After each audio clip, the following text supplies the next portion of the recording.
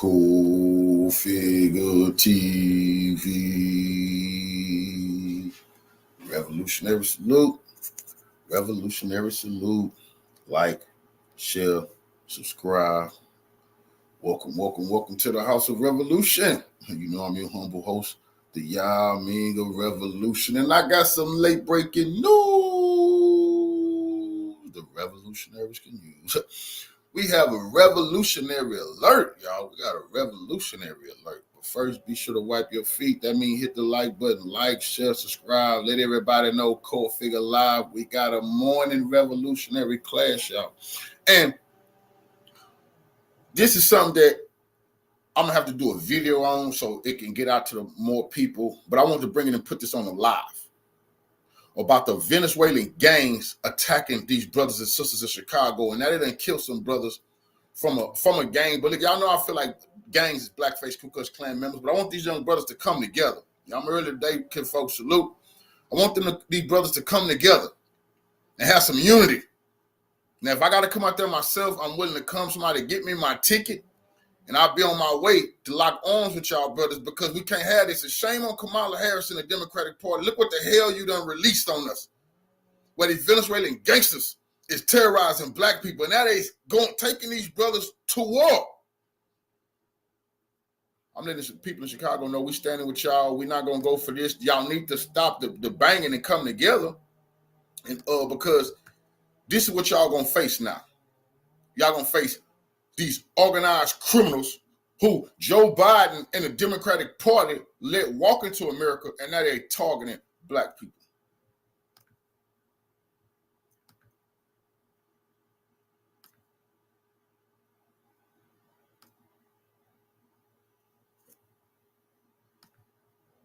No limit and in the building, man. As soon as y'all get up and make sure y'all smash the like button, say which number like y'all is. We in here talking about no limit, man. No limit. And the Venezuelans and, the migrants that have moved to Chicago, bro. You know what I'm saying? Like, they deep as hell in Chicago, and they wreaking havoc, bro. Like, they downtown, up and downs on people, doing all type of shit. They having knife fights, gun fights. They kidnapping people.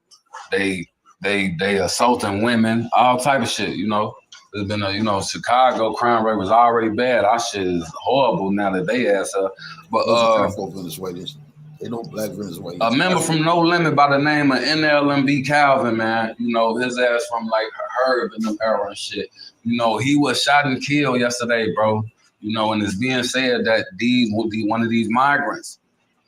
Before I say that, let me tell you about, the whole situation. So it was just a big ass shootout over there. Yesterday, it was the day before yesterday, big ass shootout over there. And we're not going for this. We're not going. Listen, let me tell you once again, let y'all know something. I'm a pan-revolutionary. We for revolution all around the motherfucking globe. We for Venezuelans in Venezuela fighting imperialism. I'm not for nobody to run from your country then try to target any Americans in America. We're not going to stand for that. So I'm the spokesman that's going to let you know, Venezuelan criminals, you fucking up. This is not going to fuck up the unity that we got with the revolutionary Venezuelans, the Afro-Venezuelans, and those who stayed in Venezuela. But the hate mongers, the racist bastards who came here to target our people, you got big problem on your hands. Between it was between No Limit and these Venezuelan immigrants, bro. They with the shits, bro. On phone them, these migrants, they with that shit. Like, they ass from a third world country, bro. They with all that shit. Knives, guns, whatever you want to do. So they done, I guess they ended, some of they ass ended up over in No Limit area. And, the type of shit that they on, trying to be on over there, No Limit not for that shit. So everybody know how drenching them coming. They drenching shit. So it's like, and everybody. This area is somebody have to correct me, part of No Limit, that's G Herbo and them. I think they peace stones. So that would be, I think, People Nation, if I'm not mistaken. But they target everybody. But this particular group from the rapper G Herbo, his group is No Limit. They killed No Limit Calvin. But I don't think they would be Jeff Fort and them in the Peace Stone Nation. Everybody know how the damn Venezuelans, they from a third world country. They with the shit too. So it was a big ass shootout, bro. It was a big ass shootout. And Calvin, No Limit Calvin, he ended up getting shot and killed in the midst of that shit, fool. You know, it's crazy. You know, you think you would think like, all right, let the migrants come here. You know what I'm saying? They looking for work and shit, and goddamn it, you know, like, all right, like you think people are being fooled. That's not true. That's not true. You it's plenty of them that looking for jobs. I hope everybody around the world looking for jobs. But it's absolutely true that Maduro, to get back at the Americans, released criminals out of his prisons, just like Castro did. Since the Americans was sanctioning them and trying to cripple the economy, he released criminals into America. That's exactly what he did. The work is robbing, stealing, the majority of them, a large portion of them. The work is robbing, stealing, kidnapping, pimping. That's the work. That good dinner, man. Roll it up, B.I.G. salute. That's what people need to understand this. Now, they organized criminals. They done put hits on police officers. I'm going to play those videos. They done so I said this before. If they put a green light on the police, what chance in hell do we have? And you could thank the Democrats for this, and they're going to give you more of this. And that motherfucker talk about vote blue. Are you crazy? You know, like whatever, you know what I'm saying? Like they asked for to get put to work. Like they asked for to be out here helping build houses and shit, paint walls and shit, drywall, all that shit. You know what I'm saying? Like they know some shit. They know how to help build houses, all type of shit, important shit. You would think like, all right, they finna come here and get to the money. And you know what I'm saying? They finna, they probably know how to do other shit, but you know, that's off the top of my head. Like I know they know how to help build houses and all type of shit, paint your walls. Like they got you on phone them. They gonna get your shit right. But whole time they on bullshit. They in here, they taking shit. They assaulting women. Y'all heard I said that they assaulting women. They up and down, they robbing people, they killing all type of shit. So it's like, you know, and they moving to the trenches with that shit. Like these is black neighborhoods that they moving to. Like 78th and Essex, it's like predominantly black area, bro. So for the Venezuelans to move over there and try to, you know what I'm saying, you know, do they little 1-2 over there, it's crazy. Now, you would think they would catch-22, because see, they know what they was doing. They know this like population control. They gonna control the black population. Gonna get a lot of us knocked off, and then those who rise up take your ass to jail if you don't do it the right way. That's why revolutionaries need to stand up. They already got little brothers out their crew done been arrested for trying to go get some get back on these Venezuelans. That's what the police was waiting for. They was waiting on these brothers to try to go get some get back. Then your ass going to jail, and then they releasing the Venezuelans. That shit is crazy. Wouldn't even try the shit because, you know, once they peep what's going on over there, like, yeah, shorting them treacherous over there. You would think the Venezuelans see that shit and be like, all right, we gonna go over there. We gonna go somewhere else. We ain't finna try to do what we gonna try to do over here. They still own it, and it's like it's gonna be a war, bro. Like, cause I know them third world country people, they not for none, but shorty them not for none neither. So it's just finna be a battle royale around this motherfucker. Right. It's just finna be a goddamn it. It's finna be problem is we've been too busy killing our own, harassing our own, talking our own, talking about we big. I've been pointing out everybody talking about they steppers, they got these amount of bodies. Yeah, your own people. But now you're going up against a rival ethnic group, and they want to see what the fuck you're made of. They don't feel like you stepping on nothing. And this is real. You understand? The worst of the worst, real organized criminals done been released into this motherfucking country, bro. And they don't go in these black communities, man. It's a big scandal that Democrats don't want to motherfucking me bring up because they done it to us.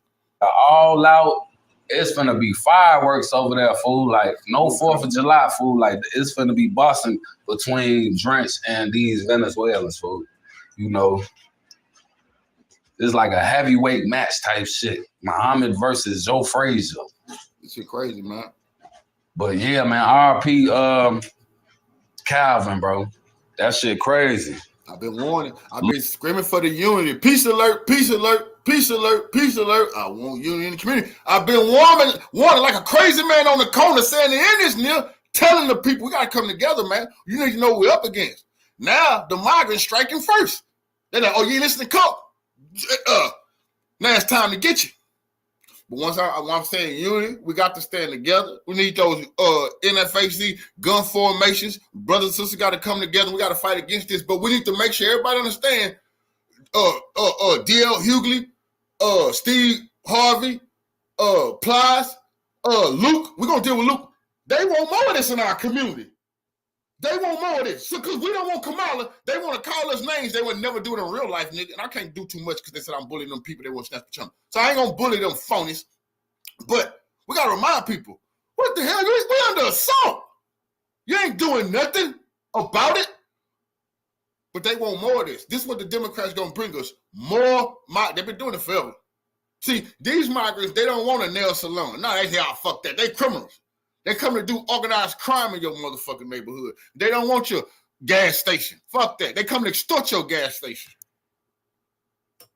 Look, Trump ass like, yeah, don't let them in. You know what I'm saying? I know, like whether you like Trump or you don't like Trump, I bet fooling them over there on 78, they damn near they probably don't need to be paying attention to that type of shit. I bet they around that like, man, I don't even mess with Trump, but he was right about doing them. They should have never. Everybody, man. Nobody want to listen. Now you're under pressure. The Venezuelans is robbing, raping, killing. Trump said they were killers, they robbers. Oh, you're racist. What? So to tell the truth is racist. Now, it's time to tell the goddamn truth. We got to survive. But we need peace. Unity in Chicago. No more killing one another. You got to defend your brother man from the other man. Never let their ass come. They just killed our homie. They downtown taking shit from women. They robbing shit. They carjacking shit. They taking people's cars, all type of shit, fool. They are wreaking havoc. I thought they was gonna come over here and help build some houses. God damn it, do some drywall, paint some. You know what I'm saying? See, renovate my shit. Double whammy. They taking the jobs, and then in the streets killing, stealing, dealing, raping, plundering, taking over whole apartment complexes in Denver. We'll get to that too. Doing whatever they want. You know what I'm saying? I need a new crib. That shit it needs some work. Y'all come renovate my shit. That type of shit. Y'all out here stretching shit. Y'all as getting into it with blocks. Y'all ain't even from Illinois. Y'all ain't even from America. From America. Y'all came from a whole nother country. Straight dumb shit. You know? But you gotta look, you gotta know they got the cartel, God damn it, Los Zetas, what's dude now that's in jail, but he had this. We told them they come over here, anti-black, hating their heart, and then hook up with other bigots and racists, then they attack the blacks and they fall right in line with the Spanish organizations because that's what they do. These motherfuckers go to prison. They're not gonna be the Venezuelan gang. They get right into the Spanish gangs. This is so disrespectful, and we've been saying this. Nobody wanted to listen. And who's the majority of the blame for this recent violence is the Democrats and their policies, and they want to give us more of that. They want to make these people citizens, man. And not only is these people attacking us, but the government is giving them housing, money, and everything else to do it. They getting paid to do this to us.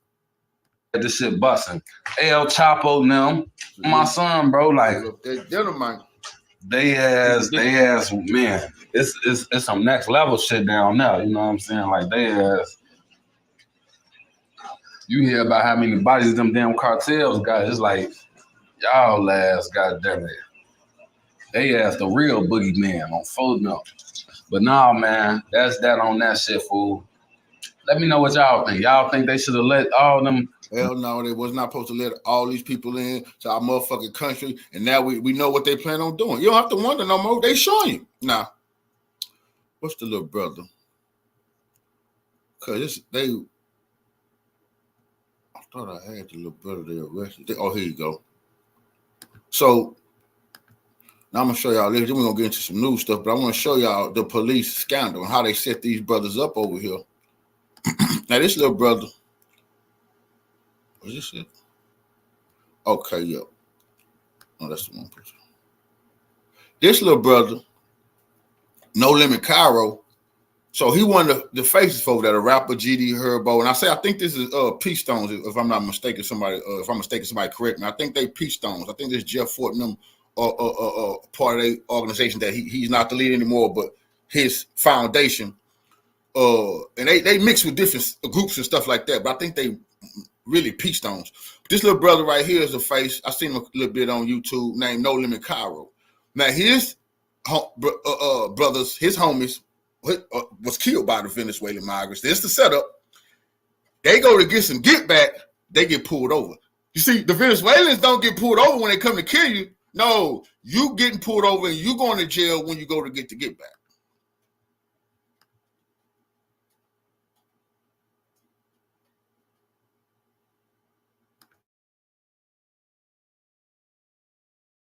We is in the building, man. As soon as y'all get up in here, make sure like y'all is. Y'all see the title, y'all see the thumbnail, man. We a little late, but we made it, fool. We finna talk our shit. So look, man. Yesterday, breaking news, man. No Limit Cairo bumped with a switch and a steamer, man. Stolen vehicle, man. They got him with a gun switch. Everybody was wondering, because at first when I heard the little dude went to jail, he came across there and I'm like, damn, this little dude, what the fuck you doing rolling around in a stolen car with a motherfucking switch? The Venezuelans is the reason. They killed his people. He was going to get some get back, but the police was right there on time. So the police was protecting the Venezuelans. That's a fact, and that's a scandal. Which they call a machine gun. They don't just say, they call it a machine gun. I mean, it is, though.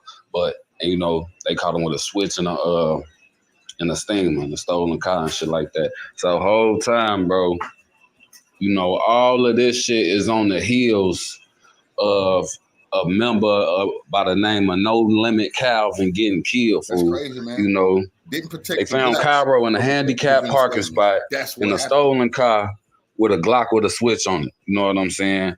And if you look at his mug shots, like Cairo, he looked like he was off the drugs. You know what I'm saying? But the word that's getting back about the situation, man, is that Cairo was on the way to get back for Calvin. No Limit Calvin, who got killed by the immigrants or the migrants. I didn't know why the little nigga was in a stolen car until I heard the little nigga, his partner got killed. Then I'm like, 1 + 1 is 2. He going to get the get back, but guess what? The police is protecting the Venezuelans from us. Venezuelan migrants, But let them come kill them. For the people who don't know, man, it's a war going on over East. Not just between No Limit and KTS and Death Row. Like, it's on some racial shit going on, man. The No Limits is into it with the Venezuelan migrants, fool. And one of Cairo homies got killed yesterday. And the word that's getting back is that Cairo was bumped by 12 on the way to get back for Calvin. You know what I'm saying? On the way to go do something to the Venezuelans for doing something to Calvin. His ass was booked and they grabbed him and he had, you know what I'm saying? He was in a steamer with a switch, And it's crazy, man. I've been seeing the comments of the people, talking they shit in the about that video that I dropped about, this situation with Calvin, though. I've been seeing the people comments and, y'all all over the place. I ain't gonna lie, fool. I don't even know where to start. Y'all saying all type of shit, and I noticed a lot of people saying like, yeah, they trying to do this shit all over the country. They said the people who run Venezuela or whatever let a whole bunch of this was one of Maduro, the leader of Venezuela, to get back at the U.S. for the sanctions on his country and crippling his economy. He did the playbook of Castro. Fidel Castro. We all lived through it. The movie Scarface is about what Castro do. Remember how Tony Montana got to Florida, bro? What happened? They came from the prisons. Castro sent the prisoners, the worst of the worst, to America to get back at America. And what did they do? Violence on a parallel scale. Everybody was dying. Drugs flooded our community. The worst of the worst gangsters seized property in Miami. They were the biggest bosses, killing black people, making black people work for them. This is real fucking talk. So what did Maduro do? To get back at Trump and Biden and Obama, He released the worst of the worst. But what's so fucked up is that the people in Cuba had to come on boats. The Venezuelans, by the millions, is just walking into our motherfucking country, and the Democrats is letting them in. And they're doing the same thing that happened with the Cubans. Same violence. And they targeting us, though. One of the crazier comments. Somebody said that the Venezuelan government let out all their prisoners, or let out a whole bunch of their prisoners, and they said all the like they sent the craziest prisoners over to America. You know what I'm saying? Like the craziest, like they top craziest criminals, they sent them to America. And, you know, I guess it was a whole thing about, you know, if they was going to let them in, or if they wasn't going to let them in. And, you know, the whole time they end up letting them in. So I ain't going to lie, fool, that's wild. I ain't even into all the politics and all that type of shit. But for y'all to release all y'all prisoners and to allow the craziest ones, you know, like all y'all killers, basically, you know what I'm saying? Just put it like that. They let all the Venezuelans killers out of jail, and they just let them in the U.S. right now. Like, they just let them in America. And slowly but surely, you know, they making their way around this motherfucker. Like, they making their way around. They crazy. Nobody paying attention. They was attacking police in New York, shooting. They put the green light on police. I'm gonna show you the video. Police officers know the gang leaders, the Venezuelan gang leaders, put a green light on them. So you know they put it on our ass. But they let the police know if you're gonna get in their way, they got orders to shoot the police. That's a fact. You know, I heard there's some up in they got some shit going on in New York. They having a problem in New York. Cali been a place where, you know, Hispanic gang members or whatever you want to say, you know what I'm saying? Cali, they full of that shit. They got 18th Street, MS-13, Mexican Mafia. Like they been had, you know what I'm saying? They share that shit over there. But Chicago, I'm telling you, fool, like this not no Cali shit. I mean, like we got the Kings and then we got all the Latin folks and all that shit. But them is homegrown Hispanic people doing their thing. You know what I'm saying? We got a whole neighborhood called the Back of the Yards, Little Village. That's they shit on Fulham. That's the Hispanic shit. They run that shit. Goddamn, you got the La Razas, you know, but as far as like, yeah, a whole bunch of Mexican mafias and a whole bunch of MS-13s from goddamn it, Guadalajara and Venezuela, treason, like top killers just got let out of prison. It's treason what the Democratic Party had done to us, especially. Now I can understand the racist bigots in the Democratic Party who hate our guts, been hate our guts for 1,000 years. But for the congressional black bootlickers, man, are they out of their mind? Do they know what they doing to us? This is so disrespectful. And when we say we not going for it, we following the white man. That's so disgusting. It's sick. You see? Because like I say, these rich Democrats, they don't see no fucking migrants except on TV, man. They don't live near this shit. The rich elite Democrats, them bougie bootlickers, they big time millionaires in gated communities, man. We got to realize this. They don't give a shit about us and what happened to us. Prison and to come to the rack, like from Venezuela, and it's like, nah, bro, that's new. That's definitely like that's some alien shit to me. Like that's crazy. What's to the Venezuelan government anyway? But now, you know, I was seeing boom, they go a little bit of background as far as like how this shit even. This shit can stop tomorrow if we stop sanctioning Venezuela and get out their fucking business, stop trying to steal their oil. That's a fact. And then they will keep all their people. But we're crippling the economy, trying to starve them to death. So Maduro opening the borders. He making sure the worst of the worst is leaving his country.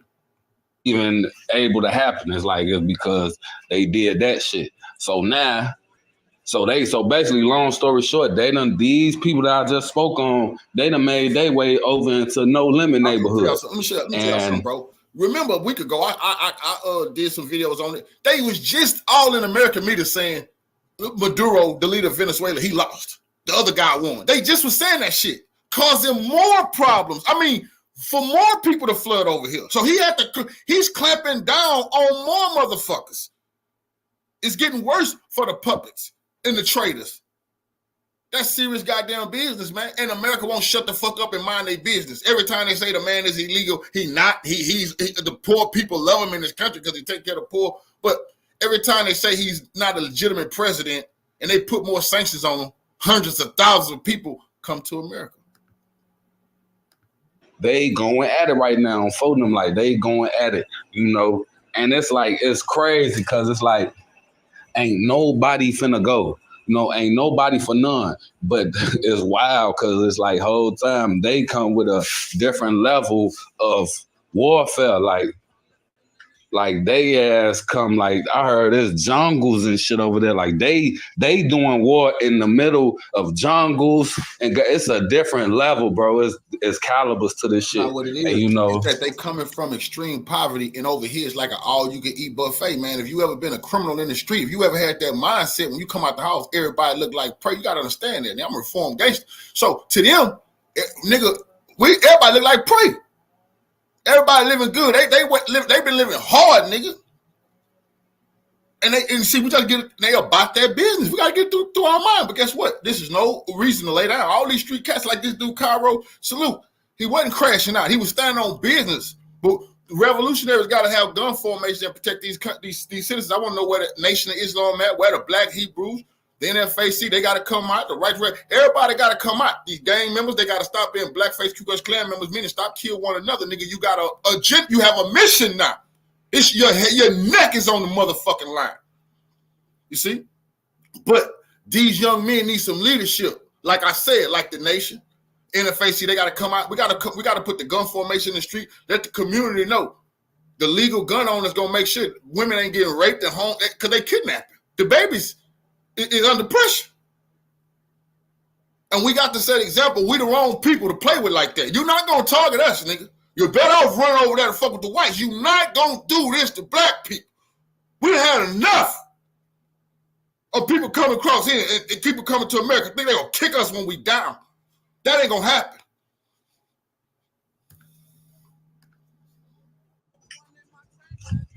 you got, you know, like, as much as them shorties don't care, it's like this shit finna be crazy. You know what I'm saying? Like, I ain't gonna lie. But no, Cairo seemed like his ass, like he one of the people who not going for that shit. Or, you know, he attempting to not go for that shit. Cause, you know, like, I ain't gonna lie, man. Cairo, his ass don't care about shit, bro. Dude ass got some devil business. He just needed the righteous leaders. Revolutionary salute to our brother Cosmos. He said, keep standing on that motherfucking real revolutionary shit for your peoples. Revolutionary salute to your core figure. Revolutionary salute to you, Deke, for the donation to the war chest. Revolution is a way of life. I absolutely appreciate the love, family. But this is a revolutionary war alert. It's time to come together. We should easily be able to. This how you get unity. When everybody, I've been in prison. This is how the gangs come together. Bloods, Crips, GDs, BDs. When the Aryans and the Mexicans try to press it, see, I love it. Now these clowns forced to get into this shit. Come on, stand together. Now your neck on the line. We're in the foxhole together. Fuck all that what block you from, nigga. This B1. We got to stand on it. And this is what the niggas who saying they leaders, they got to say. If we don't hear that out of them, anybody say they leader, you ain't no leader. You a phony. Anybody say they got some pull, some rank, well, you tell your soldiers, let's come together. And we got to make sure our people is okay right now, goddammit. I mean business, man. Like I said, I'm saying it again. People in Chicago, you get with co-figure, give me my plane ticket out. I swear to God on that. I'll be out there, man. You know, going live, making sure people bring some attention to this shit. But we're not going to go under. We're not going to see it because this shit happened in Los Angeles and out there, and they just took over our people. They were putting green lights. Salute to our brother James White for the donation to the war chest. Revolution is a way of life. I appreciate the love, family. Salute. I've been warned about that. They putting green lights on black people in California. Nobody wanted to listen. I was preaching in the wilderness. They putting those Spanish gangs putting green lights on black people. Now we have it in Chicago. Hell no. We got to stand up. God damn it. That's real talk, man. We're not going to leave the black community because guess what? Everybody, there's a lot of people in our community, they need our protection, god damn it. And everybody been talking tough. I seen a lot of niggas talk with YouTube channels. They swore to God. They told all y'all they were OGs, nigga. They know they told y'all that. They told y'all legendary prison stories. You know they told y'all that. Now y'all need to demand that y'all want to see it. Y'all, the people need to demand that we come together. Devil horns on the side of his face. Four of them got a whole Joker tattoo, and then he done survived the whole drill scene, bro. All the people who done died, bro. All the way from 2010 all the way up until now. So it's like Cairo, he like a veteran in this shit. So it's like, nigga, this where legends. And then Calvin, the dude who died, he from Cairo and Herb era and shit. So it's like that was one of Cairo homies and shit. So you know the word is that Cairo was on the way to get back. He's finna go get down on one of the Venezuelans for doing that shit to phone them and shit like that. But you know, Venezuelans and arresting black. I ain't gonna lie, bro. Like this shit crazy. Whole time it's like, I mean, you switch a few of they little ass down, they might get the message, but you know they might not get the message. Like I said, bro, they over there in jungles doing this shit. The reason they not getting the message, is because it's little shit like this brother Lil Cairo had to go put his freedom online. We put, like I said, the NOI, NFAC, Black Hebrew Israelites, Pan-Africans, all that's supposed to come with the game. We put back that deep demanding an end of this bullshit. That man, listen, man, I don't want to sound tough, bro. Come on, bro. This is real talk. We cannot let this shit stand. And that means we're going to have to get our hands dirty. It ain't going to be no 1, 2, 3. Fuck all. They got to everybody, nigga. They got to know what we about. And let the whole world see it, nigga. We're not doing it in the dark. We're doing it in the light, nigga. That's serious business. To put every ethnic group on notice, nigga. We ain't going for it. We mean business. We'll start with these motherfuckers to show everybody else. We over here on blocks and corners and shit like that. We got streets, you know, street signs, poles and shit, cars, you know what I'm saying? Goddamn it, we not in the jungle. They doing the same shit on a more advanced level, but they in jungles and shit. So it's like, I don't know, bro. The only advantage they got is they together and we not. That's the advantage they got. They understand this them versus us. We still separated in this set, that set, this street, that street. That's all bullshit. You're going to lose like that, nigga. You're going to lose like that. No street going to beat these people. No one gang going to beat these people. I promise you that, nigga. He going to take all of us. That's serious business, nigga. You better listen to me. Or you're going to lose one set at a time, nigga. Or they're going to buy one block off. Or they're going to start doing business with certain blacks and extinguishing the rest, nigga. Like everybody. I don't want to just say the Venezuelans going to come over here and just take this shit. Because shorty and them over there in No Limit, they not for none. But at the same time, I'm like, man, this is the type of shit that, you know, that these migrants come from. That's, I don't know, fool. That's on some different type of shit, fool. You know,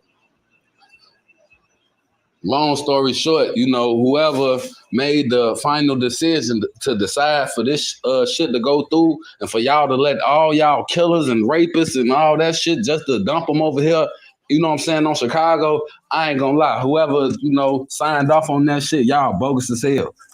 I'm seeing people in the comments like, yeah, bye. It's Maduro, but you gotta see. Listen, Maduro don't have all the weaponry. That's called asymmetrical warfare. That's what it's called. You gotta understand that. The U.S. use it all the time, and the reason they're doing it to us is because we are putting sanctions on them, trying to starve their people. And this is called asymmetrical warfare. Anybody can look it up. He's sending his criminals over there to deteriorate our populations, you know, wreak all this havoc, cause problems, have some people speak up on sealing the border. They want that. They want left versus right. They want all this chaos to be committed in America. That's good news for them, but it's bad news for us. Biden, Camilla, Trump and all this shit. I'm like, man, I don't know which one is it. Like, I ain't gonna lie. I heard Trump wasn't for that shit. You know what I'm saying? People can say what they want to say about Trump, but I heard he wasn't for that shit. I think the people in Trump want to seal the border, but he don't want to stop taking their oil. Trump said he wanted to seal it. So I gotta tell the truth. Trump said he wanted to steal Venezuela oil. They got all that oil. No, nigga, that brings more illegals. See, they got to stop. Trump even got to stop playing that game, bro. Stop saying you want to seal the border, but you want to do more imperialism. that don't work. Oil and water. You got to leave those countries alone. Then they can build up their civilizations. Then they won't want to come here. That's the problem. But the Congressional Black Caucus, they're not going to want to talk about that because they fucking imperialists. They imperialist blacks. They love war everywhere else because they get paid off by the motherfucking war, companies. Raytheon, Boeing, all of them. They pay off them blacks, you see? And they pay off the whites. And then they act like they don't know what's going on. You know what the fuck going on. You trying to break these countries up and they people is flooding over here. That's what's going on. The comments saying that Biden and Kamala, they for that shit. Like, yeah, let them come in. I ain't gonna lie, that shit bogus. Y'all bogus as hell if y'all did that shit for, you know. But it seemed like all that Venezuelan guerrilla warfare, goddamn it, jungle, that seemed like that shit ain't deterred Tyro because he was on his way to get one of their ass or get a few of their ass up out of here before his ass was bumped by 12 in a steamer with guns, you know what I'm saying, and all this shit. You know, and mind you, this like a day after Calvin just got killed by these migrants and shit. So it's like, you know. See, no Venezuelans get pulled over with guns. But did you pull over the blacks, man? We cannot stand for this type of nonsense. Hold on, revolutionary salute to our Queen Shannon G for the $5 donation to the war chest. Revolution is a way of life. Absolutely appreciate the love. Salute, Queen. This is disgusting. I'm going to repeat because nobody's saying this. The police allowed the Venezuelan gangs to go shoot the black, kill the black brother. But when the blacks went to retaliate, they was pulled over and charged with weapons and all that. How do you see us and you don't see them? How are we under surveillance, but they not? That's disgusting.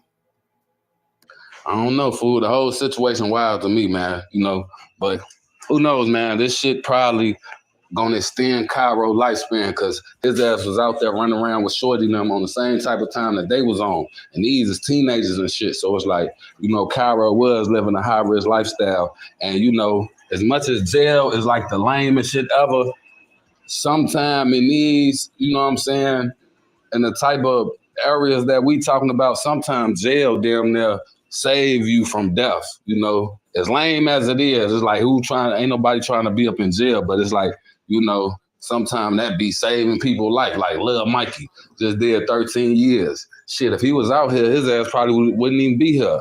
Kiddo, 10 years. If he was out, he probably wouldn't be here. Tay Savage, another 10 years. If he was out, Tay Savage probably would have got killed. It was over busing. Yamel, his ass could have, if he went to jail, not for nobody, but maybe for like, you know what I'm saying, 5 years or some shit or whatever, that shit could have saved his life. You know, maybe he wouldn't have went to that party and for Can't Get Right, you know? But, nah, man, I see everybody in the comments, free Cairo. I'm like, free Cairo, what's going on? They like, yeah, bro, he got bumped with a switch in a stolen car in a handicap spot. And then word getting back, like, yeah, he was on the way to get back at the for his homie and shit. I'm like, damn, that shit did. I just made a story about that shit, you know. And you know, Cairo, he don't get treated the way he get treated by them little shorties, them little drench gang shorties, Faro, Lil Wet. They don't treat him like the leader for nothing. Shorty ass wild as hell, fool. His ass not rap type. But he's smart though. Like you could tell, you know, how Cairo be talking in these interviews or you know what I'm saying, on these platforms, you could tell like he way more advanced than a lot of people we see in this shit, bro. That McDonald's situation, that's the only thing people be holding against him. And then he was a shorty, and then he ain't run. I mean, he got like that, you know, he got hit up in his mouth and shit, but whole time, all the other No Limits ran. So it's like, I be seeing people, they be like, yeah, Cairo, he's ass really a goofy. He got punched in the mouth. And it's like, man, y'all ass, if his ass was a goofy, why don't Shorty them treat him like one? Why don't they run the shit? Why that shit don't look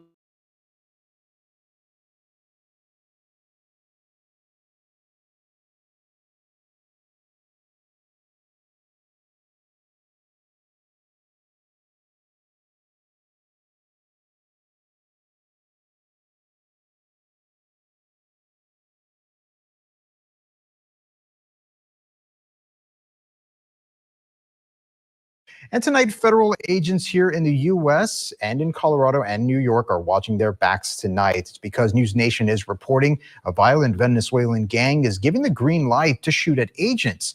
It's a gang known to have crossed the Texas-Mexico border. And tonight, we're asking the experts if there's very disgusting. They want 4 more years in power. Are you out of your mind? I want you to understand what you're hearing. The Venezuelan gangsters who are seizing these towns, seizing these cities, have put the green light. They're bosses. And I want you to remember something. One thing you need to understand about these Spanish gangs, bro. Once the boss speaks, the ones up under them, they're gonna fulfill the order. Once the leader says you do this and that, they're gonna do what they're told. They do what they told. Green light on federal agents and the police.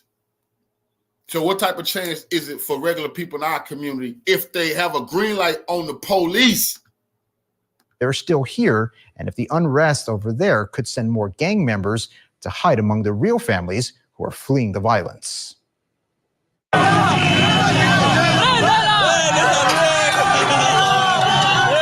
political unrest in Venezuela and gang violence has innocent people caught in the crossfire. Now, the U.S., the CIA, they paid these people to attack the government in Venezuela. They taught them tactical moves, how to make the firebombs, all that type of shit.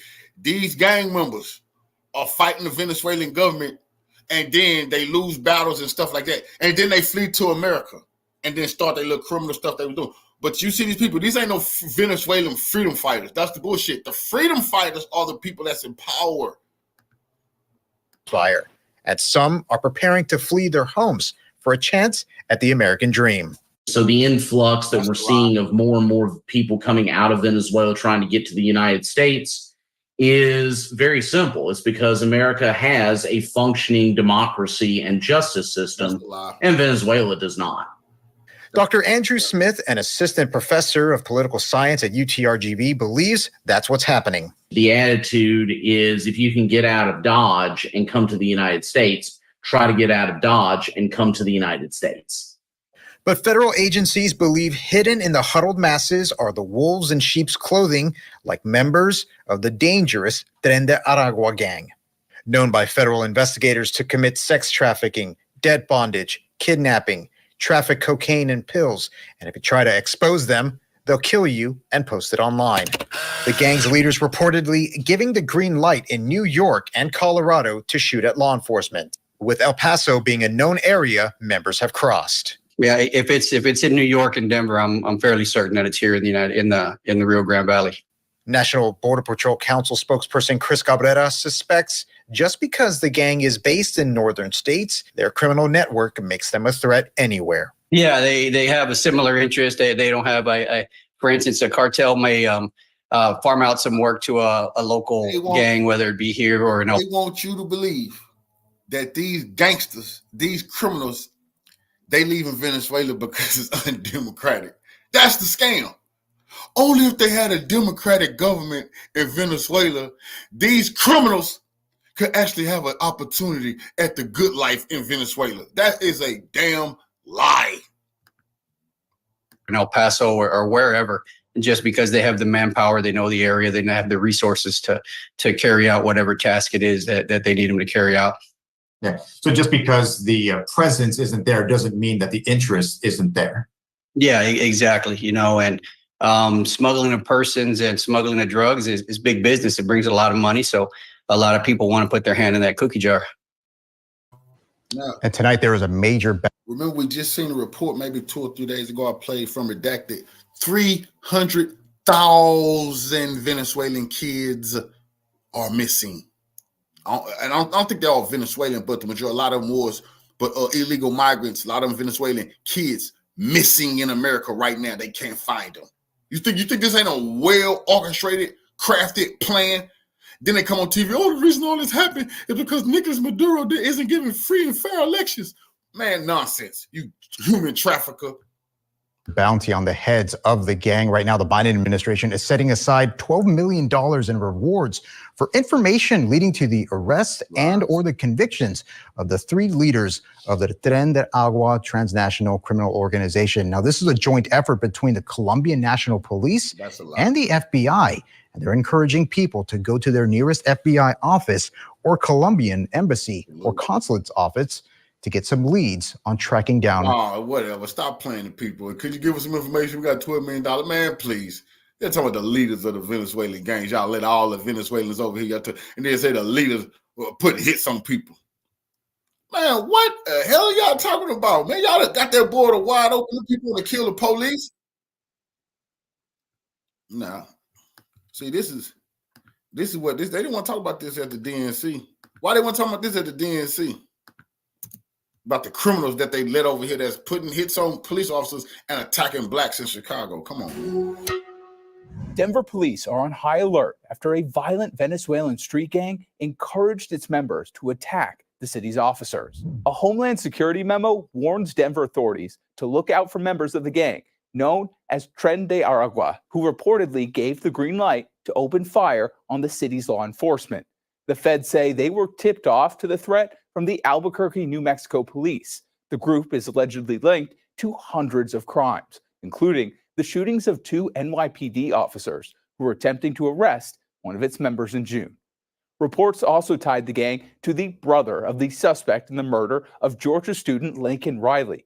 Both men are undocumented immigrants from Venezuela. U.S. officials say members of TDA have been sneaking over the southern border, disguised as asylum seekers. According to the government, the gang is linked. See how they did that? They have been sneaking. Now they ain't been sneaking. They just been coming on in. No, but they act like they was asylum seekers. They are. They just criminal asylum seekers. See, that's what they want to tell you. That's criminal asylum seekers that you letting in over here. They fooled us. Human smuggling and sex trafficking in the U.S., as well as involved in murder, kidnapping, gun smuggling, and a number of prison riots in Venezuela. Authorities warn TDA has infiltrated cities like Denver, Chicago, Miami, and New York. U.S. Border Patrol has been tracking the criminal organization and since last year has captured 70 members. Border Patrol Chief Jason Owens warned earlier this year the gang's criminal activities represent a serious threat to our communities. The Denver Police Department said it's taking the warning seriously and making officers aware of the safety concerns. For more updates on this story, download the Straight. But they just wanted a better life, y'all. I know. Take your life, and then they can have a better life. You see? They gotta take your life. You gotta take your life though, because you got a pretty good life. They seeing you some pretty good things. They tracking people from the bank. They following people from check depositing places. You know, they breaking in anything where it look like it's some money. They pulling guns on anybody they see. It look like you got it. All right, guys. So we're going to react to the news today of these Venezuelan gangs taking over apartment complexes in Aurora, Colorado, and kicking out the residents. Let's take a listen to some of the stories. Building are being told they've got just over a week to move out, and their management company claims it's because of violent Venezuelan gang crimes. But there's another side to this story. Right. Aurora police say it's because of long-standing unresolved code violations. So what is it? Fox 31's Courtney Fromm on it for us. Court? Good morning to you both. Yeah, it's kind of an interesting situation with this building. I personally have been there. I covered a shooting there just 2 weekends ago on a Sunday. But despite that, obviously violent crime that happened inside of the building, there is a lot of outlying factors on the outside. And I think that's what the city is talking about as well. We do have some photos of those that we'd like to see you or show to you, I should say. Now, it is kind of a heated issue right now, and those tenants have 8 days to get out. Now, here's a look at that complex. It's off Colfax and Nome Street, has 99 units, and they all need to vacate. A spokesperson for the city says, instead of addressing the documented code violations of those photos we've shared with you, CBZ Management, who owns the property, has hired a team of attorneys and a PR team to fight the city on this. Now, the city tells us the issues range from rodent infestation to a lack of heat and electricity. There's broken windows in the building, trash pile up, and water leaks, just among the few. But an investor of the property says those who live there have been left in a state of fear and chaos because of Venezuelan gang violence, and that's why he wants to remain anonymous when he spoke with us. that I believe it's inappropriate of the city to be blaming an issue that has to do with law enforcement and gangs, violent gangs taking over buildings and trying to use it as a scapegoat, that it has to do with, code violations or repairs that weren't done in apartments. It's a nonsense argument. Now, See, the question is why is anybody actually dealing with this? Why should anybody be dealing with Venezuelan gangs from a prison? That's ridiculous. This is the United States. We shouldn't even be dealing with illegal immigrants committing crimes like this. But don't take my word for it. Let's take a listen to some of the residents that actually live there and want to tell you what they think is happening. Lastly, I would like to point out the very glaring truth and fact that President Trump has been saying for years, that these foreign countries are releasing their prisoners and sending them to the United States. They are releasing their asylum residents to come to the United States. They're here, okay? According to this report by DHS, CBP, it is widely known that Tren de Aragua is a Venezuelan prison gang. Prison. They released them from Venezuelan prisons, and they now live here around you and your children. Are you still going to sit by and claim that Trump is racist or something's wrong with him when he is the only politician who is willing to address this head on? And to not just address it, but to eliminate the problem in its entirety, because they're illegal foreign nationals who are not supposed to be here in the first place. Are you still going to sit there indignant with your cognitive dissonance and pretend that Trump is the problem when it's the politicians that you are donating money to and have been voting for years and have gotten zero results? Is this what I'm led to believe? Let me tell you something, Becky. You're not safe. Your children are not safe. Yep. This is not hyperbolic, and it's not fear-mongering. You better go read this damn DHS report. I mean, she's right. And for all who don't know, DHS stands for Department of Homeland Security. But the facts are out there. The liberal media doesn't want to point out what we're all seeing around the country.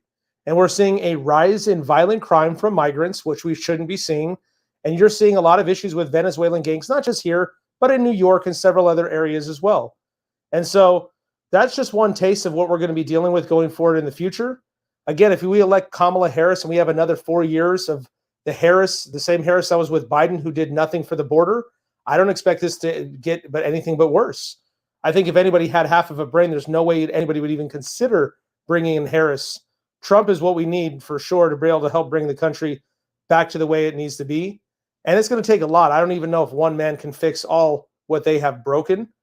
I mean, honestly, it's disgusting to see how far we've declined as a nation and the entire Western countries. You see the same thing that's going on in France, the UK. They're completely being taken over and dominated. So it's definitely a crazy time out there. But what does everybody think? Let me know down in the comment section what you guys think about this whole situation that's going on in Colorado and the United States. The small hats are absolutely, they just destroy the civilizations. They're doing it in Europe. They finna have a whole civil war in Europe because they flood in Europe with migrants. That is becoming a big damn problem.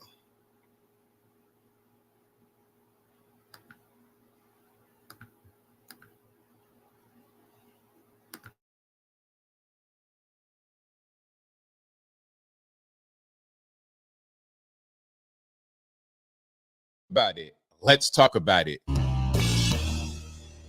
How's everybody doing? My name is Anthony Brian Logan, and today we got to talk about a gang of Venezuelan so-called migrants who have taken over an Aurora, Colorado apartment complex. They are extorting the tenants who live there. So let's say you're just a regular person working hard, trying to scrape together money to find somewhere to live, to find a roof over your head. You got a place, you live in there, you're working, minding your business, you're a regular person. Now, the federal government says, okay, let the border be wide open. Your government locally says, hey, let's be a sanctuary city. Let's be soft on the illegal aliens, asylum seekers, migrants, or whatever you want to call them. Let's be soft on that and just let them come to Denver as kind of a hub place. Now, some are going to think that they're going to be fruit pickers and making the beds, like Barack Obama said famously back in the day about the so-called migrants. But you got a lot of criminal aliens who are already criminals in their country of origin. You see, it's one thing to come to the country illegally and breaking the law, makes you a criminal right there. But I'm talking about your behavior before you did that action that's also illegal. Okay. What were you doing in Venezuela? Were you just hanging out, working at the fish farm? What were you doing? There's quite a few criminals that have been emptied from jails in Central America and all over the world who have been dumped upon the USA, the same way they did with the boat lift back, what was that, the 70s and 80s from Cuba, where Fidel, I believe, said he flushed the toilets of Cuba upon America. The same thing is happening with Venezuela and other places. Now, before I go any further, let's check out the firsthand account of a person out there in Colorado talking about the whole situation. Migrant gangs have taken over an apartment complex. Without further ado, let's go ahead and roll it. What if I told you there is a gang running 2 apartment complexes in Aurora, Colorado, right? And the landowner are forced to evict its tenants because the gang members are starting to extort the tenants that live there. Yes, you heard me. The gang members are starting to make the tenants that do live there pay them rent money instead of the landlord. But wait, there's more. The landowner, the landlord has went to the local police department. They said there's nothing they can do. They said that's a squatter's law, bro. He goes to the FBI. There's nothing they can do. It got so bad that the gang members are now securing the building with guns and nobody's doing anything. This is going on in Colorado. And now I'm not talking about any normal gang member. I'm talking about the Venezuelan gang members, the people that's coming across the... The reason it's nothing the FBI can do or anybody can do is because they lied to you and told you these were peaceful protesters who wanted democracy in Venezuela, and that Nicolas Maduro was a mean guy who was taking, not allowing them to have the right to vote and all kind of other lies that they scam people, and that these people just was going to come over here because they wanted a better life. That's what the Democrats said. Now you find out that was a damn lie. They were extorters, criminals, gangsters, narcos, human traffickers, child traffickers. They try to overthrow governments, all that type of shit. That's what large majority of the individuals is. And that's why they don't really want to cover it. Even when they was attacking police, they're trying to keep it under the radar because they lied to you and told you these was peaceful protesters. Now, if they doing this in America, what the fuck do you think they was doing it? They was doing in Venezuela to the government. Trying to overthrow them, attack them. Come on, man. Then they get defeated, get ran out the country.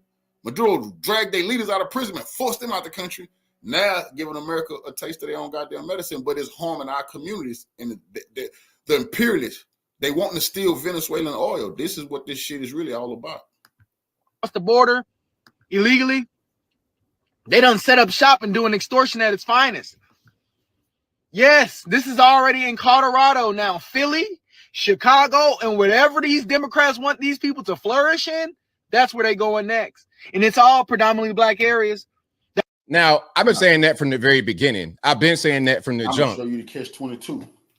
Now, why is it majority all black areas? Because the Congressional Black Shoe Shining Caucus, they've tied the black community to the hip with the Democrats, and these Democratic cities, guess what?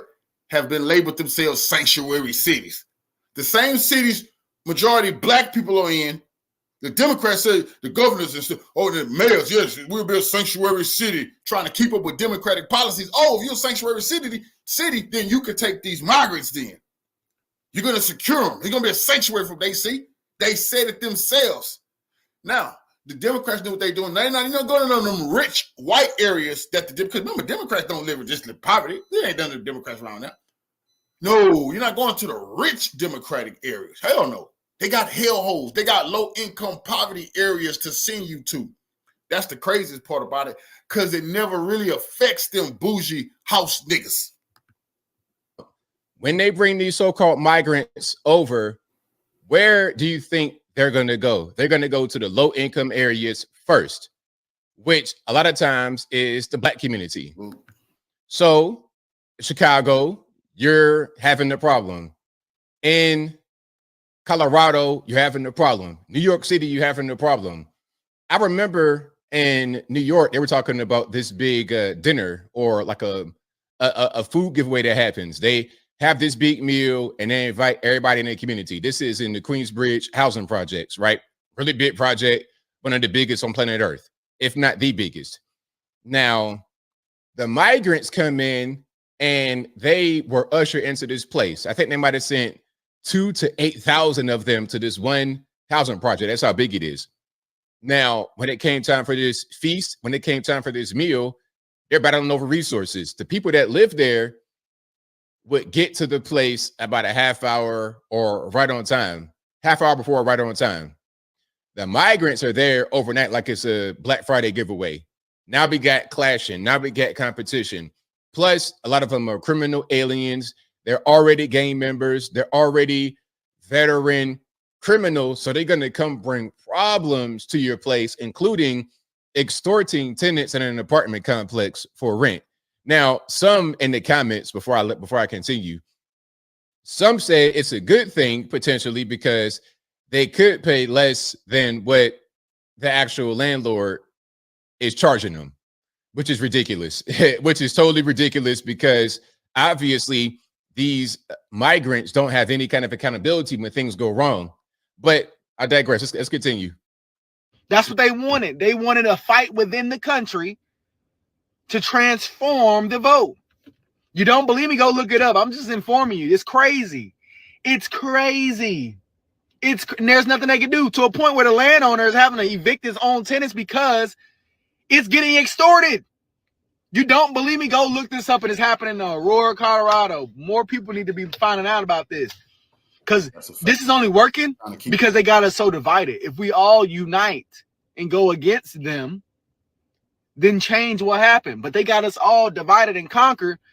We just watching it like the domino effect. Boom, this city. Boom, this city. Boom, this city. Go look it up. It's getting crazy out here. Stay safe. Stay safe. And it's been your boy.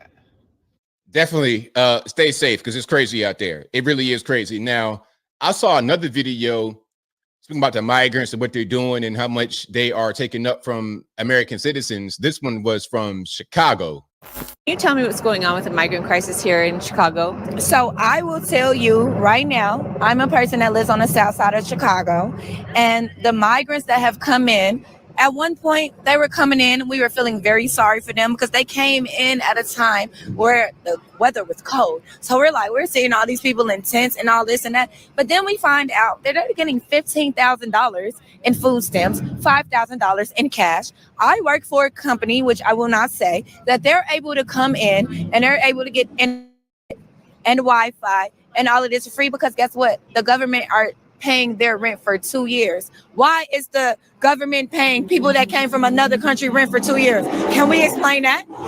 Because it's a housing crisis right now with multiple homeless people on the streets right now that I could follow and show you homeless people that's been living on the streets. So what makes the migrants better from coming to another country that they get all of this? You know what's going on. You are being replaced. Didn't we say it from the beginning? We said it. You're being replaced. Once they open the border, they're going to come to your neighborhood, and then they'll be the new people that live there. It won't be you. And they'll get a bunch of money. See, that's what I'm talking about. Reparations. It's a foolish topic to even discuss because we have squandered the opportunity. That's not true. How are you going to get reparations for slavery when you are allowing migrants to come in? When you vote 90% for the party that wants to bring in migrants to replace you? Your cause will no longer be relevant when you're replacing this country. Don't you understand? It's easier to just not have you here anymore. They watering down and not hear your voice complain about anything anymore than it is to fix or address your problems. That's a fucked up part about the whole topic of reparations, because you have a lot of migrants, a lot of people, first generation Americans, second generation Americans, all of them will tell you they're against reparations. My taxes don't need to go to this. I just look at these people, hey, are you really an American? And I'm gonna show you, this is the crazy part. When people, if you really just think and get real deep and think about this shit, America is an idea that we have in our heart, but these people are trying to make it. It's never been reality. So it's where you can get you a piece of land or whatever, but they don't water it down so much. That's why the whites are so pissed, because it'll never be what they used to have. That's gone forever. They know that now. It'll never be the good old land of the whites where they can just do whatever. It's gone. But what we find out is, when we thought we were gonna get our piece, and we were gonna just white picket fence and live better, look at the sunset and smile. That's over with for you, brother. They done shipped in all these other migrants and they were trying to ruin it for us, seize our communities. Remember, the blacks in Chicago stood up. Why did they say they want to talk to Trump? Because they took the recreational centers from elderly people. So they're like, whoa, you don't even want us to get to kick our feet up for a generation or two. Hell no, you get nothing. That's why we got to fight against that. For sure. And we're definitely getting our lineage-based reparations. We'll go down what you owe. You owe $33 trillion. You're going to put 10 more trillion on the goddamn deal. So, hey, congratulations. Migrants getting a bunch of money, a lot of funding. I said it as I close. Trump offered the black community the platinum plan. Remember Ice Cube and everything back in 2020 when he was running again for president? $500 billion he offered you and your communities. And listen, now somebody's gonna say, and we rejected it, but look, that's what he negotiated. That just, you're supposed to go low, then we get higher. Trump knew what he was doing, but this is the crazy part. Nobody ever want to talk about that. Kamala said, I can't talk about nothing just for blacks. Why the hell did Trump say? How can Trump say, okay, I got a $500 billion platinum plan for black Americans? If you ain't black, you ain't in this plan. How can Trump say that? But nobody in the Democratic Party can say it. Oh, we can't. No. Everybody. You say this man racist. He's saying just for us. Now, no, it wasn't enough. That's the negotiation process. Now negotiations is starting, and it's just for black Americans. You see, Trump trying to lock in something, and that is an honorable thing to do. Now, I told people, Trump is just a megalomaniac and narcissist enough. He'll be the one to think, I could be Abe Lincoln if I give the black descendants of slaves the reparations. He freed them, and then I give them, and he thinking correctly. You want us to live forever? Give us our damn reparations. And say, oh, it wasn't just for black people. Well, look, in the community, it's not just black folks that live there. You got whites and Hispanics too, to a certain extent. It doesn't even really matter. At the end of the day, the money was going to help us, the black community, right? Trump going on Mount Rushmore. Rather than us voting for Trump, going on Mount Rushmore. 90% of us voted for Joe Biden, and Joe Biden comes in and says, hey, look, I'm not doing anything. When Charlamagne asked him, hey, what are you going to do for the black community? I ain't doing nothing, man. Check my record. Look, if you don't know whether you voting for me or for Trump, then you ain't black. That's what he said on TV. And what did we do? Go out there and vote for him. So rather than that 500 billion, which would be, rather than that 500 billion going to Democrats, what y'all gonna do with black people? They say criminal justice reform. That's racist. And that's the slap to the face to all blacks who've never been to prison, ain't going to prison, don't commit crimes. But when you know damn well they tell you that. What are you gonna do for blacks? Prison reform, bitch. It's all kind of people in prison. Whites, Asians, Mexicans. What you said? Black people. A lot of black people ain't criminals. Low income. We're gonna work on low income housing, bitch. I know that's for people in the white trailer parks too. Quit trying to fool me, Democratic Party. Black people going to American citizens. It went to the migrants instead. From summertime 22 up until right now, we have spent $450 billion and counting on the migrants.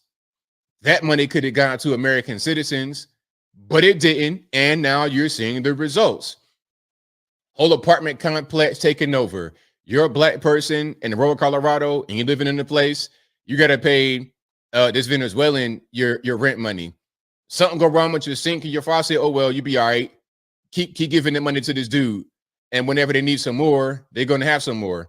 And they're going to be in there making drugs and selling guns, and they're going to bring crime and violence to your community. And they're being sponsored by the government to do so. So I will hope that people that are watching this video, 2 years free trap. They giving them 2 years to trap for free. Hey, this is disgusting. This is disgusting, man. Shame on the damn Democrats, man. We're not going to let this go, man.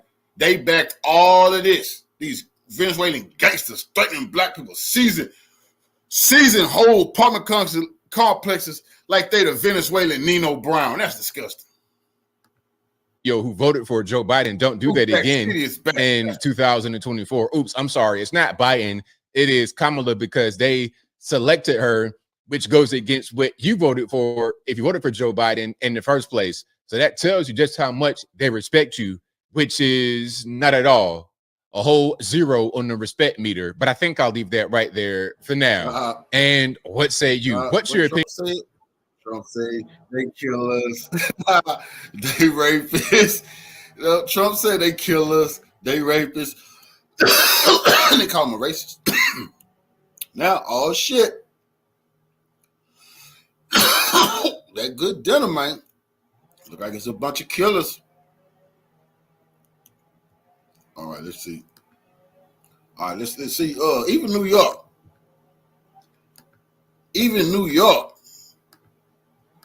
The city of dreams. Ain't that what they call it? The Big Apple. The Big Apple, man. They even getting taken over by Venezuelan gangs. That's crazy. Police are trying to tackle the rapidly escalating violent crime among Venezuelan gang members in the city who have gotten into New York. Fox 8's Linda Schmidt talked to the NYPD, who says this crime wave is one of their greatest challenges. She joins us live from the newsroom now. Linda, what can you tell us tonight? How can this be the Big Apple? Come on, y'all, New York. What happened? See, no unity in the motherfucking community. You're claiming this street. This, I'm from Brooklyn. I'm from Harlem. Your ass is in trouble. The Venezuelans ain't playing. You need to come together, nigga. Too much of that separation. Now your ass got to have some unity. Like I said, no one street, no one block, no city. You ain't gonna win this. You're going all hands on deck type of activity. Full court press. Got to turn it to the laundromat, nigga. Well, you know, basically what you just said right there, this is one of the NYPD's biggest challenges right now. Now, the NYPD expects the migrant Venezuelan gang crimes to actually get worse in this city before it gets better. They're waving the guns around. Correct. Waving guns and flashing gang signs on this video. The NYPD says these are suspected members of the ruthless Venezuelan gang Tren de Aragua, which has been infiltrating the U.S. for the last 2 years. Oh, these are peaceful protesters. These people just wanted a better way of life. They just wanted the dictator Maduro to let them have free and fair elections. That was a scam and a lie. Shame on America telling us these was peaceful protesters and these people trying to overthrow the government of Venezuela. These are these people. They're like, boy, they're like saying the Bloods and Crips, they some peaceful protesters. Now everybody know that's a goddamn lie. NYPD Assistant Chief of Detectives Jason Savino telling me it is believed this video was made while the gang members were in Ecuador, and its purpose is to recruit new members. Then when you fast forward, you see the same individuals where? In Times Square. So that's our concern. The NYPD What? says Tren the same head choppers de Aragua has been the same gun-toting maniacs. Now they in America. They just want a better life. What? No, that ain't what they said when they was in Ecuador and Venezuela. They said the streets belong to them. They said you got to pay taxes or else. Now they in New York because Kamala, Joe Biden, and the Democrats said, come on over. The Statue of Liberty. Bring us your poor, your impoverished. Shut the hell up. You ain't gave us nothing. Why you started calling people over here? We thought you didn't have shit to give, America. You see, this is just disturbing us. This is mental trauma for us. Be shipping people over here, promising them a better life. We right here. Come on, man. That's ridiculous, man. It's like we don't hear and see this shit. But then you're bringing criminals over here, and they attacking us. Was this on purpose? Is this what you wanted? Yes. Been making it over the border with the migrant influx and is getting established in New York. What we do see is they are trying to grow. The gang has gone from petty crimes like shoplifting and stealing cell phones and jewelry to all-out shootouts in the streets. Alleged gang member Bernardo Raul Mata recently confessing to police that gang members are being instructed to shoot police officers. I told you. See, I told you people, but y'all don't understand these Spanish gangs. Y'all understand how how they operate. The mafias, these cartels. When the boss speak, these little soldiers, the Sadanos, they don't do what they say, or else, nigga. They scared to go to prison. They know damn well they ain't gonna get. They ain't what you do what we tell you to do. Shoot at the police. They gotta shoot at the police. But they told us these were peaceful protests who want a better way of life. That was all a lie. Now it's costing America. Mata is charged with shooting 2 officers after they stopped him for riding a moped the wrong way on a one-way street in Queens. So he shot him. In court, an assistant district attorney revealing what Mata told investigators about the gang. Tren de Aragua members are smuggling firearms into city shelters inside food delivery packages. That way they don't have to go through the metal detector. Guns being smuggled into migrant shelters in food delivery packages that are not being screened. Come on, man. Come on. What the fuck? Weapons being smuggled into the migrant shelters in food delivery packages. We know this on purpose. They getting armed to go take over our communities, threaten us. And like I keep saying, if they're going to shoot at the police, what chance do we got? What chance do we got if they're going to shoot at the police? That's disgusting. And the Democrats don't want to hear our plea. They don't want to hear our cries. They want more of this. How can you want more of this unless you don't give a damn about us? And that's true. Like Michael Jackson say, they don't give a damn about us. The gang violence is escalating, and now drugs are coming into the picture. We're just starting to see a drug called Tusi, which is a pink cocaine type substance. It seems like this is a huge challenge. It's as big of a challenge as we faced. The NYPD has faced difficult challenges in the past and is determined to win this fight to keep New Yorkers safe. We're having success. We're taking down networks of individuals. We're up to the task and we'll accomplish it. Now, today, I also reached out to City Hall about security and metal. See, these is lies. We're having success. Oh, what the hell are you talking about? And you bringing over more recruits every day. Every day you letting that border go unchecked and anybody can come over. They get more soldiers. As soon as they get over here, they fussing them into the goddamn gang. Everybody know that's true. The people ain't little young boy, they got a chance to say no to the OGs. They talking about we're really putting a dent in it. You are lying, man. You lying to the American people, bro. You putting us in danger. It's just been a disaster. They started off putting the immigrants over in the police station. And as they started to move them out of the police station, they stealthily started to put them in our neighborhoods. Well, the neighborhood didn't want them. The residents, the citizens, we pushed back, but the deal was already done. And so they were bringing in a lot of military-aged men into the community. I mean, we're not blind, we're not stupid, we're not obtuse. We know what's going on. But unfortunately, the people who run this city, they don't care what the people think. So they started putting them into quiet residential neighborhoods like Washington Park, middle-class black neighborhoods. We're still pushing back. We don't want them here. The crime rate has gone up since they've been here. That's a fact. Nobody wants to talk about it, but we live it every day. You heard that? She said they are putting these illegals in middle-class black neighborhoods. See, a lot of black people like to ignore this. They think it's only impacting poor black folks. No, they are now placing illegals all over the place. Not just poor black neighborhoods, but middle-class black neighborhoods too. And it's not just black people.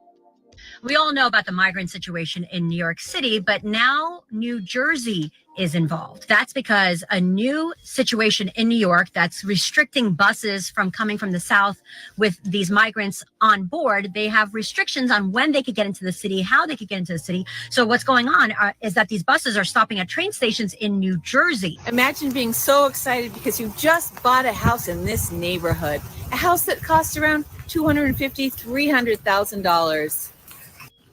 And you decide to go for a walk. You go for a walk to the CVS that's just right around the corner, and look what you run into. A bunch of white tents. Do you know what it means when you see a bunch of white tents? Those white tents right there are housing probably close to 2,000 illegal immigrants in a neighborhood right here in Chicago. How would that make you feel if they decided to put these up in your local CVS neighborhood? I think where these tents should go, these tents need to be moved on over to $1 million neighborhoods where the politicians live. Move them right over to your neighborhood. I went to Mike Chicago's house yesterday, Brandon Johnson. I went to his house. There were no tents around his neighborhood. There was a policeman sitting outside of his house, and there were orange cones in front of his house protecting his house. It's spilling over, impacting everybody, from legal Hispanics to other legal immigrants, Black people and white people. Shout out to Numbers USA. They spoke to Black folks in Chicago to hear what they had to say about the migrant crisis and how it's destroying the Black community. We're going to get into it, but first, take a second to make sure you're subscribed to the channel and click the notification bell for all updates. Won't waste any time. Let's go ahead and get into it. What policies would you like to see in place that would limit the amount of people that are there? Well, listen, there are policies on the book in Congress already. They need to enforce the laws that are already on the books. These people are here illegally. Again, they're not seeking asylum. If they were seeking asylum, they would have gone to the first country that would have granted them asylum, which would have been Mexico. What I would like to see them do, if they're here illegally, they need to go back to their country of origin, and that's immediately. We have no allegiance to these folks, okay? We don't care where they're from. This is 100% true. We don't owe these people anything. Yet they're getting thousands of dollars in food stamps, free rent, education vouchers, cash, loans. Back in 2019, I purchased my first food truck. It cost me over $25,000. I paid it cash money. I worked hard to pay for this truck. I'm now selling it because I'm doing other things, but I'm selling it. I had a guy come to look at purchasing my vehicle, or my food truck. And he explained to me he's an illegal immigrant. He has no credit. He has no money in the bank. But he showed me his paperwork that he will receive funds to purchase my food truck. I'm thankful that he's buying it, but I'm hurt that I worked so hard to pay cash for my food truck. I have good credit, can't even get a business loan because of the color of my skin.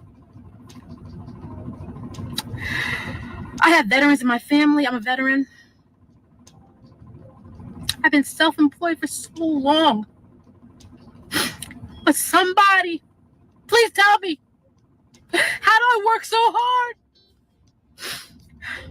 to have somebody who comes to this country, not long, no credit, I appreciate you sharing the message, brother. and he shows me paperwork where they'll be funding him money. Does the Democratic platform seem to satisfy your needs as far as what you'd like to see with our immigration policy? What platform is that? They don't seem to have a platform. They seem to have open borders. Everybody can come here. Listen, people live in their homes. You have a home or you have an apartment. Do you have a front door on your home? Yes, I do. Do you have a back door? Yes, I do. Are they locked? They're locked. Are you locking because you're racist? No, You're locking because? I'm protecting my 4 You're children that I protecting- have at home. Exactly. Same thing with our borders, okay? It has nothing to do with racism. We have to protect our sovereignty. Yeah. We have to protect the citizens here. We have to protect our homeland. And so we have to close those borders Absolutely. by any means necessary. Building a wall is an excellent idea. Look at the DNC convention. They built all kinds of walls of security. They have all kinds of police. They wanted to defund the police. They didn't want police protection. But listen, when it comes to them, it's always hypocrisy, you know. This sister made a good point. If everybody's okay with open borders, how about you unlock your doors in your house, leave them wide open, put a note there for all the intruders, maybe some cookies, so next time they don't have to bust open the door or slide through your window. They can have easy access to you, your family, and everything you have. Even better, when they run up in your house, already have the money packed up too on the table for them. You know, in a nice briefcase. Put your money in there, your credit cards, just hand it all over to them and thank them for their service. Do you see how crazy that is? Why is it that you get to come here You ain't put no money on the books, no taxes, bled no wars. You've contributed nothing intellectually here. And you get to come here, you get all these resources that the average American can't. What about our homeless children? What about our veterans? This is the game right now. So all of those things are connected, and it starts by not giving the children the resources that they need, because you're still in the money. So you have these immigrants coming in. I mean, if you need to flee where you live, yeah, come in. But don't neglect your own children. Yeah. You're giving money. All of a sudden, you come up with all this money. You found all this money, to throw at their needs and stuff. Our kids need a line in these bills or whatever. There needs to be a line in there that at-risk children get the same type of accommodations, modifications, and monies needed to help them access the curriculum too, okay? Absolutely.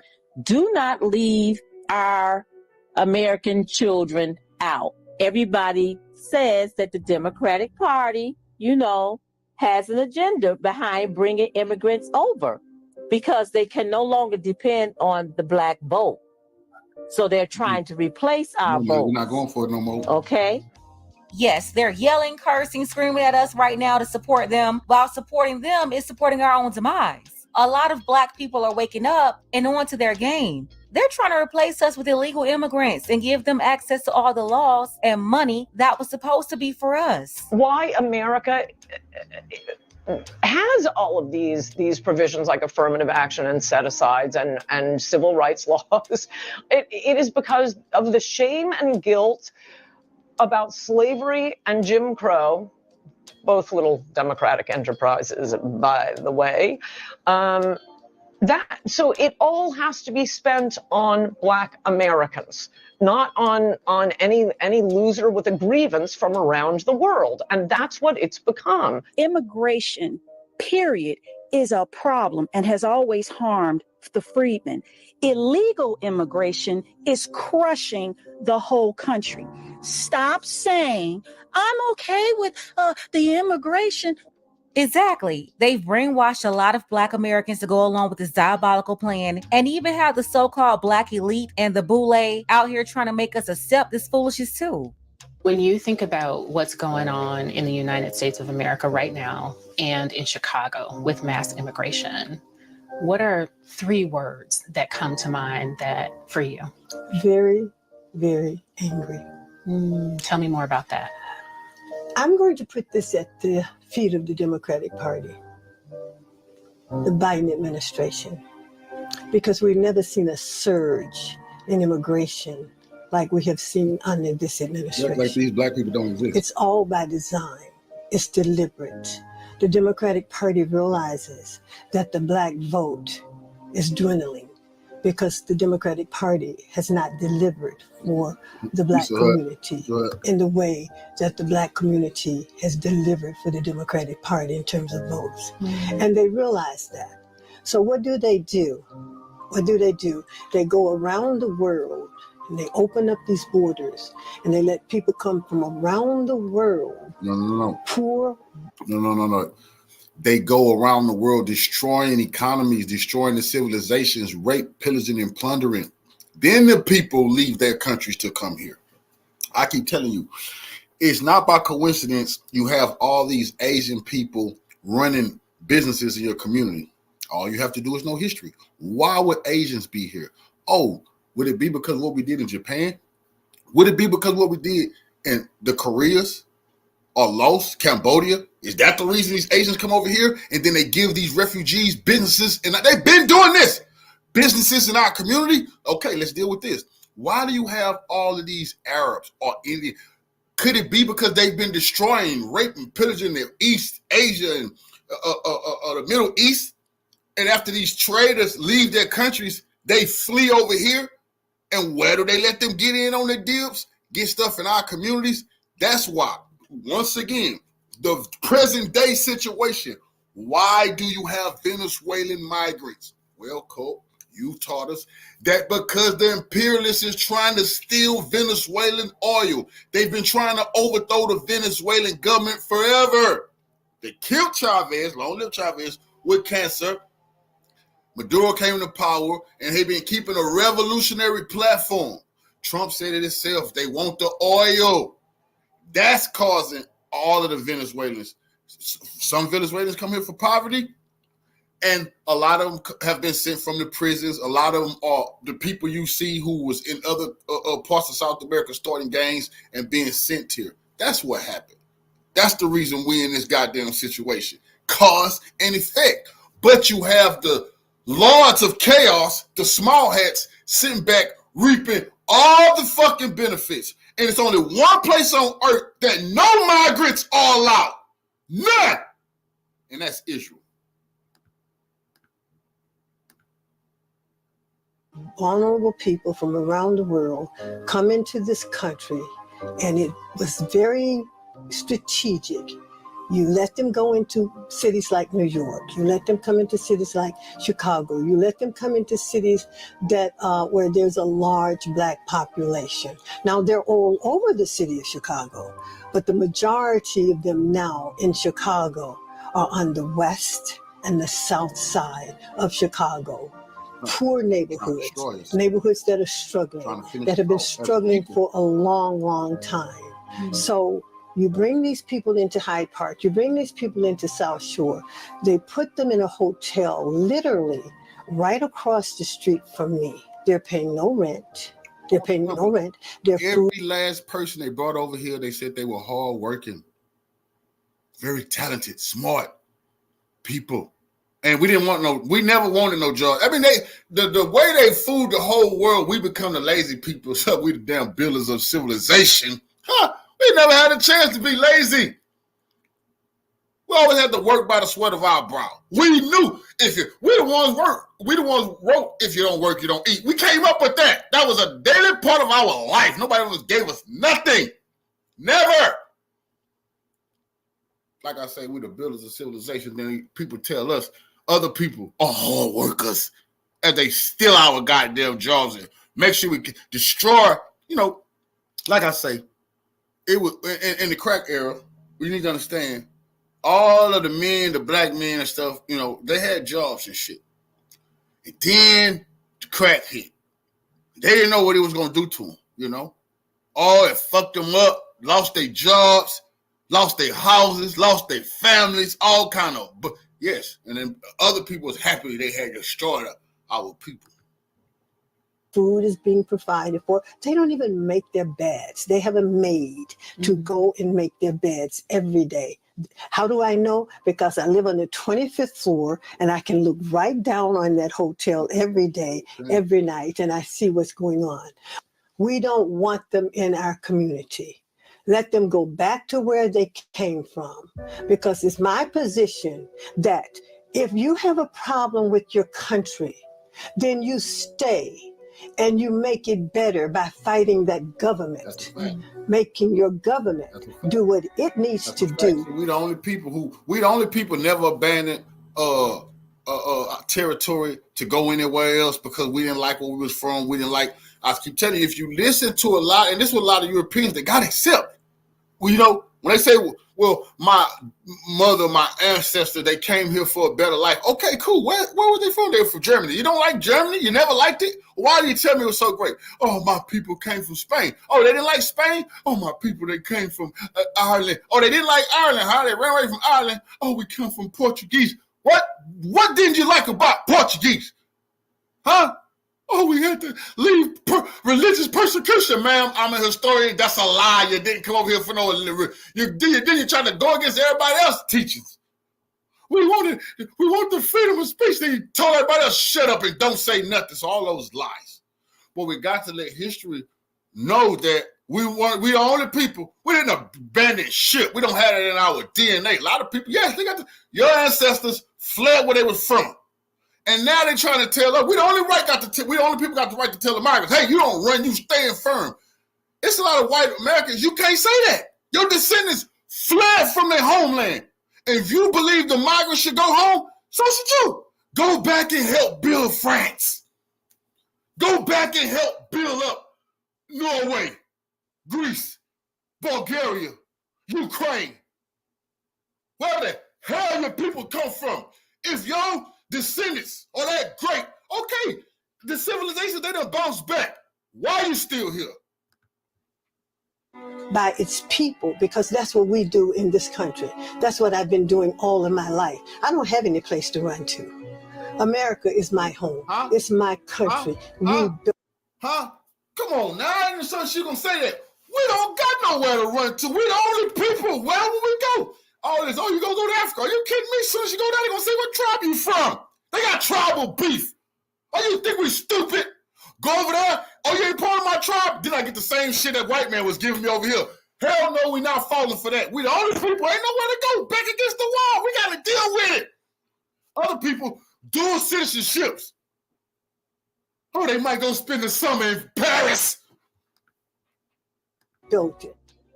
Yeah, Black Americans built this country. And another lie they've been running around spreading for a while now is that immigrants built this country. They're trying to change history, but no. If Black people weren't here in America going through everything they went through, then there wouldn't be a country for everybody else to immigrate to. We got to stop allowing folks, especially newcomers, to write Black people out of history. You know, earlier this week, I touched on this with both Grant Cardone and Ann Coulter, surprisingly speaking some truth that slid under the radar. All of that was to make up for the legacy of slavery and Jim Crow. So unless these benefits are going to, roughly defined, foundational Black Americans, the descendants. And this is the reform bigot. This is reform Ku Klux Klan. Hate those Black people. That's you trying to tell the truth. You see? The truth. And whenever you can tell the truth, it's good for us. And you see, this is evidence. They know exactly who we are. And Carter saying, because she even they don't want to play these. I'm a pan-revolutionary, so no disrespect. They don't want to play the Jamaican game. They don't want to play the Haitian game. They don't want to play the South African, the Zimbabwe. They don't want, and you came here. They don't want to play that. And you come over here Black. No, they saying, look, we owe one set of people. This is what she's saying. If you're gonna take my taxes and give it to anybody, it's gonna be to the foundational Black Americans. That's what she's saying, because that's what they know they owe, and to who it's owed to.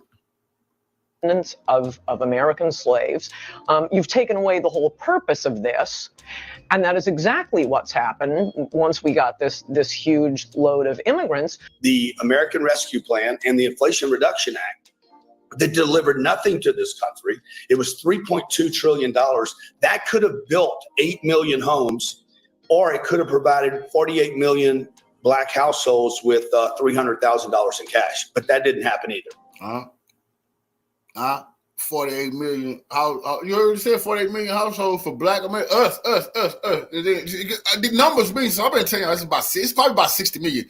You got some people still say it's 20 million Blacks in America. 30 million. You got me listen to these people. See, he just gave you a little truth 48. You off. You off by about 20 million of us, because numbers count. We're talking finances here. But you heard what he said? Hey, y'all just did this bullshit, help nobody. You could have gave 48 million Black people 300,000 apiece. And he know, because see, it's awakening. Now that it's so much, now they want to say, because this might work in our benefit. Because now they're like, God damn it, look, if we're going to be paying for anybody, it's who we owe. We know what we did. Oh, Lord, please, we don't want to pay everybody. We'll pay the Blacks. We'll pay the foundational Black Americans. That's what they said. We said, good. It's never too late to confess your sins and say who's supposed to be getting what. This shit is going on court record. If you missed those videos, the links are below. You definitely want to check those out after this video. When the buses started rolling in, a lot of the American citizens, Black citizens, did not realize what they were here for. But once that they got here, they started to bring them into the Black community. And we do research, and that's when I found out that it was Kamala Harris that opened the borders up in California and allowed all the gangs, the Mexican gangs, to come across. And they took Compton and all the other Black cities, similar to what we're seeing across the United States today. Yeah, they've been doing this to us. Look how they destroyed California, taking over Black communities, pushing Blacks to other states, mostly cities in Texas, but they're also moving to cities like Vegas, in Atlanta. Ask yourself, why are all these Black people moving to Texas? Don't you think they would rather stay in California where they're from? What's the real reason why Blacks and a bunch of others are leaving California? Finding the answer to that question is going to lead you to what they don't want you to know, the truth. Let's go ahead and get the conversation. Actually, the truth of the matter is, a lot of Black migrated from the South and went to California and up into the East Coast and things of that nature. Most of our people come from the southern area of this country. We've been here forever. I don't want to get into that. We've been here forever. But a lot, that's why when they be talking about, when you go see the California cats know that, because whenever they be researching certain shit about certain legendary people from gang leaders or whoever, I don't care who the fuck you name, when you look into their history, they're going to come from the South and moved to California, because that's the migration of Blacks. Back in the day, a lot of Blacks got tired of the South and wanted to see if it wasn't racist in other places in America. Conversation started. Why are Black people ignoring the migrant crisis, even though they see other Black people impacted by this? Special thank you to Byron H. I appreciate you, Byron, for all of your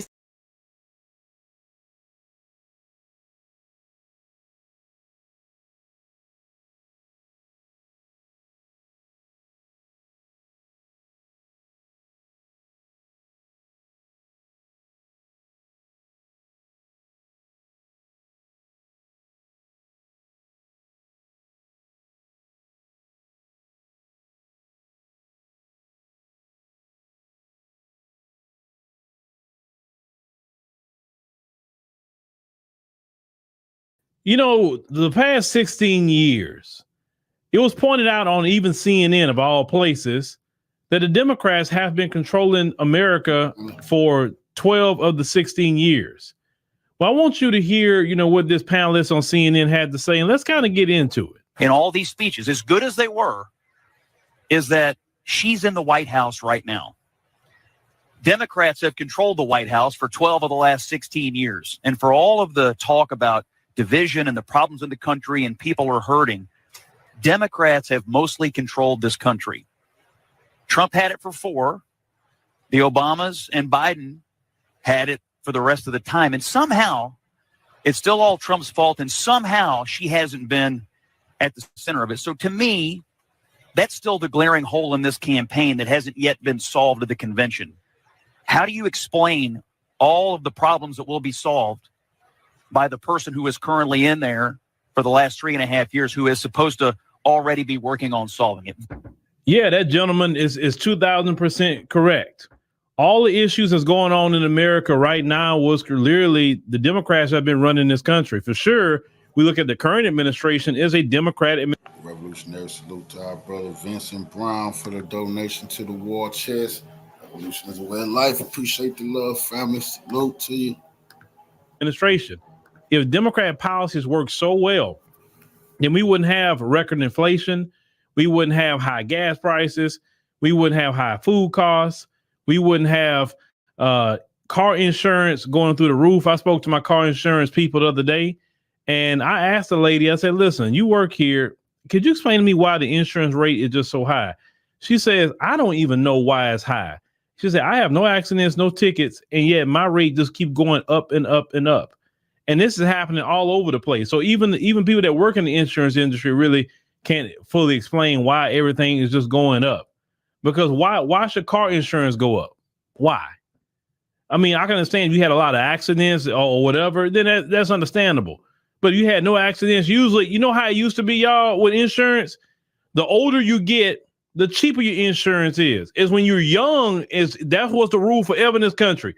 When you're in your 20s, especially you're not married, especially you're a male, you have the highest insurance rate. Then after 25, it goes down for you. You get married, it goes down for you even more. And when you get maybe in your 40s, stuff like that, it really starts trending down. Like each year starts trending down as long as you don't have a bunch of accidents or whatever, right?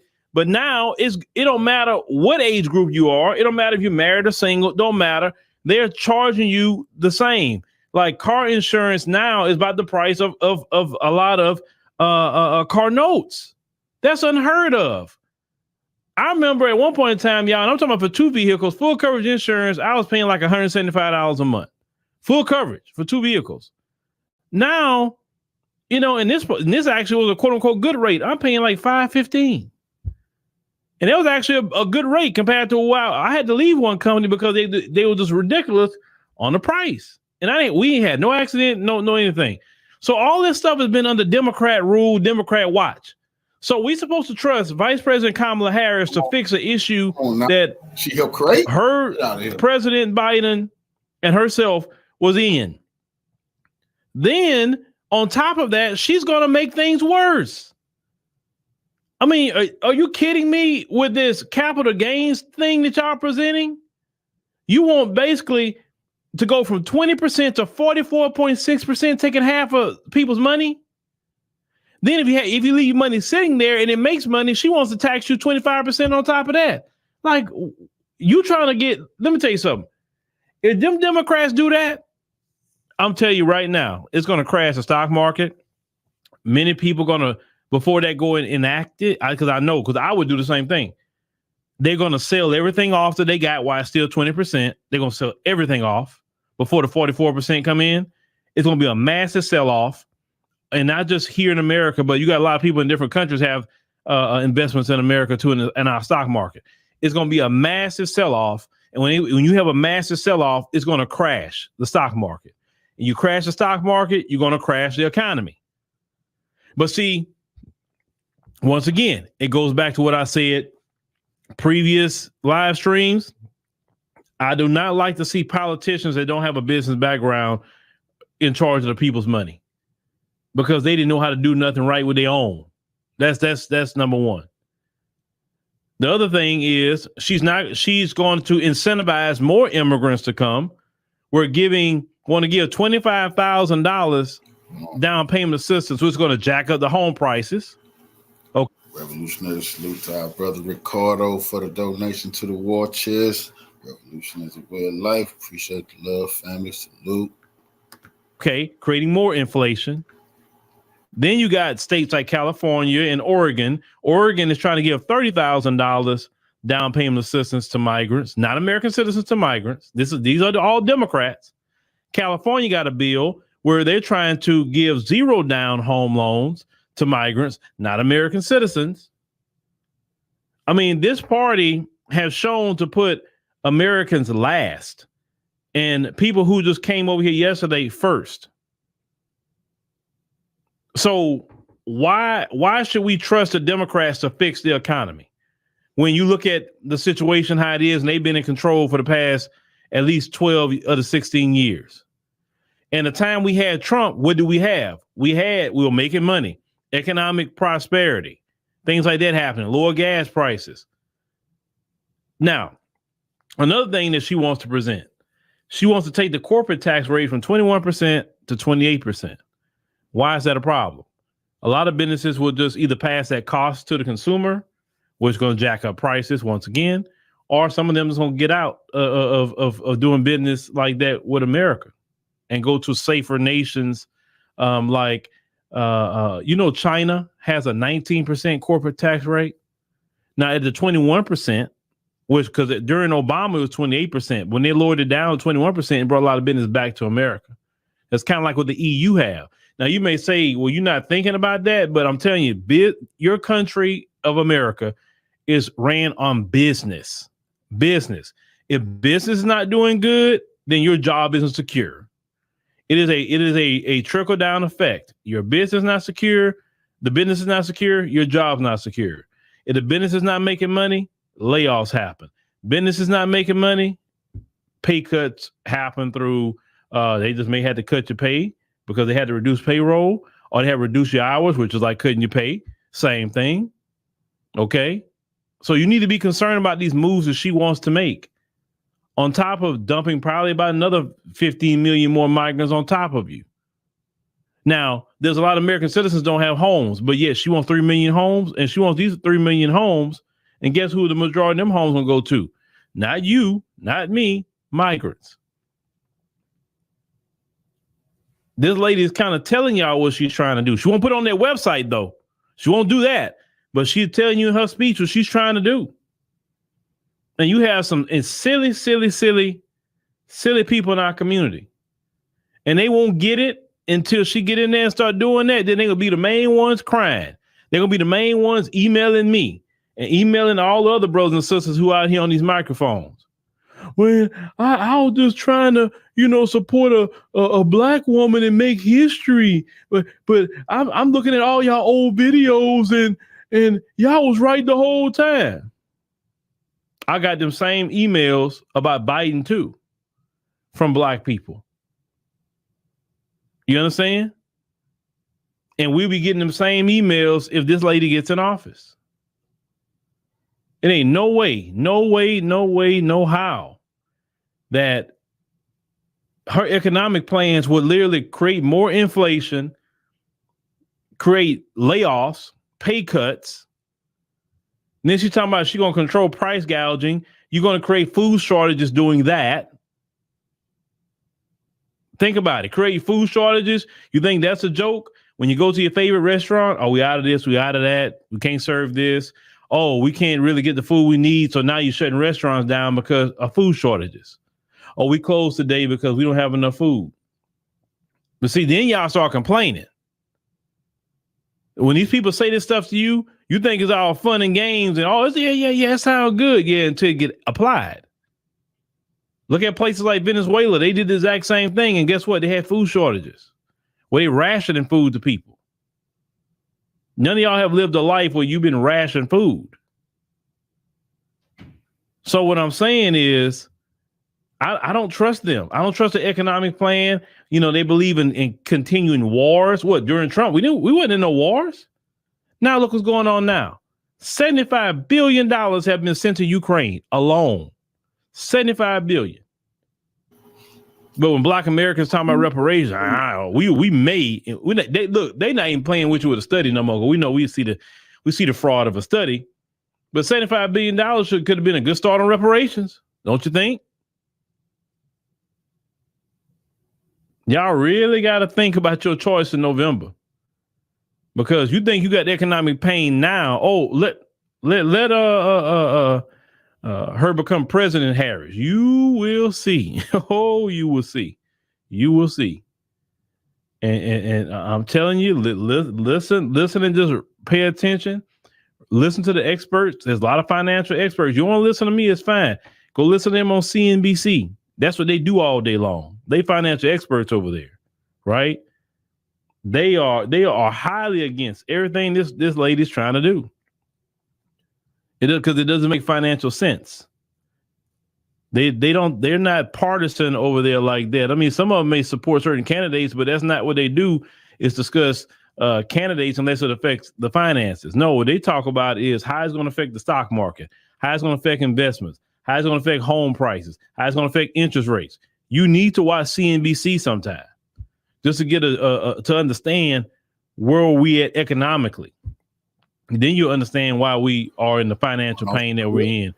If you're in financial pain today, do you want to reward the people that got you in financial pain? That doesn't make sense. All that. If America is hurting so much, how the fuck is you giving Ukraine, Taiwan, Israel and then that's not just that. You give Egypt $1 billion every year to have peace with Israel. That's why Egypt don't do shit neither, because they're getting $1 billion a year. Then all of the puppet nations in Africa who kiss your ass, you allowing the military in, you give them 100 million now, 200 here, they just throwing money around everywhere. Then they tell us they don't have it like that. It's disgusting. All that partying and carrying on they was doing in Chicago this week. What are you celebrating? Because I don't see nothing to celebrate like that. The Democrats put on a party for 4 days, and I don't understand why. What were you celebrating in Chicago? I don't get it. But remember, the Democrats have been in control for the past definitely 12 years. So surely the country should be better off, right? Especially under Democrat control. Look at Obama, the housing crisis. What did he end up doing? You got to put down 3% on the FHA loan. Before, you could have put down 1%, sometimes nothing down. he made people come out of their pocket more. Obama did that. He didn't help us like that. But think about it. Just think about it.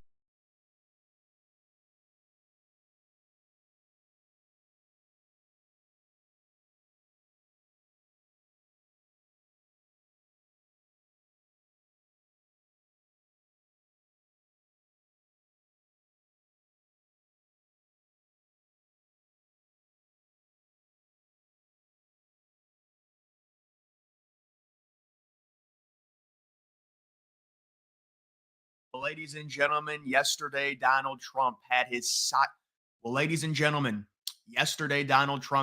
seismic rally with RFK Jr. The beautiful song, "There Goes My Hero." It's just so epic. And it got me thinking, how does Donald Trump not win this election? I'm not trying to jinx it, but seriously, this is just the ticket, like the team that he's putting together. And then you look at Kamala Harris yesterday getting on a plane. They ask her where she's going. She's like up the stairs, and she's got her husband, her little simp, right next to her. And then with walls and all, it's just, there's no way, man. There is no way. Again, I'm not trying to jinx it, but I'm just saying, just compare the two campaigns. Like, RFK is the most symbolic thing about all of this. He's a Democrat turned Republican, and they're trying to swing it like, oh, he sold out. No, your party is so far left. He can't be a Democrat anymore, because if this is the thing with RFK Jr., if he doesn't agree with everything hook, line, and sinker, then the Democrats denounce him. They say, no, we don't want you.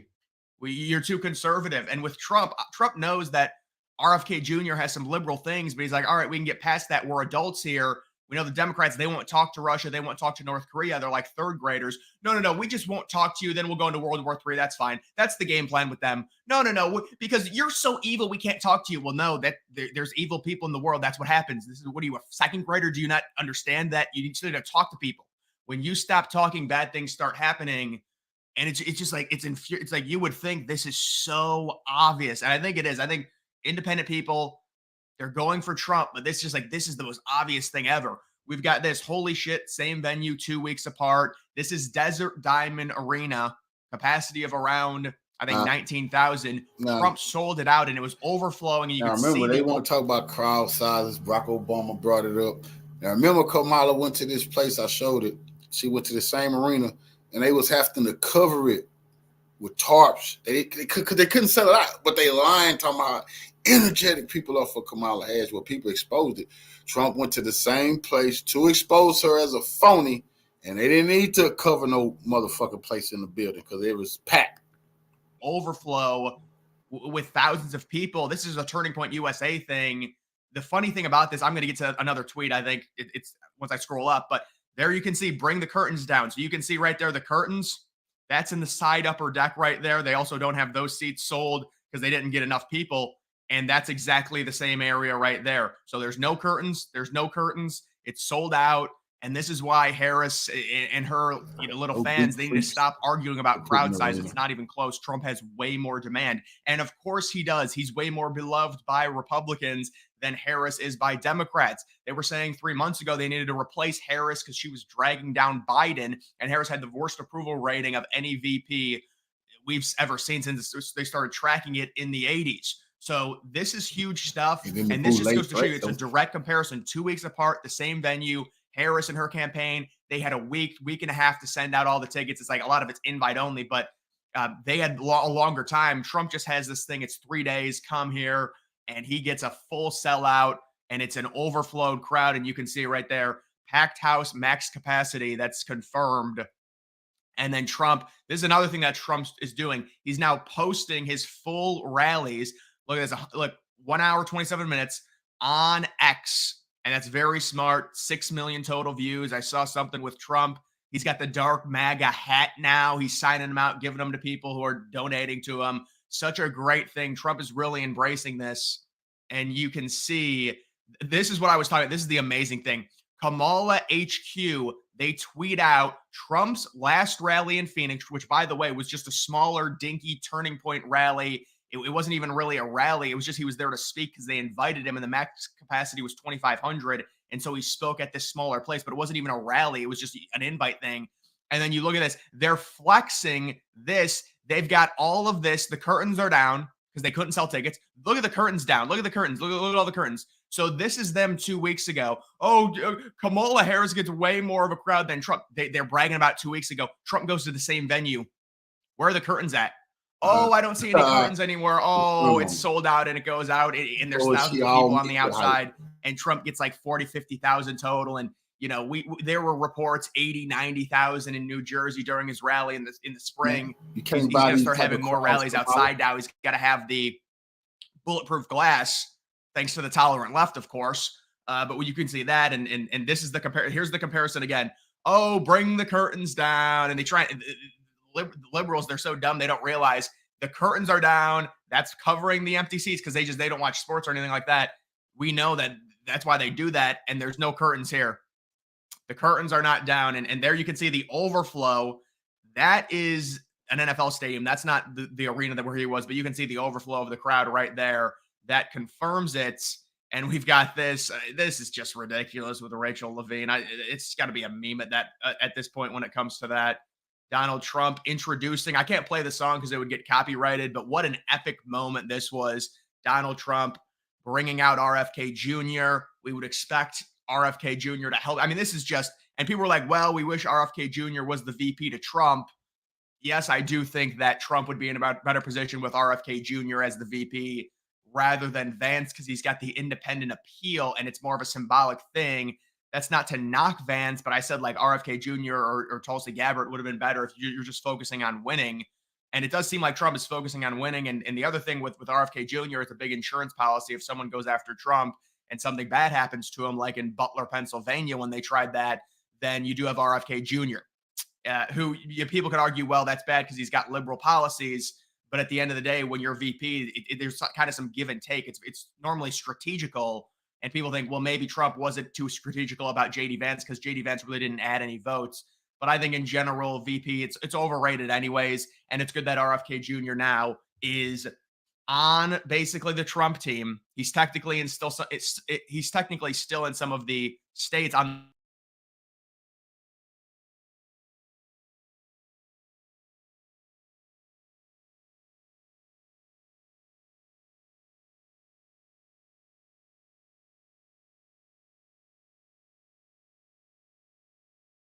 Agreed to come back this evening because, Kim, it has been the most dramatic of weeks.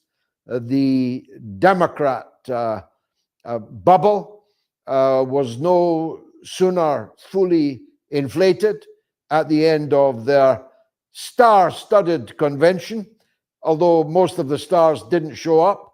That was just a ruse to make people watch. But no sooner was the bubble at its maximum, it was pricked by Robert F. Kennedy Jr., was it not?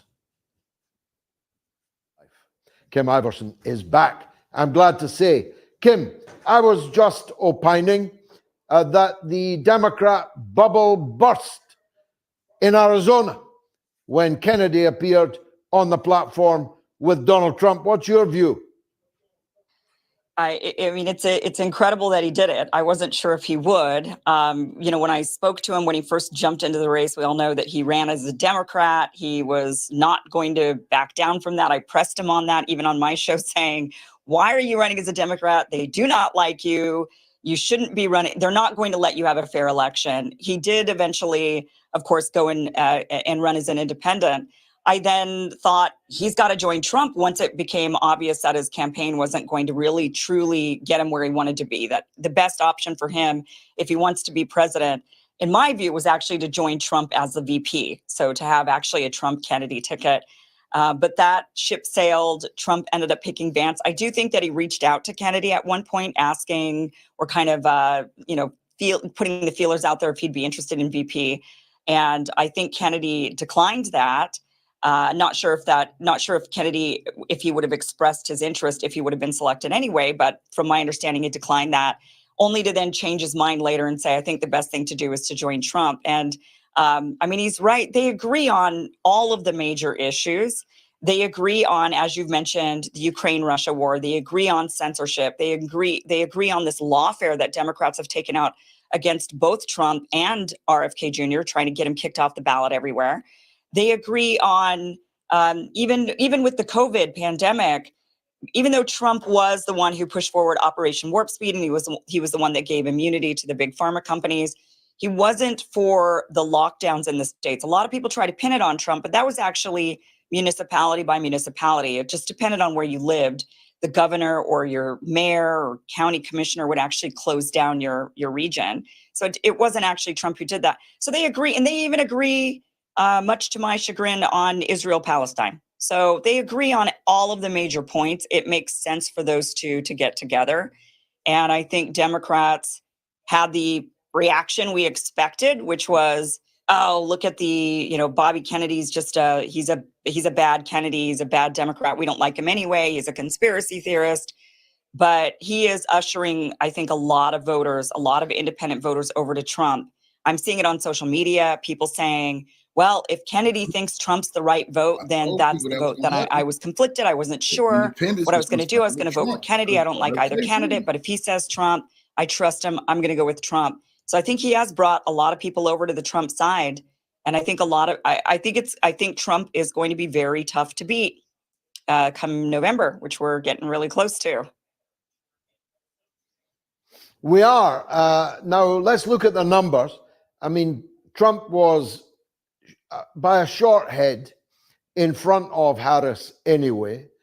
Kennedy was on 5% nationally, which is a lot of votes when your country's as big as America, but higher than 5% in some of the important states that Trump will need to win. And if he does win, will win the presidency, whatever the national vote is.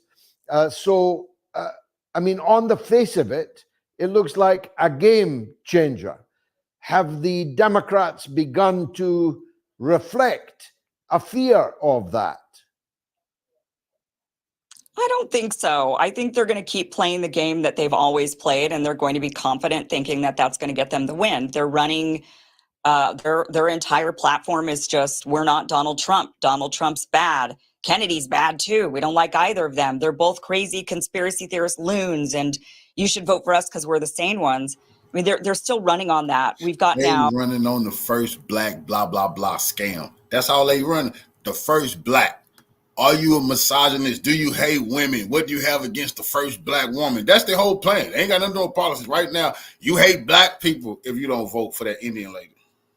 Now a candidate. I mean, this is just this is a really crazy race. What a time to be alive and watching this political system in the U.S. unfold, because it is just a crazy election season.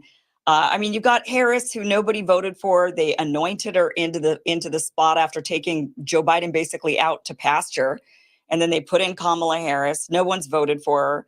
She hasn't released a platform. She's not really giving interviews. She's not doing any debates. So they've just propped this person up and said, well, she's not Donald Trump, and you don't want Donald Trump. You want us. We're the good guys.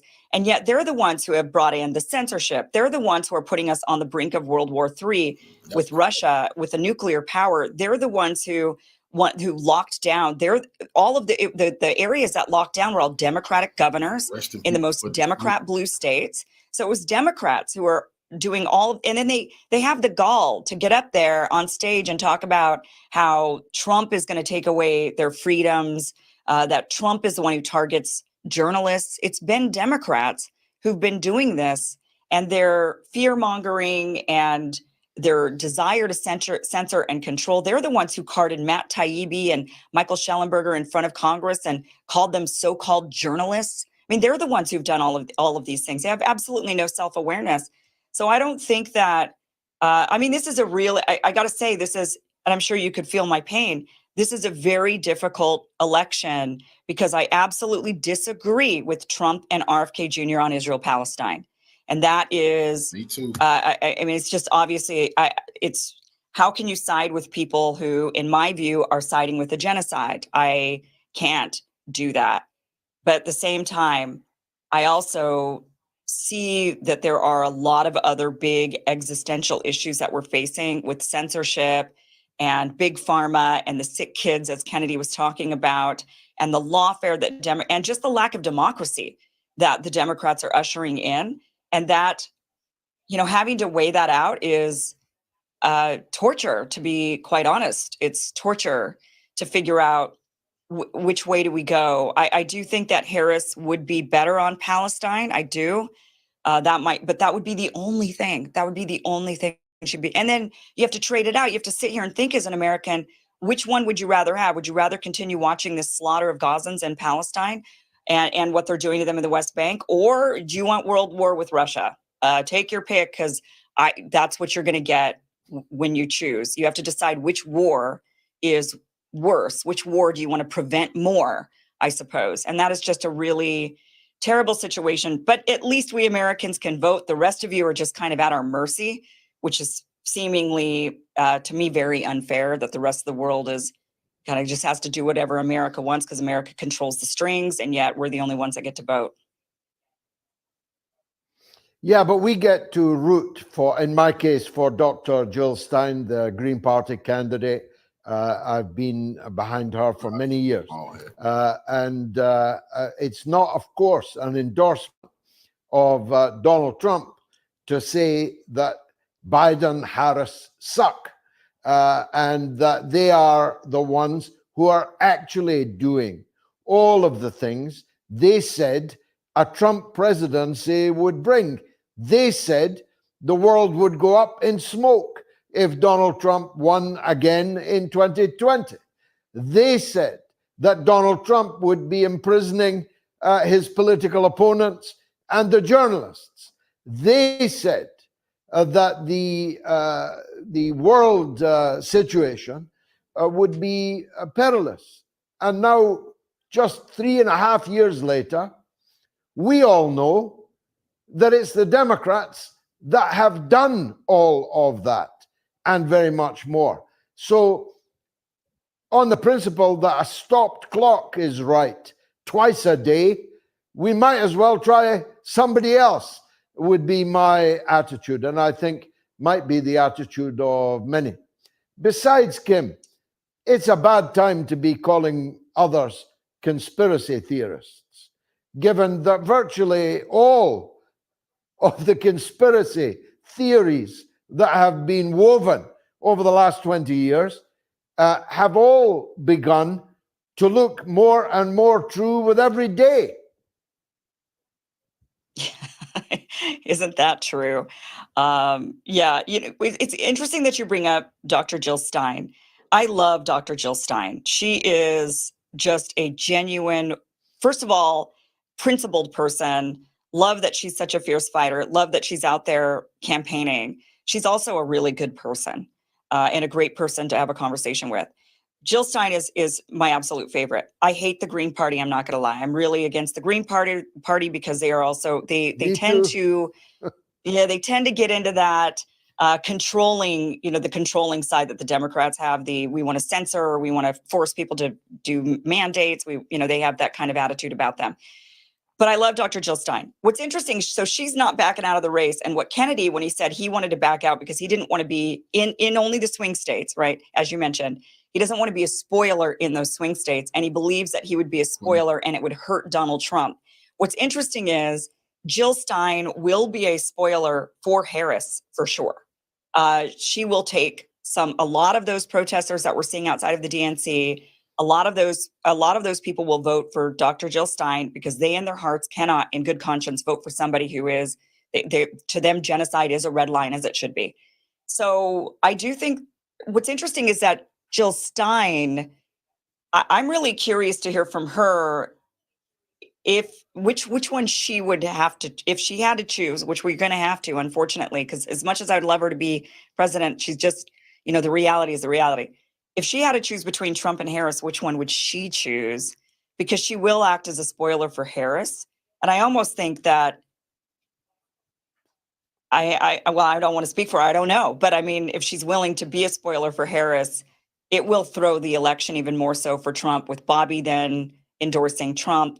Stein staying in the race in these swing states, I don't see how Harris wins. I don't see it. But they've been gaslighting us with these polls, telling us that Harris is in the lead, that everybody's so excited about her. It's joy. It's joy. Don't you feel the joy, George? Do you feel it from over there? The joy of Kamala Harris as the nominee. And that's what they're trying to gaslight us into this. But it'll be interesting. Yeah. Joy, the joy division, that is the Democratic Party, so far as I'm concerned. But behind the cackle and behind she's a fine-looking woman for her age, and she moves quite well. She's not a bad dancer, but I have never heard her say a thing of substance, and anything that she officially stands for is anathema to me. So I think I'm going to say on November 6th or 7th or whenever they finish counting the votes, which may be some time, that I'm not happy that Donald Trump is the president of the United States, but I'm very happy that Kamala Harris is not. And I think that's what I said in 2016 when Hillary Clinton was the defeated one. I think I'm going to be saying it again in November 2024. I'm not going to press you unless you want to say, but that would be my view, that the devil we know in Donald Trump is better than the devil we don't know in a Kamala Harris administration. Last word to you, Kim. But we do know this devil, actually, because Kamala Harris is completely run by Hillary Clinton and her entire apparatus. I can't stress this enough. She ended up getting, I've known since Kamala Harris jumped in the race in 2019 that she was the anointed one. I've been saying it ad nauseum to anybody who would listen to me, that she was the anointed one. When Joe Biden ended up with the nomination, I kept saying Kamala Harris will be the vice president-elect. She's going to be the one that they select because she's got the entire Hillary Clinton machine around her, the entire one. She's guided by Hillary Clinton. That is a Clinton person. She's a Clinton puppet completely. And we all know Hillary wants nothing more but war with Russia and to oust Putin. That is what she wants. She desires. I don't even know why she has this bone with him, but she just definitely does. So we do know actually what Kamala Harris will bring in. I don't think she'll be her own person. I think she's just going to be Hillary Clinton, and that'll be the presidency we get. Look, I'm inclined to say I'm with you in that I won't be happy if Trump's president, but I definitely will be happy and relieved that Kamala Harris is not. But I also just kind of feel like, let's just, for the people that are undecided, the independents that are out there, just vote for Donald Trump and let's just get it over with. Then he can never run again. That'll be it. And this will change the narrative of Democrats. They're going to hopefully have to start running on something next time. We'll stop this it's just reeled people into lunacy. And so I almost just want to rip the Band-Aid off, get it over with, let them do another 4 years, just for the sake of that, just for the sake of maybe we'll return to normalcy. But of course, I know that's not, they're going to find another person and make that next person the new Donald Trump that they're going to demonize and vilify and say, it's going to be the end of the world. It's going to be the end of the world. But a lot of me just says, how can we just get this over with? That's a new angle on which I shall contemplate. As always, Kim Iverson, a real pleasure to see you on the Mother of All Talk Shows. Thanks for joining us.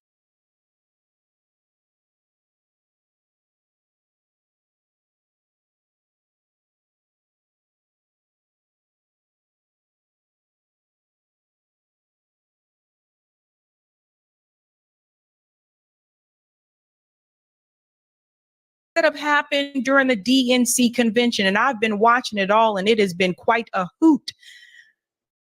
Tests that have happened during the DNC convention. I want to start with this video here outside of the Hilton Hotel, where apparently a lot of those DNC delegates were staying. So they were trying to keep them awake. And this is what I'm talking about, folks.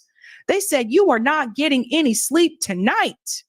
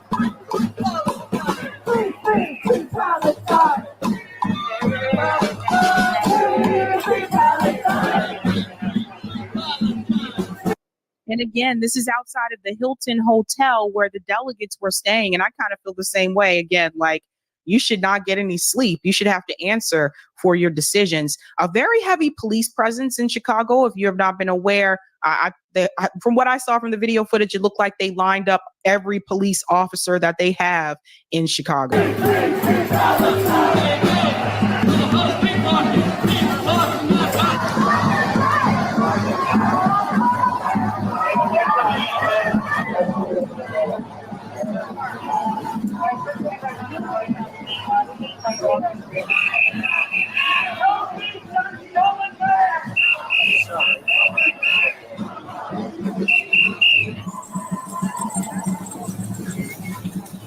Oh, would you look at that? They have these bikes with the glow in the dark lights, the little reflectors here.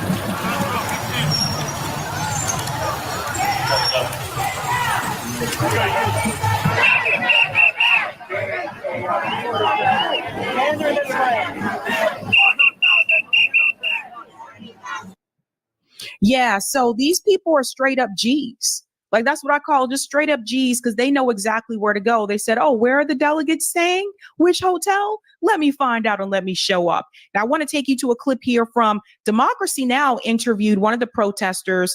This young woman here, I'm not sure if you're familiar. I followed her on Twitter. She was the one that posted, wait till you get to Chicago, because remember, I told you Chicago has the largest Palestinian American population in the United States. She was the one that posted that. And apparently she also posted that she received some phone call or something from the FBI.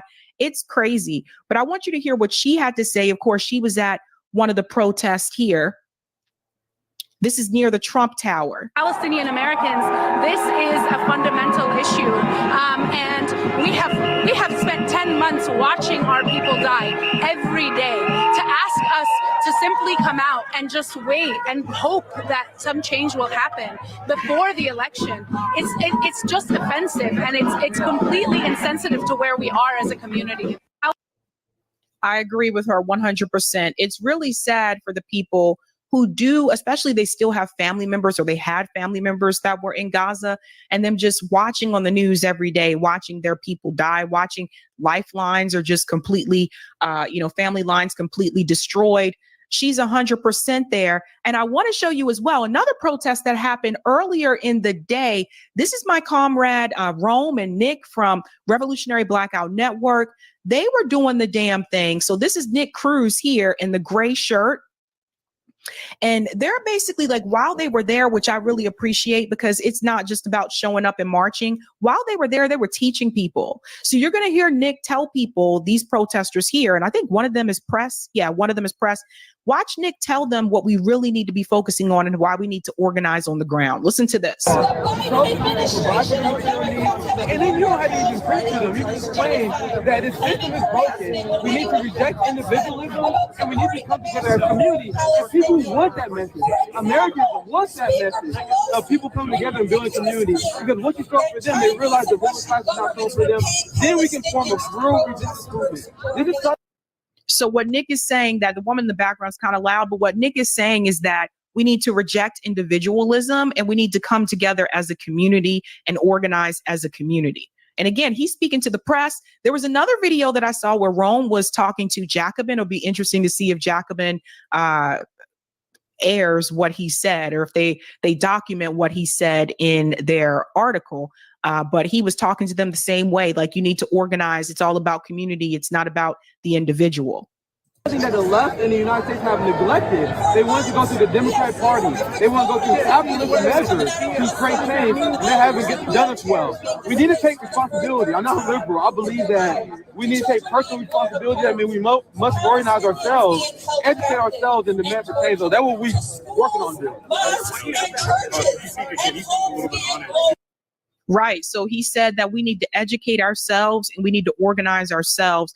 And it's true, it's unfortunate, but a lot of people, especially in the activism community, as someone who, we're all activists. So as someone who is an activist, it's very apparent to me over the years that in the activism community, a lot of times, even though we are organizing on the ground, oftentimes you'll find these organizations that say we need to come together and uplift each other and help people in the community. But at the same time, it's like a lot of times those organizations feel the solution is just to vote in the Democratic Party in the end. And that's not what we're about over at RBN. We've already done that.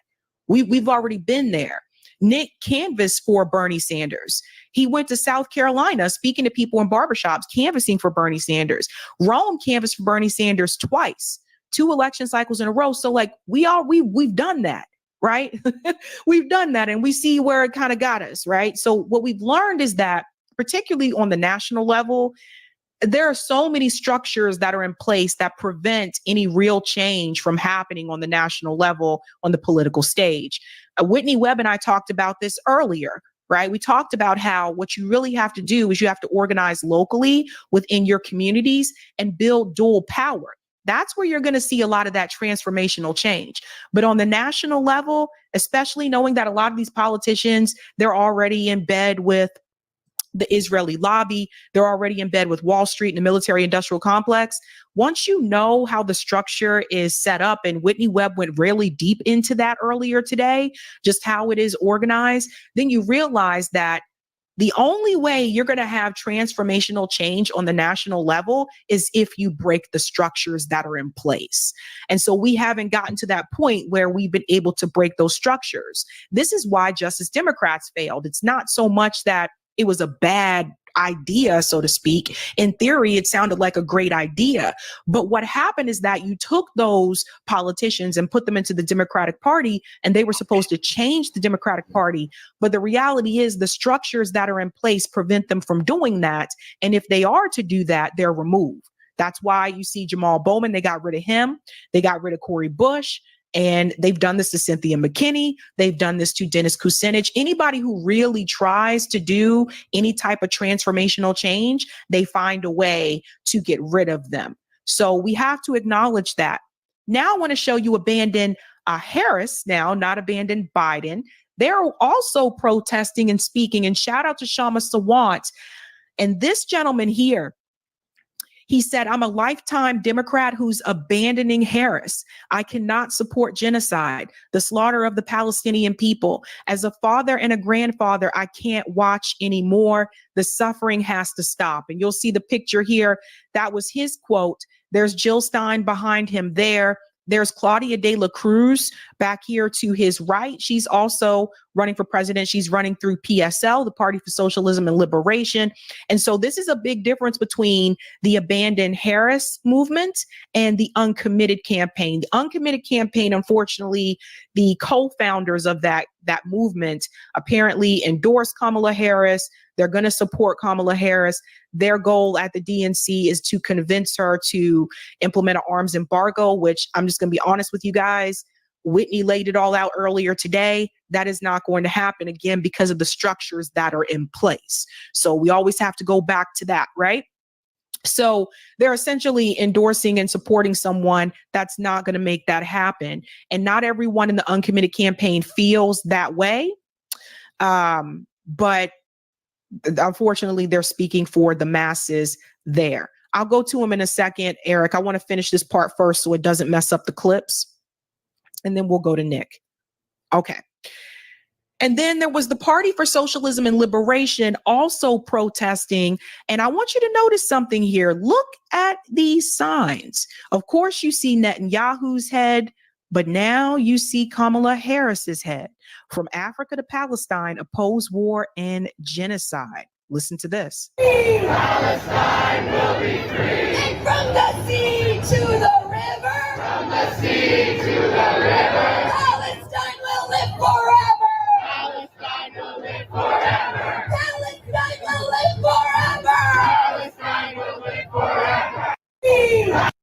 Yeah, so this is a change because Kamala Harris, you are not immune to this. You are a part of that administration. That's the other thing. It would have been different if she wasn't a part of the current administration, but she is. So some of the activist groups are seeing through this. They're like, nah, bruh, you're lying. You're saying something to one people in private, and then publicly your campaign is saying that you do not support an arms embargo. And then something else crazy happened here, folks. Some of the protesters broke through the fence. There was a fence outside of the DNC venue. And you can see here where they start to take this fence down. The protesters said, no, no, no, no, no, no. You're going to hear us.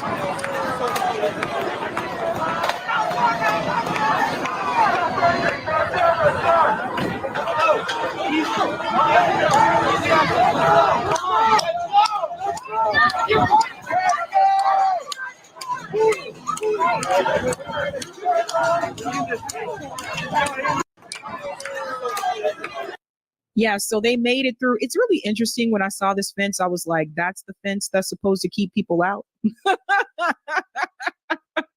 No way. I'm like, get out of here, man. I don't know who built that, but what were you thinking? And then you'll also see here is another march. Shout out to Breakthrough News. They're also on the scene. Just about everybody in indie media that you can think of is there. But they said a mass march for Gaza broke through the security barrier outside the DNC. You'll see here's another look at that here. So as you can see, the protesters have just broken the security barrier outside the DNC. They're hopping the fence. There's another barrier, different type of barrier on the other side. And there's a line of cops. And as you can see above, the police are watching. They have a police helicopter. So they're keeping a close eye on the protest. But, you know, people are obviously angry. I'm not sure they'll get close, but we're going to stick with this and see what happens. But this is, you know, obviously the DNC was afraid of the protest getting too close, reaching delegates, you know, shaming them and sort of telling them that they're supporting a genocidal candidate. And that's exactly what these protesters are trying to do. They're saying that the people inside are the war criminals. They're supporting a war criminal, that they should be allowed to do this. It's their right to protest, and that they shouldn't be treated like criminals for protesting this genocide.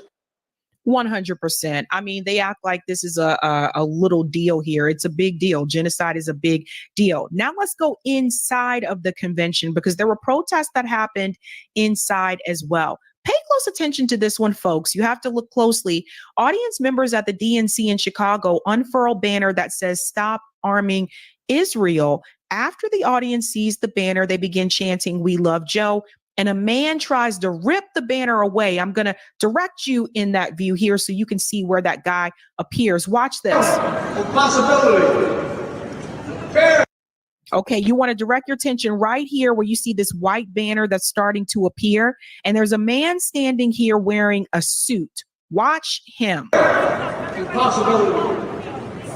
We're in the grip of a once-in-a-century pandemic. Historic joblessness.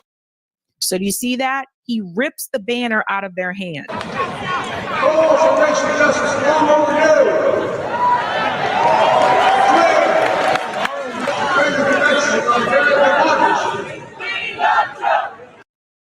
Now, that was during Joe Biden's speech. And of course, they would hold that up while he's speaking because this blood is on his hands. So it makes perfect sense. I don't know who the heck that guy thought he was to just pull a banner away. That is their right to protest. And honestly, Joe Biden needs to answer to the crimes that he has committed. That's just how I see it. They're trying to protect you. It's kind of like a cult.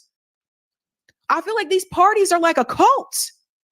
It's just really weird. It's like they're willing to do anything to protect these politicians and they don't want to hold them accountable. There was another one here. Like I said, we have a lot of these clips. Pro-Palestine protesters have disrupted the DNC and delegate welcome party. Now, this is the one that I think went viral on Twitter. This was the welcome event inside the DNC, and a lone protester takes the stage. Y'all can do better than that. Mike The money! 150,000 people are dead! You are funding a genocide! And Harris Biden administration keeps funding money to Israel!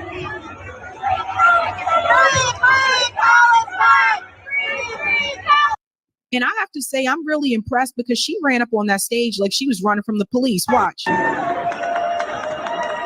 You see how she got up there? So I'm telling you, if the police are ever coming after her, she got her escape plan. She has her escape plan. But yeah, and I don't blame her. Again, don't blame it. You need to hear from these people. You need to hear from these people. They have all the bougie people in town, the Clintonites, the Obamas, all of these people that are just really bougie. I heard the talking points last night. I heard it from AOC. I heard it from Jasmine. All these people are just, they're all a part of that elite DNC bubble, and they don't want to have to answer to the people. Another protest that happened inside was Code Pink. Medea Benjamin, they disrupted Tim Walz at the DNC Women's Caucus because he was talking about women's rights. So they wanted him to know that all these women that have been killed in Gaza, guess what, Tim? That is a women rights issue. Code Pink disrupts Tim Walz. Watch this. Stop killing women! Stop killing women! It was a big crowd. Supporters signed. Stop killing women in Gaza! Stop killing women in Gaza! Stop killing women in Gaza! Stop killing women in Gaza!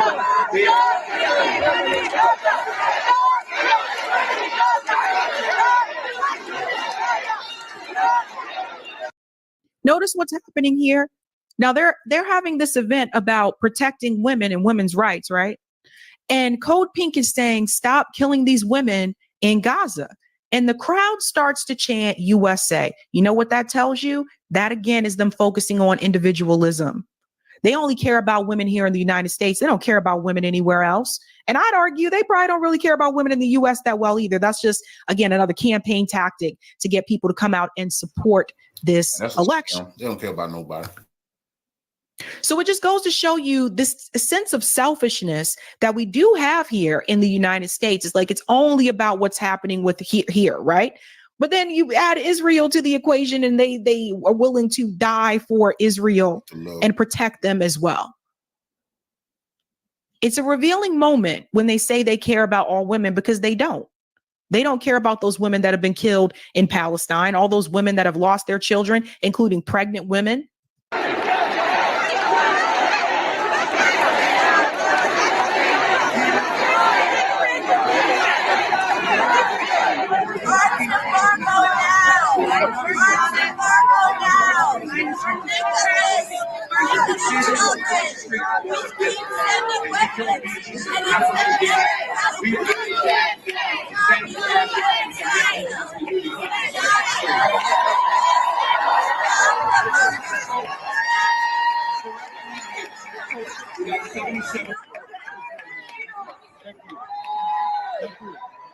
Do we not care about a genocide?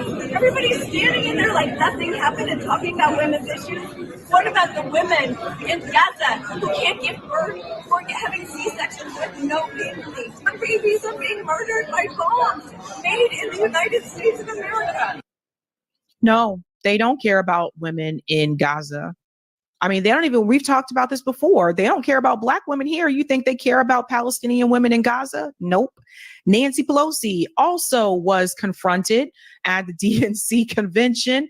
Check this one out again. Shout out to Breakthrough News. There is Nancy Pelosi trying to take pictures with people, but doesn't want to answer to the protesters. Nancy Pelosi, what do you have to say about all of the women in Gaza who have been murdered? What do you have to say about all of the children? We need an arms embargo now. Nancy Pelosi, will you support an arms embargo to protect the women and the children in Gaza? You know what kills me about this? You have a Black woman right here, just excited and ready to take a picture with Nancy Pelosi, ignoring everything that's happening around her, ignoring the protest that's happening towards Nancy Pelosi. And they're talking about what's happening to Palestinians in Gaza. And what kills me about her taking this picture with Nancy Pelosi is this. She actually thinks that Nancy Pelosi gives a damn. And she doesn't. None of these people care about you. What has Nancy Pelosi done? Let's think about this for a second. Why you want to take a picture with this woman? What has Nancy Pelosi done during her political career? Oh, because the Greek freak boule, they go take the picture with these politicians and come back to our hood and come back to our cities and communities and show us they think they better than us. This is what they've been doing. This has been their scams. Come to the churches.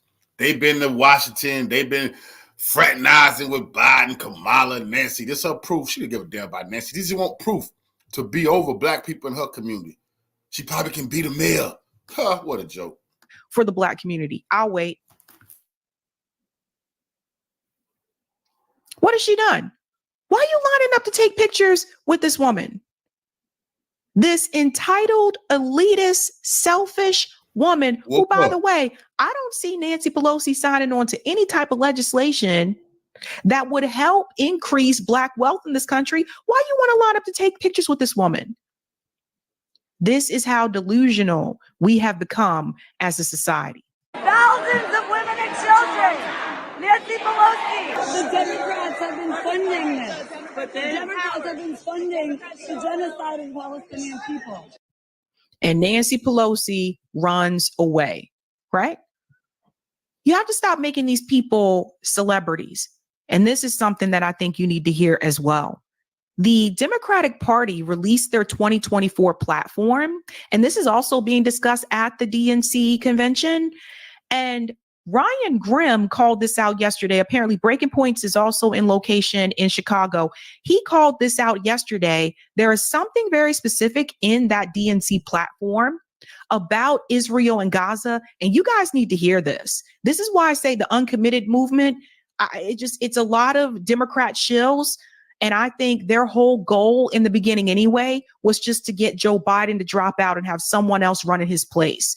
I think, and I called it from the beginning, I believed that they had every intention to continue to support the Democrats in the general. That's why it didn't make sense for me when they said just uncommitted through the primary. That was a big red flag that, oh, so they're going to support the Democratic Party in the general. Listen to this. The DNC platform for 2024. So the platform was released today. Yes. You can find it on my Twitter feed. I have a link to it there. Starts on the Israel-Palestine part starts on page 83, and it reads as if AIPAC wrote it. Really? Yeah. Interesting. This part that jumped out at me here, they have a one-sided condemnation of conflict-related sexual violence aimed only at Hamas, which is taking now this, like it was done a couple weeks ago, but still it's now being published in the context of the Knesset having an open debate about whether the acknowledged rape of Palestinian detainees is legally okay or not. Right. Not a So do you guys hear this? question whether it happened, right, but whether it actually is okay and good that it was done. In that context, to only call out Hamas is a huge slap in the face. But separate from that, it just goes on and says that the Palestinians are the ones who don't care about a two-state solution. In the context of the Israeli government explicitly, legally, officially, repeatedly saying they do not support a two-state solution, the DNC platform says it's the Palestinians that are the obstacle to it. That is 100%. I looked at it myself. Okay, that is the Democratic Party platform for 2024. Kamala Harris is signing off on this too. So when Kamala Harris tells you we need a ceasefire and we need a two-state solution, the party platform is saying the opposite. The party platform is blaming everything on the Palestinian people. No mentioning, or not that I saw, no mentioning about the sexual abuse that is happening to Palestinians in the detention centers. None of that. All of that rhetoric under Israel, that Israel-Gaza section, they're blaming everything on the Palestinian people. This is why I told you guys, you cannot take these politicians at their word. Remember, they're campaigning. They're just trying to get people to come out and support the campaign. So you can't take them at their word. You have to look at their actions. And Democrat Party leadership has approved that rhetoric. So that is what Kamala Harris is going to go along with, because if she doesn't, they'll get rid of her too. That's how they work. We've seen it happen before. I recommend that everyone take a look at that. Everyone take a look. You can Google it. Democratic Party platform 2024. Take a look at it. It's very telling.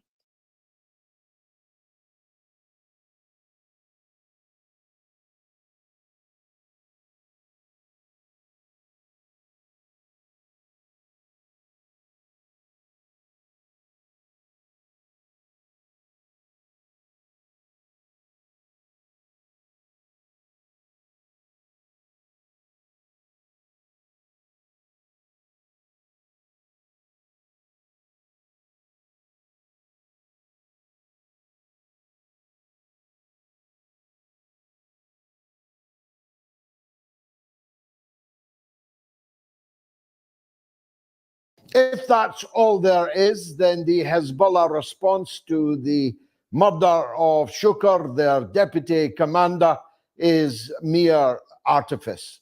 If that's all there is, 340 drones instead of 3,000 ballistic missiles as frequently trailed, then Israel will definitely be able to live with that. And the early signs are that they are prepared to do so. The leader of Hezbollah, Said Hassan Nasrallah, has said that they will decide whether to attack again once they see how the attack today took place, if it was successful or not. We'll never know that from the Israeli side, because they have imposed an almost blanket military censorship over any footage of any damage done by the 340 Hezbollah drones. But it's not likely that the damage was to civilian areas. It's not likely that the damage got more than 10 kilometers away from Tel Aviv. It's not likely that anything hit the most strategic of Israeli targets, which calls into question whether or not there was a negotiated end to this front. Not an end to the front altogether, because Hezbollah have promised to fire on Israel every day, because their overarching goal is the liberation of Palestine, the relief of the people of Gaza. But it may very well be that there has been a coordinated end to the particular casus belli of the murder of Mr. Shukr in Beirut. We'll know when we see the response from the other 2 or maybe 3 participants in the Axis who have promised to respond to the ongoing crimes and atrocities of the Israeli government. The first of those is quite likely to be from Yemen. Yemen, which defeated the US Navy, the US Navy's words, not mine, and which has got the EU and the UK navies all tied up with nowhere to go in the Red Sea, may very well have a determination greater than that shown by Hezbollah earlier today. It may very well be that the main retaliation comes from Yemen. Yemen have promised that they are cocked and ready to fire, and we'll see what happens next. But the big enchilada, of course, as always, is Iran. Iran have promised so many times that the clock is ticking, that the engines are burning, that the propellers are turning, that it would be a major, major loss of face for Iran if its response was not of a significantly more important order than that Hezbollah delivered today. And I still expect that to happen. Or there may have been behind the scenes all kinds of promises made and negotiations haggled over that neither you nor I know about. But we will know when we see the targets, when we see the quality, when we see the quantity of the ordnance that lands on Netanyahu's head in the next 24, 48, 72 hours or so. If we're lucky, there'll be no broader Middle East war. If we're lucky, the Abraham Lincoln aircraft carrier, which now sits just off Iran, will not be used. If we are lucky, the Marines will not land on the beach in Beirut. If we're lucky, the balloon will not go up and World War III will not take place in the Middle East, at least. Indeed, it has become very much more likely that that balloon will go up in the Ukraine. In the Ukraine, proxy conflict between NATO and the Russian Federation. And I'll be turning at some length to that over the course of the show this evening with one of the most important English-speaking guests available in Russia by a country mile, Che Bose, the Irish man who knows everything there is to know about what's going on at the front and what's going on in the Kremlin. So let me move to France. I don't mean actually move to France. If I was ever thinking of doing that, then today's events are a salutary reminder that that would be a bad idea. First of all, Macron has carried out a coup against the French Republic, a coup against the French Constitution.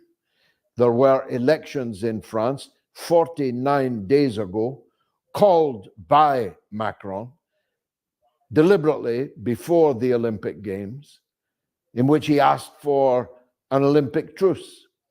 He called those elections after the severe drubbing that his party received from the National Front leader, Marine Le Pen.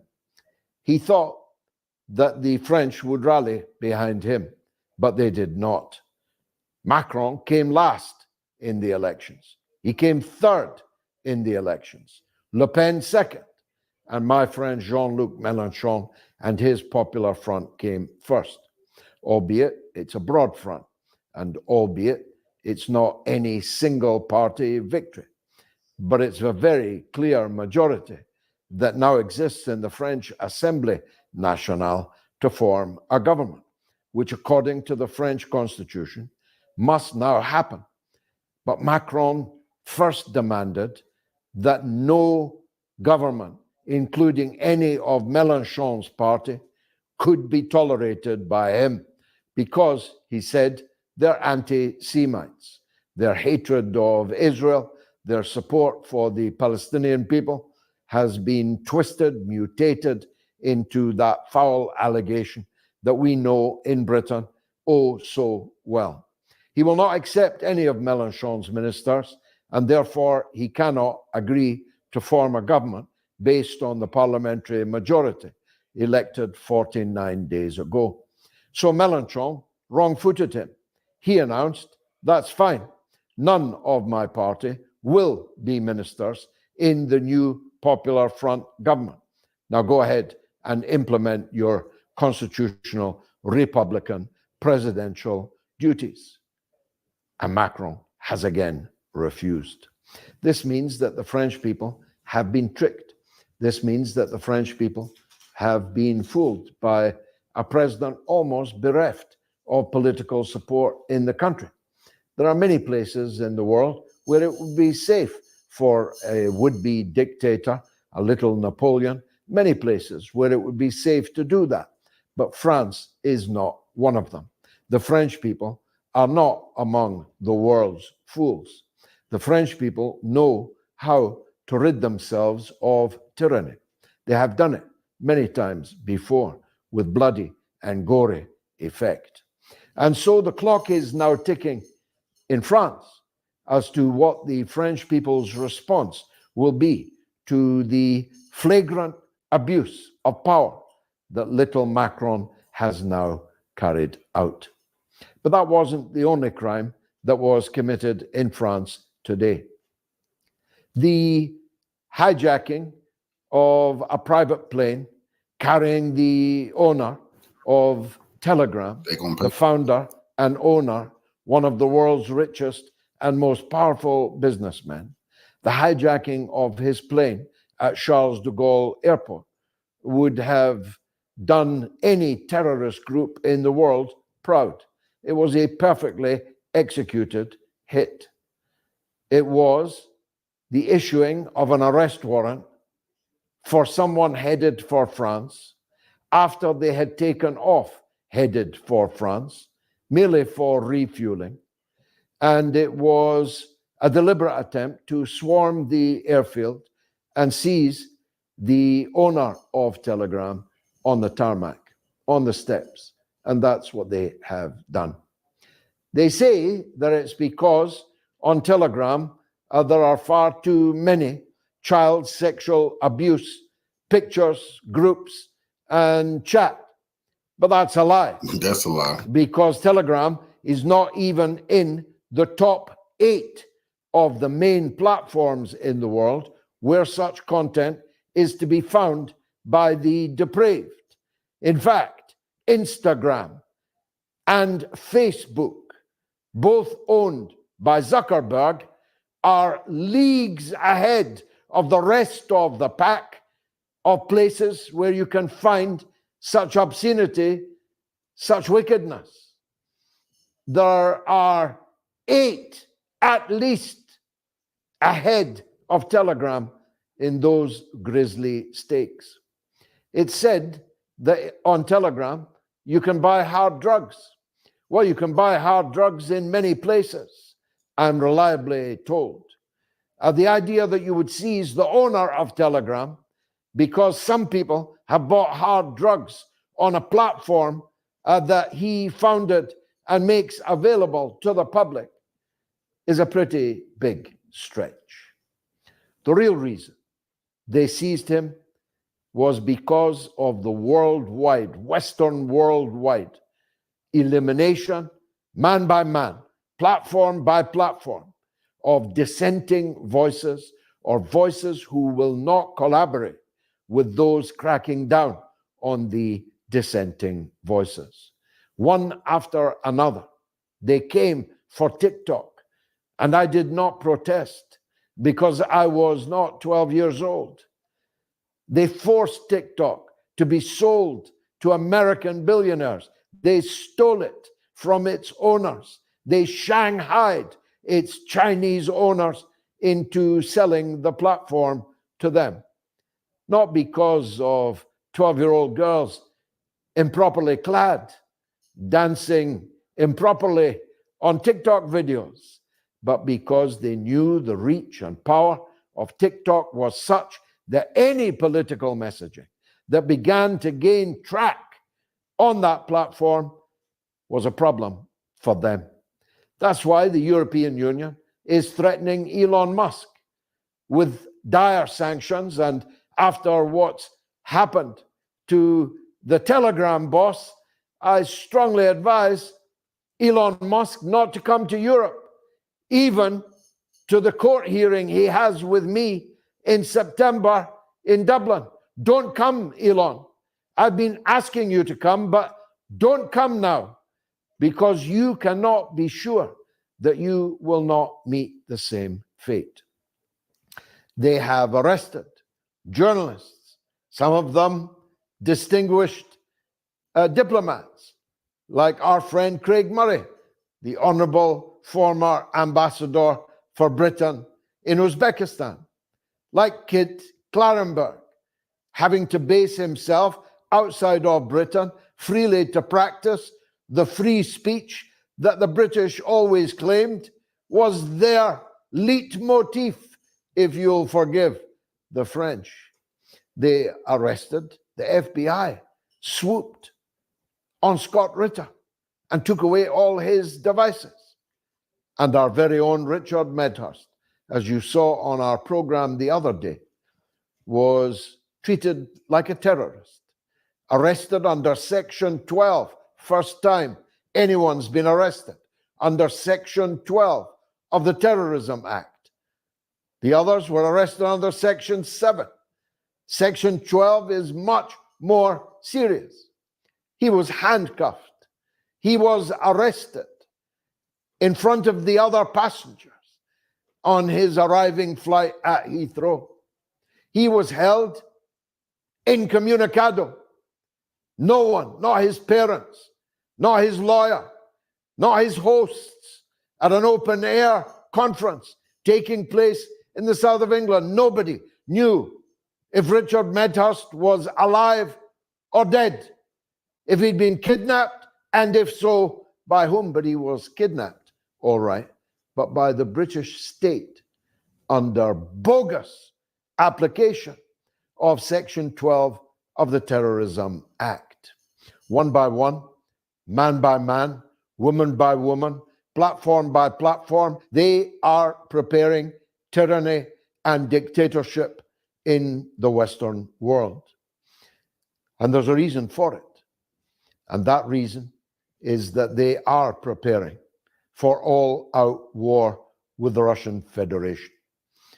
I picked up a book in Waterstones the other day by a woman who should know, and I'll show you the book later in the program. It is the nearest thing you're going to get before the blast as a picture of what will happen if this war that we are involved in with Russia turns nuclear. You'd be well to read it fast, because it may be coming our way very much quicker than we expected. The threat by Zelensky today to fire NATO-supplied rockets at St. Petersburg and at Moscow is a threat which can only be described as a harbinger of World War III. If NATO weapons rain down on Moscow and on St. Petersburg, with some of the Western governments pretending they never authorized that, but the British government up to its neck in that, then there's no holds barred. There wouldn't just be pressure on Putin to step up the war. There would be an irresistible force brought to bear on him to activate Russia's nuclear protocols, which are plainly, shortly, any existential threat to the existence of the Russian Federation, allows a first use of nuclear weapons by the Russian armed forces. And firing on the capital and on the former capital of Russia with NATO weapons very definitely constitutes that. The madcap invasion of Kursk by Zelensky has failed. 5,000 more young and old Ukrainian men and women have lost their lives in a public relations stunt. The forces that invaded Russia have been surrounded, crushed, destroyed. The German tanks that rolled into Kursk for the first time since the Red Army's victory in 1943, which turned the tide of the Second World War exactly at Kursk, have been destroyed. 24 German Leopard Panzers entered Russia in 2024. 20 of them have already been destroyed. But the wreckage will not be confined to the province of Kursk. It is now ineluctable that the maximum war aims of Russia be prosecuted until success. The Donbass is practically completely liberated, but other places stand out like a sore thumb. The sorest of those is the most Russian of all cities, the city of Odessa. The sore thumb of hundreds of thousands of Russian people in Transnistria, stranded between a hostile NATO, nativist Romania and the dictatorship of Zelensky in Kiev cannot be left surely marooned, only to be destroyed between these two revanchist forces. Transnistria will have to be liberated. Odessa will have to be liberated. The former idea of a negotiated settlement based on Russia keeping what it holds, Ukraine keeping what Russia doesn't hold, and remaining a naval power, remaining a power with access to the seaboard at Odessa, is surely now dead and buried. With the hundreds of thousands of dead Ukrainians and Russians who have all died for NATO, all died for Joe Biden and the succession of British prime ministers, all died for little soldier Schultz, all died for little Emperor Macron. No one will be able to forgive what's happening in Kursk, in Ukraine, what's happening at the Al-Aqsa hospital this evening, what's happening in the Khan Yunis refugee camps, in the tiny areas to which hundreds of thousands of defenseless refugees are cascading from one place to the other on a daily basis, starving, dying of thirst, and now dying of polio. The first confirmed 10-year-old child died from polio in Gaza yesterday. The polio spores will not be restricted to the Gaza Strip. The war in Ukraine will not be restricted to Ukraine. We're about to talk to a very important American guest about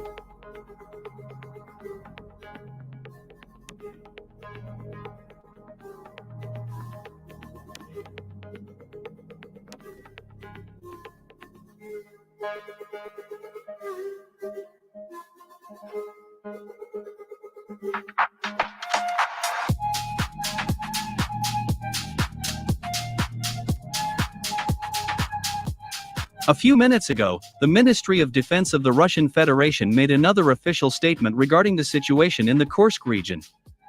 So, according to the Russian military department, the situation in the Kursk region is under the full control of the Russian armed forces. Over the past 24 hours, the Ukrainian armed forces have made several attempts to break deep into Russian territory. However, having suffered heavy losses in manpower and equipment, the units of the armed forces of Ukraine were forced to retreat.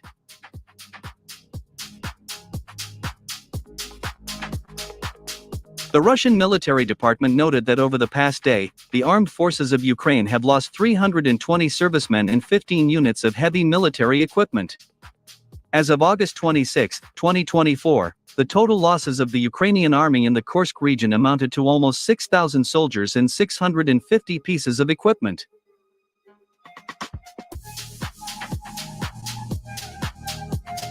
According to war correspondents, despite the numerical superiority of the armed forces of Ukraine in manpower and equipment, the Russian troops managed to build a fairly effective and powerful line of defense in the Kursk region.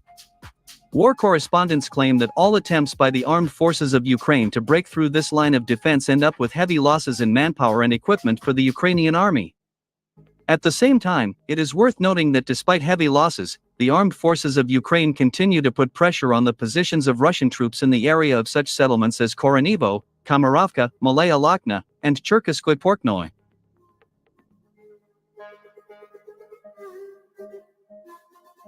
In addition, Russian troops almost completely destroyed all the sabotage and reconnaissance groups of the armed forces of Ukraine, which managed to penetrate deep into Russian territory.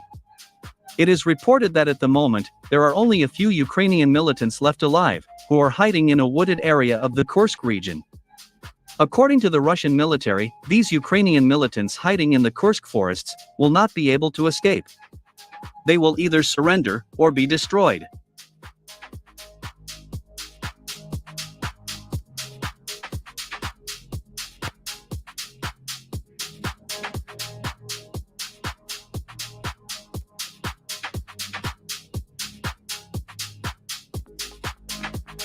War correspondents and independent military journalists claim that Russian combat aviation and artillery are operating nonstop in the Kursk and Sumy regions, claiming hundreds of lives of Ukrainian soldiers every day.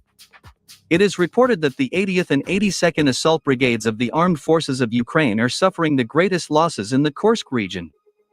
In the last 48 hours alone, as a result of the use of guided aerial bombs of the Fab family by Russian combat aviation, about 120 soldiers of the 80th and 82nd Assault Brigades of the Ukrainian Army have gone missing.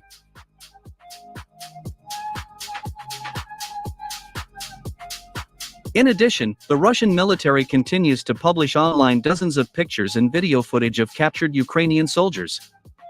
At the same time, it is worth noting that the Ukrainian and Western media try not to talk about the heavy losses of the armed forces of Ukraine in the Kursk region. Moreover, they call the footage of captured Ukrainian soldiers staged, allegedly made by order of Kremlin propaganda.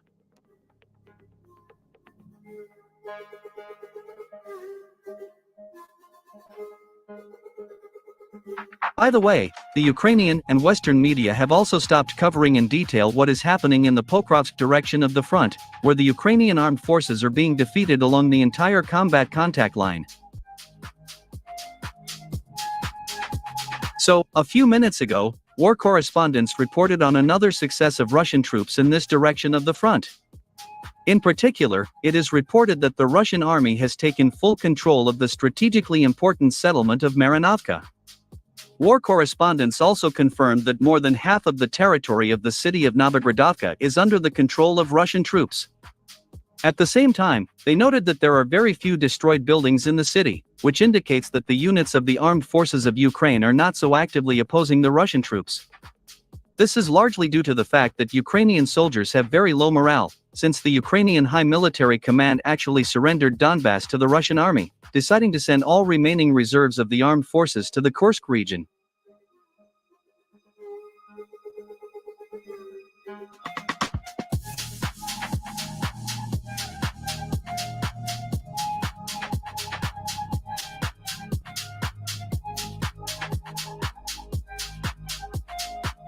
The situation of the armed forces of Ukraine in the city of Seladovo also continues to deteriorate rapidly. It is reported that Russian troops approached the outskirts of this city at a distance of 1,500 meters. At the same time, war correspondents confirmed that the Ukrainian army units in this city also remained without reserves. It is reported that these Ukrainian units will also be unable to hold back the advancing Russian forces.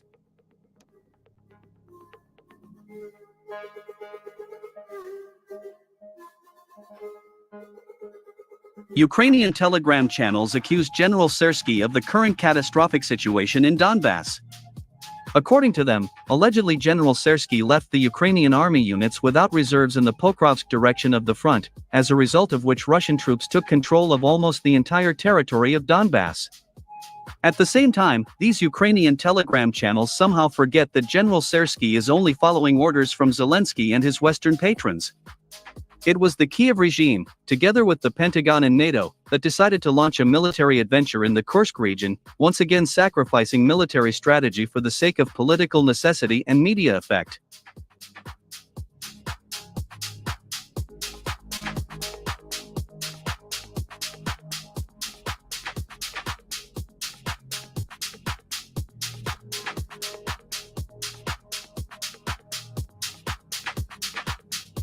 Meanwhile, on the night of August 25, 2024, Russia launched a massive missile and bomb attack on the infrastructure of the armed forces of Ukraine, located in the Kharkiv, Nikolaev, Kherson, Sumy, and Donetsk regions.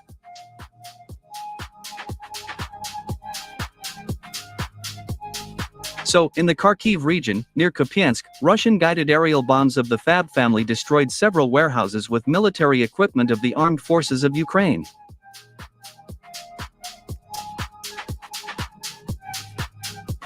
In the Nikolaev and Kherson regions, Russian cruise missiles hit and destroyed command posts and missile launchers.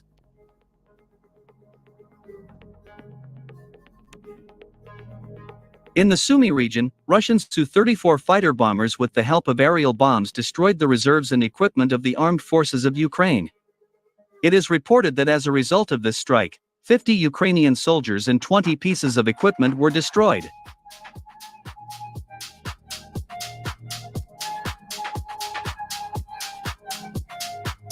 In the Donetsk region, in the city of Kramatorsk, 2 Russian Iskander-M ballistic missiles hit a local hotel. Sources in the Russian military department noted that this hotel was the place of temporary deployment of foreign mercenaries, who were preparing to be transferred to the Kursk region. It is reported that these were newly arrived Polish and French soldiers.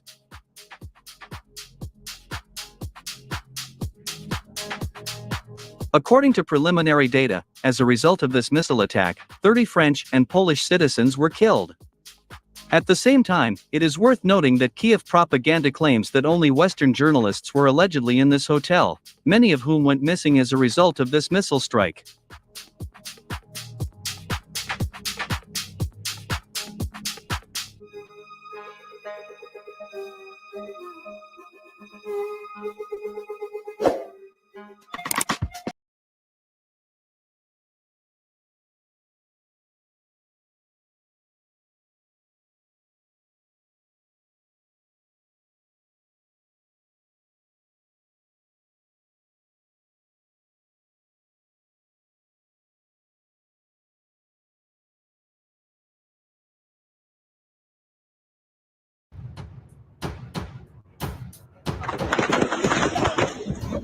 So Putin rained hell on Ukraine today, all over Ukraine, a little bit of everywhere.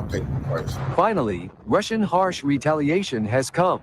This morning, August 26, 2024, the Russian armed forces launched a massive thunderous strike across Ukraine with high-precision weapons against critical energy infrastructure that ensures the operation of the complex, the Ministry of Defense of the Russian Federation said.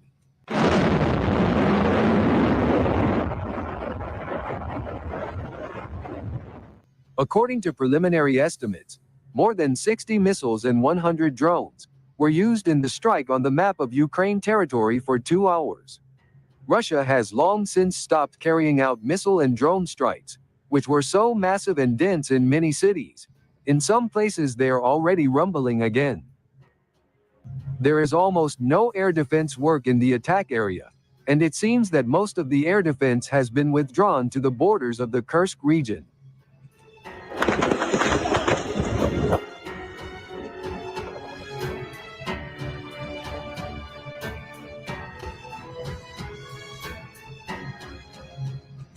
Videos are circulating on the internet filmed by local residents.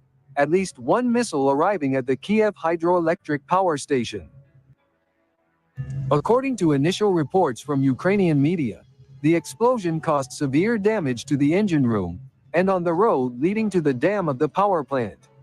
Earlier, authorities reported that traffic along the dam in both directions was blocked at least until lunchtime. Emergency power outages began after the strike. According to the analysis, the attack was only a warning and pressure on Kiev officials. If Russia really wanted to destroy it completely, they would have used Kinzhal missile, or at least 4 cruise missiles.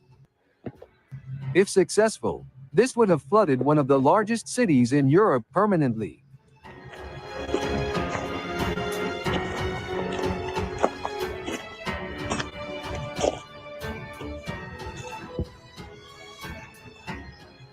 According to preliminary estimates at the moment, several explosions were heard in Kiev, including at Zhuliany Airport, and at least 10 regions were targeted. The water supply in Zhytomyr has been completely stopped after a strike at an electricity distribution station. The Usatovo substation, an important electricity distribution center in the Odessa region, was burned down. 4 arrivals were recorded and thick smoke was seen rising, causing a power outage. In addition, at least 30 trucks were burned down as a result of shooting at a motor transport company near Odessa. Many regions of Ukraine are experiencing widespread power outages, railway infrastructure is down, and water supplies are also cut off. The list of targets will be long, and there is no rush to conclusions.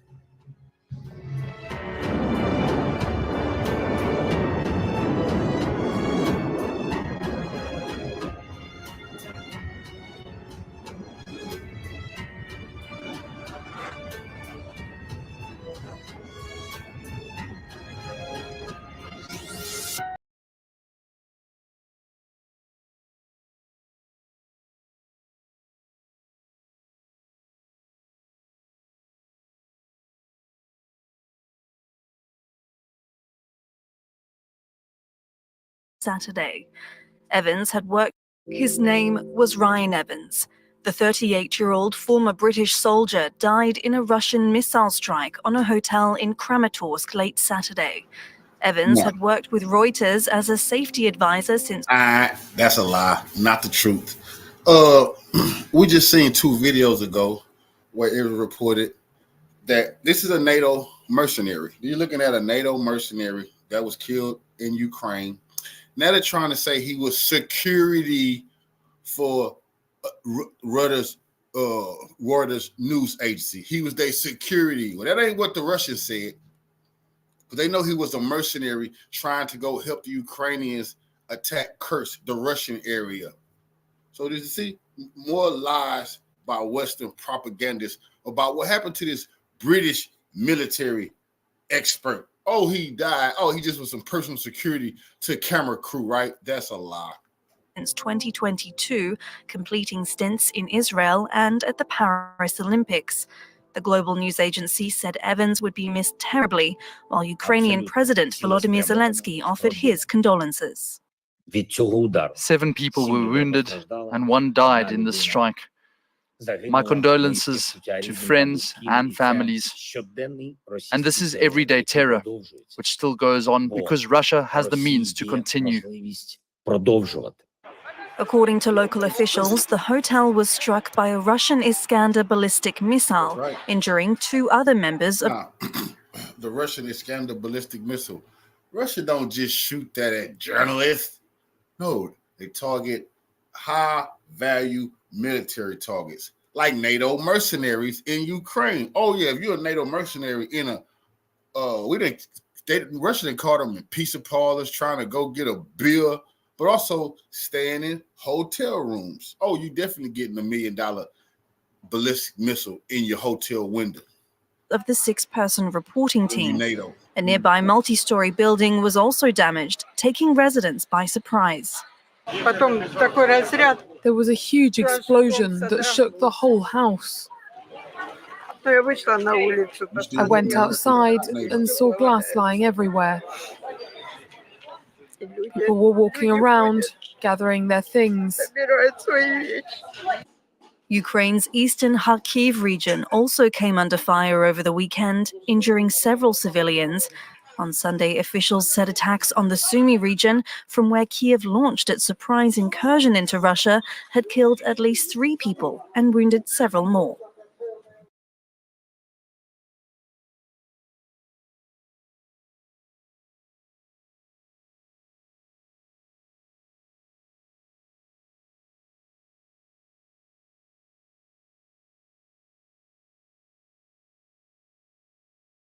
Of terror, let's ask Daria Dugina what she feels about terror, or Vladan Tatarsky maybe, or many others that have been at the receiving end of this Ukrainian Pravda. Hello, my friends, and welcome back to another episode.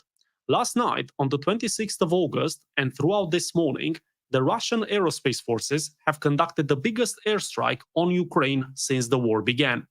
At the beginning of this episode, we're just going to go through what happened and what the consequences are, And then towards the end of the video, I just want to give you an update from the Pokrovsk front. So what we're going to start with, I'm going to put a map on the screen, which is basically the Ukrainian map. But the reason you see it in red is because that's where the airstrikes have happened. So virtually every single region. Also, for those of you who are not watching, but just listening, I'm going to read you out loud the areas that have been attacked. So there we go. Mirgorod, Kharkov, Kryvyi Rog, Kremenchuk. See, now Zelensky and NATO, they brought this upon themselves. Look at that. That's everywhere in Ukraine. Got explosions.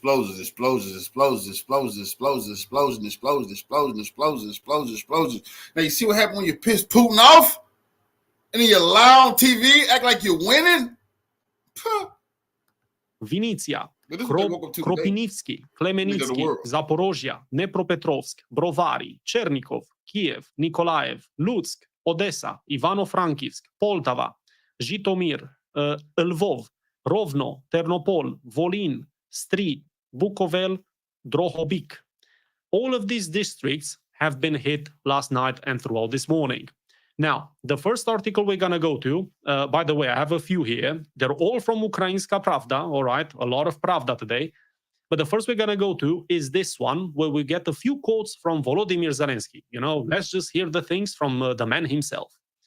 Russian attack on Ukrainian energy sector, over 100 missiles and 100 Shahid UAVs launched, says Zelensky. Quote, it was one of the most devastating attacks, a combined one, more than 100 different types of missiles, as well as approximately 100 Shahid UAVs. And like most previous Russian strikes, this one is equally despicable as it targets critical civilian infrastructure in the majority of our regions, from Kharkiv and Kiev to Odessa and western regions. Unfortunately, there are fatalities. My condolences to all families and friends. There are dozens of wounded people and everyone is getting the help they need. Well, that last part, when he says condolences to the families, that's the only part of what he says there that I agree with. Human loss, the loss of life, is always the biggest tragedy of any war beyond any sort of economic repercussions. With that said, he's also very duplicitous. You see, what was the reason? What was the point of all the of all the sanctions on Russia when the war began and everything else that followed since? I'll tell you exactly what, but I think you already know it. It was to put pressure on the Russian people in a hope that they would rise and overthrow Vladimir Putin. That was the gist of it. They didn't care that they're going to make the life harder in the short run for the Russian citizen. They just said, oh, this is not directed to the Russian citizens. Oh, this is directed at the Russian oligarchy, which we all knew it was BS. It was always about the Russian citizens making their life harder in order to hopefully overthrow Putin. Obviously, that didn't happen, and now they have to reconsider.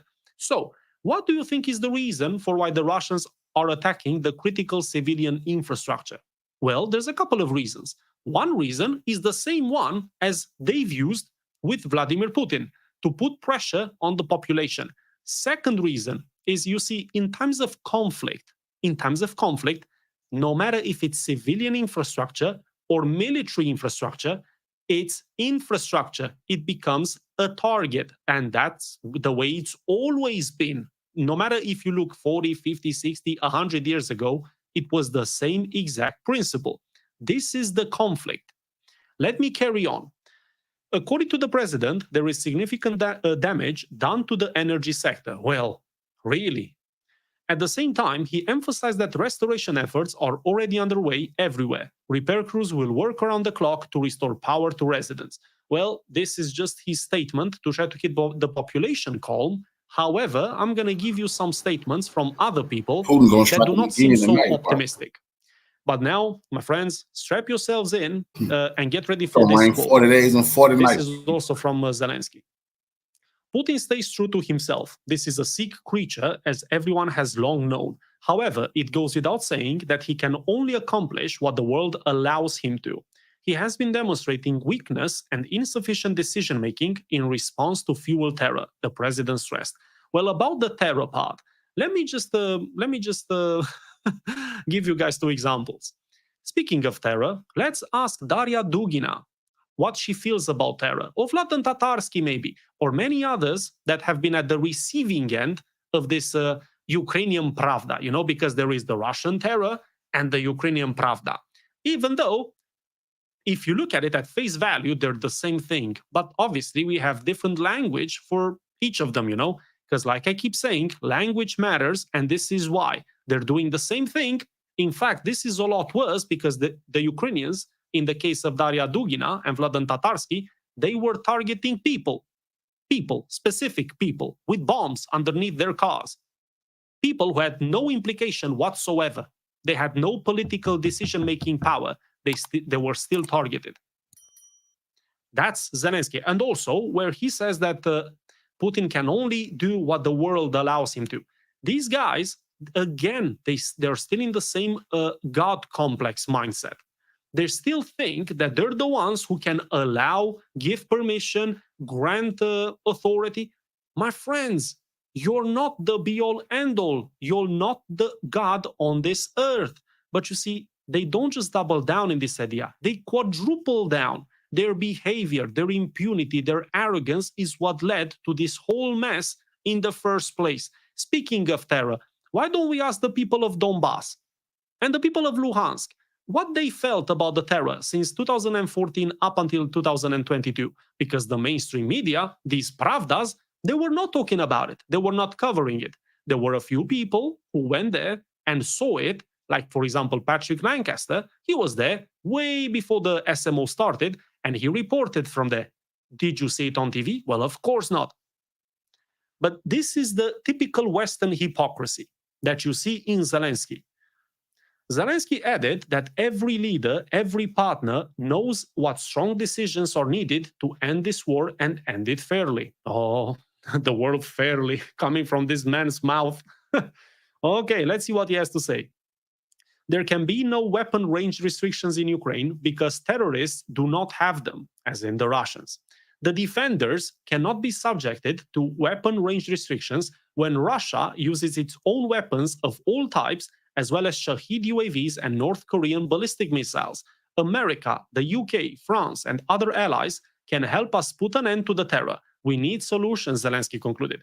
Like I keep saying, my friends, this guy is trying to escalate it further and further and further. He knows that unless something dramatic changes by November, he's a goner. That's why he's taking every single opportunity he has to try to put pressure on the UK, on the US, on Germany, on everyone, anyone, just to go in.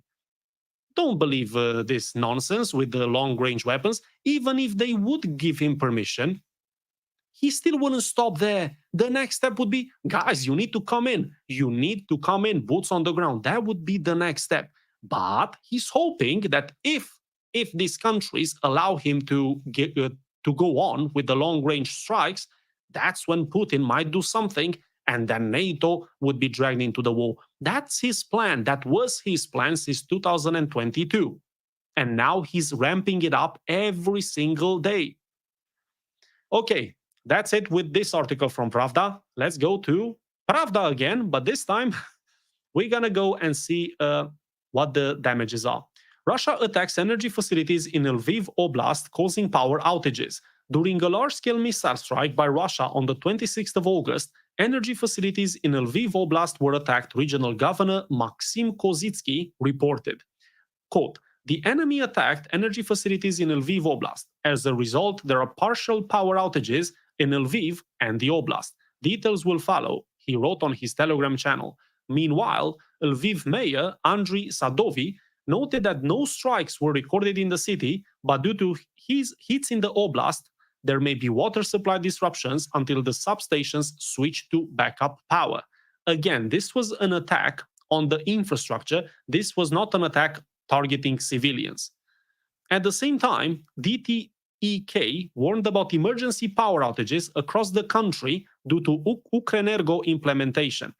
This was a big strike. This was a big strike that was targeting the power grid. That's essentially what it was. Speaking of the power grid, I just want to make a quick detour. You know, there's a spat, an ongoing spat between Hungary, Slovakia, and the EU.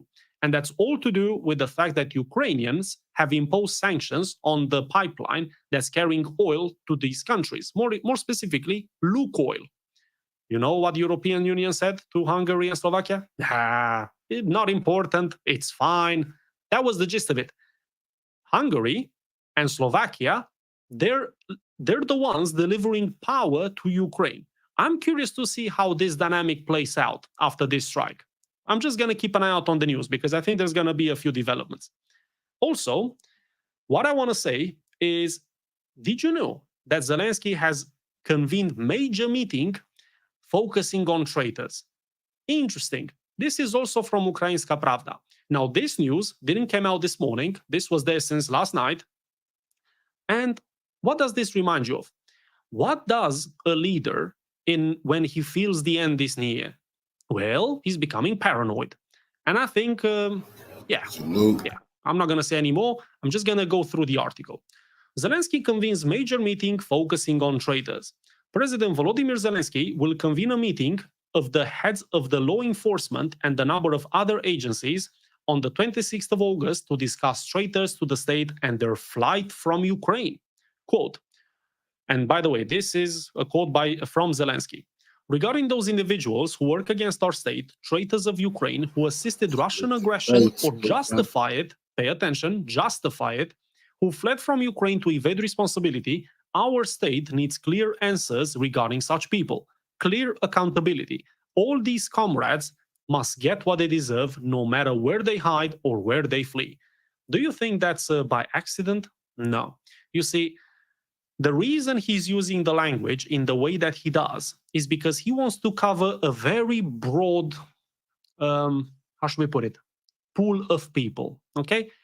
What I understand from there is that, say, for example, if you're a Ukrainian, but you have, let's say, more that you sympathize with the Russians, you said something positive about the Russians, well, now you're a traitor. If, for example, you were a Ukrainian soldier, you didn't care about any side, you just wanted to get out of Ukraine just to avoid the war, well, I think you also fall under Zelensky's new traitor act or whatever he's about to do. When people get boxed in a corner, when they feel the end is near, they become paranoid. And I think this is exactly what we're seeing right now. Now, my friends, I'm going to put the live map of war on the screen just so you can have a look at what the situation is. Keep in mind that this is a pro-Ukrainian map, so whatever the Russians do on the battlefield, you're not going to really see it on the map until maybe 1 or 2 days later, because they need to confirm it from 1,000,001 sources before they finally disclose the information to you. But the reports are that the Russians have just taken over Kalinovo, and now they're heading towards Memrik. Both of these settlements, just to put things in context, are estimated to a pre-war population of around 3,000 inhabitants. What I found it very interesting, or maybe I shouldn't be surprised, is that the Russians, let me zoom out of the map just a little bit. So if you take a look, see where Pokrovsk is. If you look, there's quite a few settlements down south of Pokrovsk. From what I'm noticing here, it looks like there could be another potential cauldron, and maybe the Russians are trying to take all of these settlements before they finally make their move towards Pokrovsk. Because if we look down here, once these ones falls, for example, Selidove, this one is the biggest settlement out of all of them yet. It's going to be interesting what's going to happen, but one thing is clear. The Russians don't seem to be deterred by the Kursk incursion of the Ukrainians. They're containing it as best as they can without taking any sort of major losses in terms of manpower and land. All the while, they're focusing extremely hard on this Eastern Front. My friends, I will bring you an update as soon as we're going to have one. But until the next time, take care and bye-bye.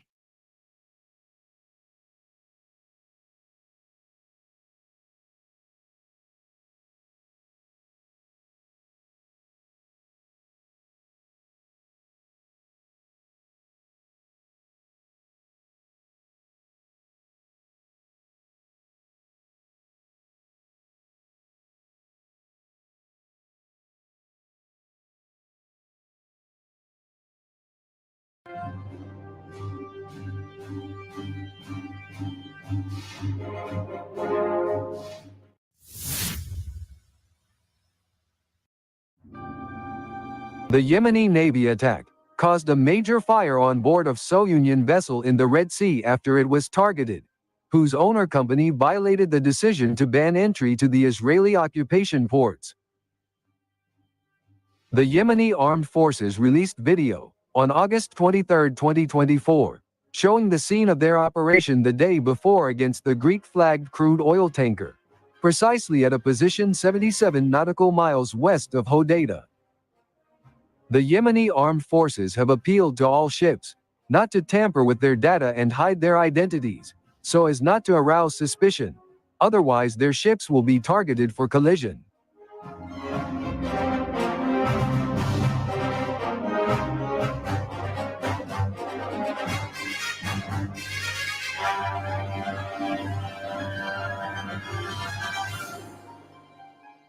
The shipping lanes in the Red Sea are completely safe, except for ships linked to Israel, America, and Britain.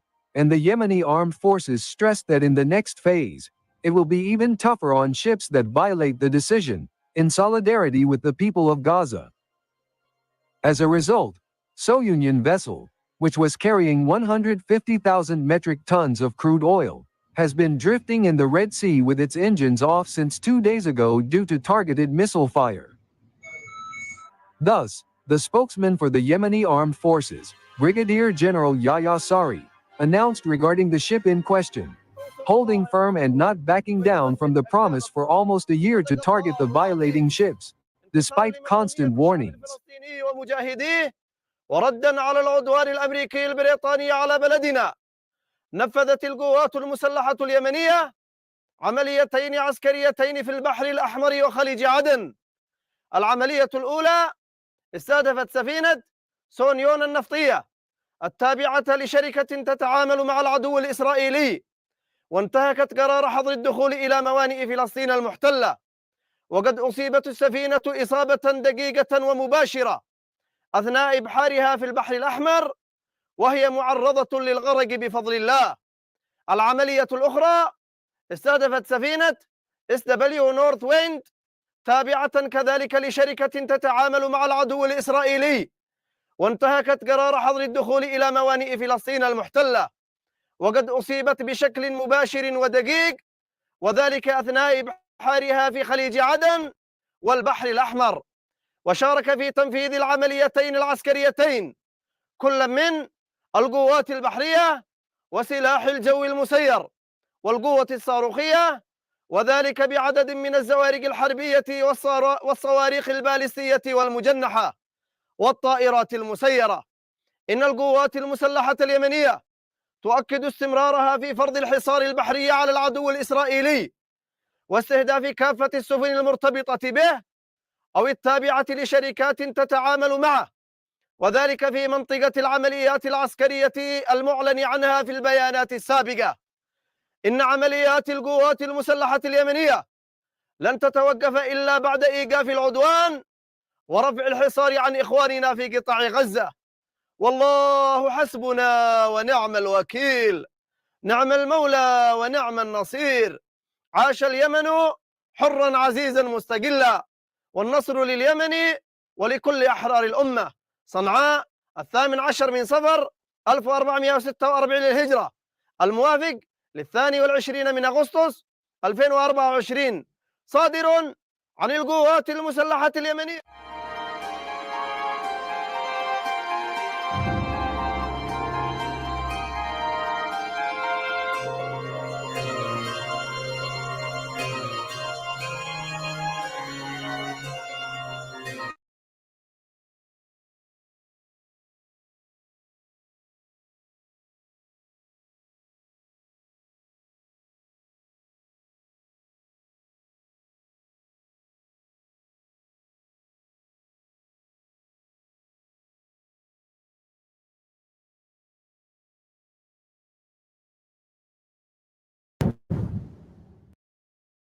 In a significant escalation of hostilities, Israel has faced a massive missile strike from Hezbollah, targeting infrastructure and military installations deep within its northern sector.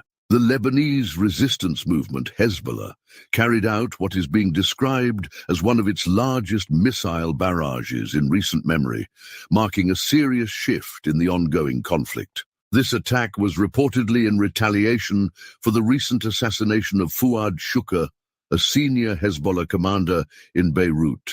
The strike has raised tensions further in a region already on edge, with speculation that this might be a precursor to even larger-scale retaliations, potentially involving Iran, following the assassination of Palestinian political leader Ismail Haniyeh in Tehran. Over 300 rockets and drones were launched from southern Lebanon into northern Israel early Sunday morning, according to reports from Israeli media. The ferocity and scale of this attack underscore Hezbollah's capability and determination to strike deep into Israeli territory. The Lebanese group, in a statement, declared this as the beginning of the first phase of its response to Shukr's assassination, suggesting that this might only be the start of a prolonged confrontation. They emphasized that their operations would unfold over time, with more detailed objectives to be disclosed later. The repercussions of the attack were immediate and severe. Ben Gurion International Airport, Israel's primary gateway, was temporarily closed, with all flights in and out of the country suspended. This shutdown, though brief, demonstrated the vulnerability of Israel's critical infrastructure during such large-scale assaults. Israeli media also reported that dozens of rockets had struck within the occupied territories, causing disruptions and sparking widespread fear among the population. In addition to the physical damage, the attack also had significant impacts on daily life in Israel. Educational institutions, particularly universities in the north, swiftly cancelled their activities in response to the escalation. Tel Aviv University suspended exams, while the Technion and University of Haifa called off all campus activities. Similarly, Ono Academic College in Haifa moved classes online and postponed exams. These measures highlight the pervasive sense of insecurity that now grips the country as citizens brace for the possibility of further escalation. Hezbollah's missile strikes are not an isolated incident, but part of a broader campaign that has intensified over the past year. Since early October last year, the group has been regularly targeting Israeli military positions, particularly in retaliation for the Israeli regime's operations in Gaza and southern Lebanon. This sustained campaign of rocket and drone attacks has kept the Israeli Defense Forces, IDF, on high alert, straining their resources and putting immense pressure on the Iron Dome defense system, which, while effective, has been pushed to its limits by the sheer volume of incoming fire. The current escalation represents more than just a military confrontation. It is a symbolic challenge to Israeli dominance in the region. Hezbollah's willingness to launch such a large-scale attack, despite the risk of provoking an even harsher response from Israel, signals a broader strategy that may involve coordinating with other regional actors, such as Iran. The killing of senior leaders like Fuad Shukr and Ismail Haniyeh, both highly influential within their respective organizations, could serve as a catalyst for a wider conflict, drawing in other players from across the Middle East. The recent escalation between Hezbollah and Israel marks a significant turning point in the ongoing conflict, with over 11 Israeli military bases reportedly struck by the Lebanese resistance movement.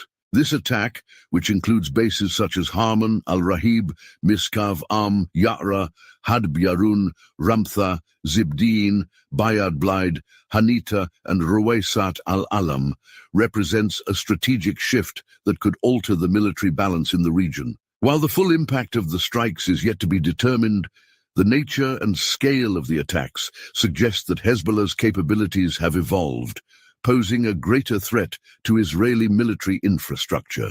Harman Base, for instance, is a key installation in the Golan Heights, a region that has been a flashpoint for decades. Damage to this base could impact Israel's ability to monitor and respond to activities along the Syrian and Lebanese borders. Similarly, the strike on Al-Rahib base, which plays a crucial role in supporting Israel's ground operations in the northern region, could disrupt the Israeli Defense Forces, IDF, operational readiness. The geographic spread of the targeted bases ranging from Had Yarun and Yara near the Lebanese border to Hanita and Ruwaysat al-Alam illustrates Hezbollah's intention to challenge Israel's control over the entire northern frontier. This could stretch Israel's military resources thin, forcing it to defend multiple fronts simultaneously, and possibly leading to a reallocation of forces that could weaken its stance in other strategic areas. Scott Ritter is a former Marine intelligence officer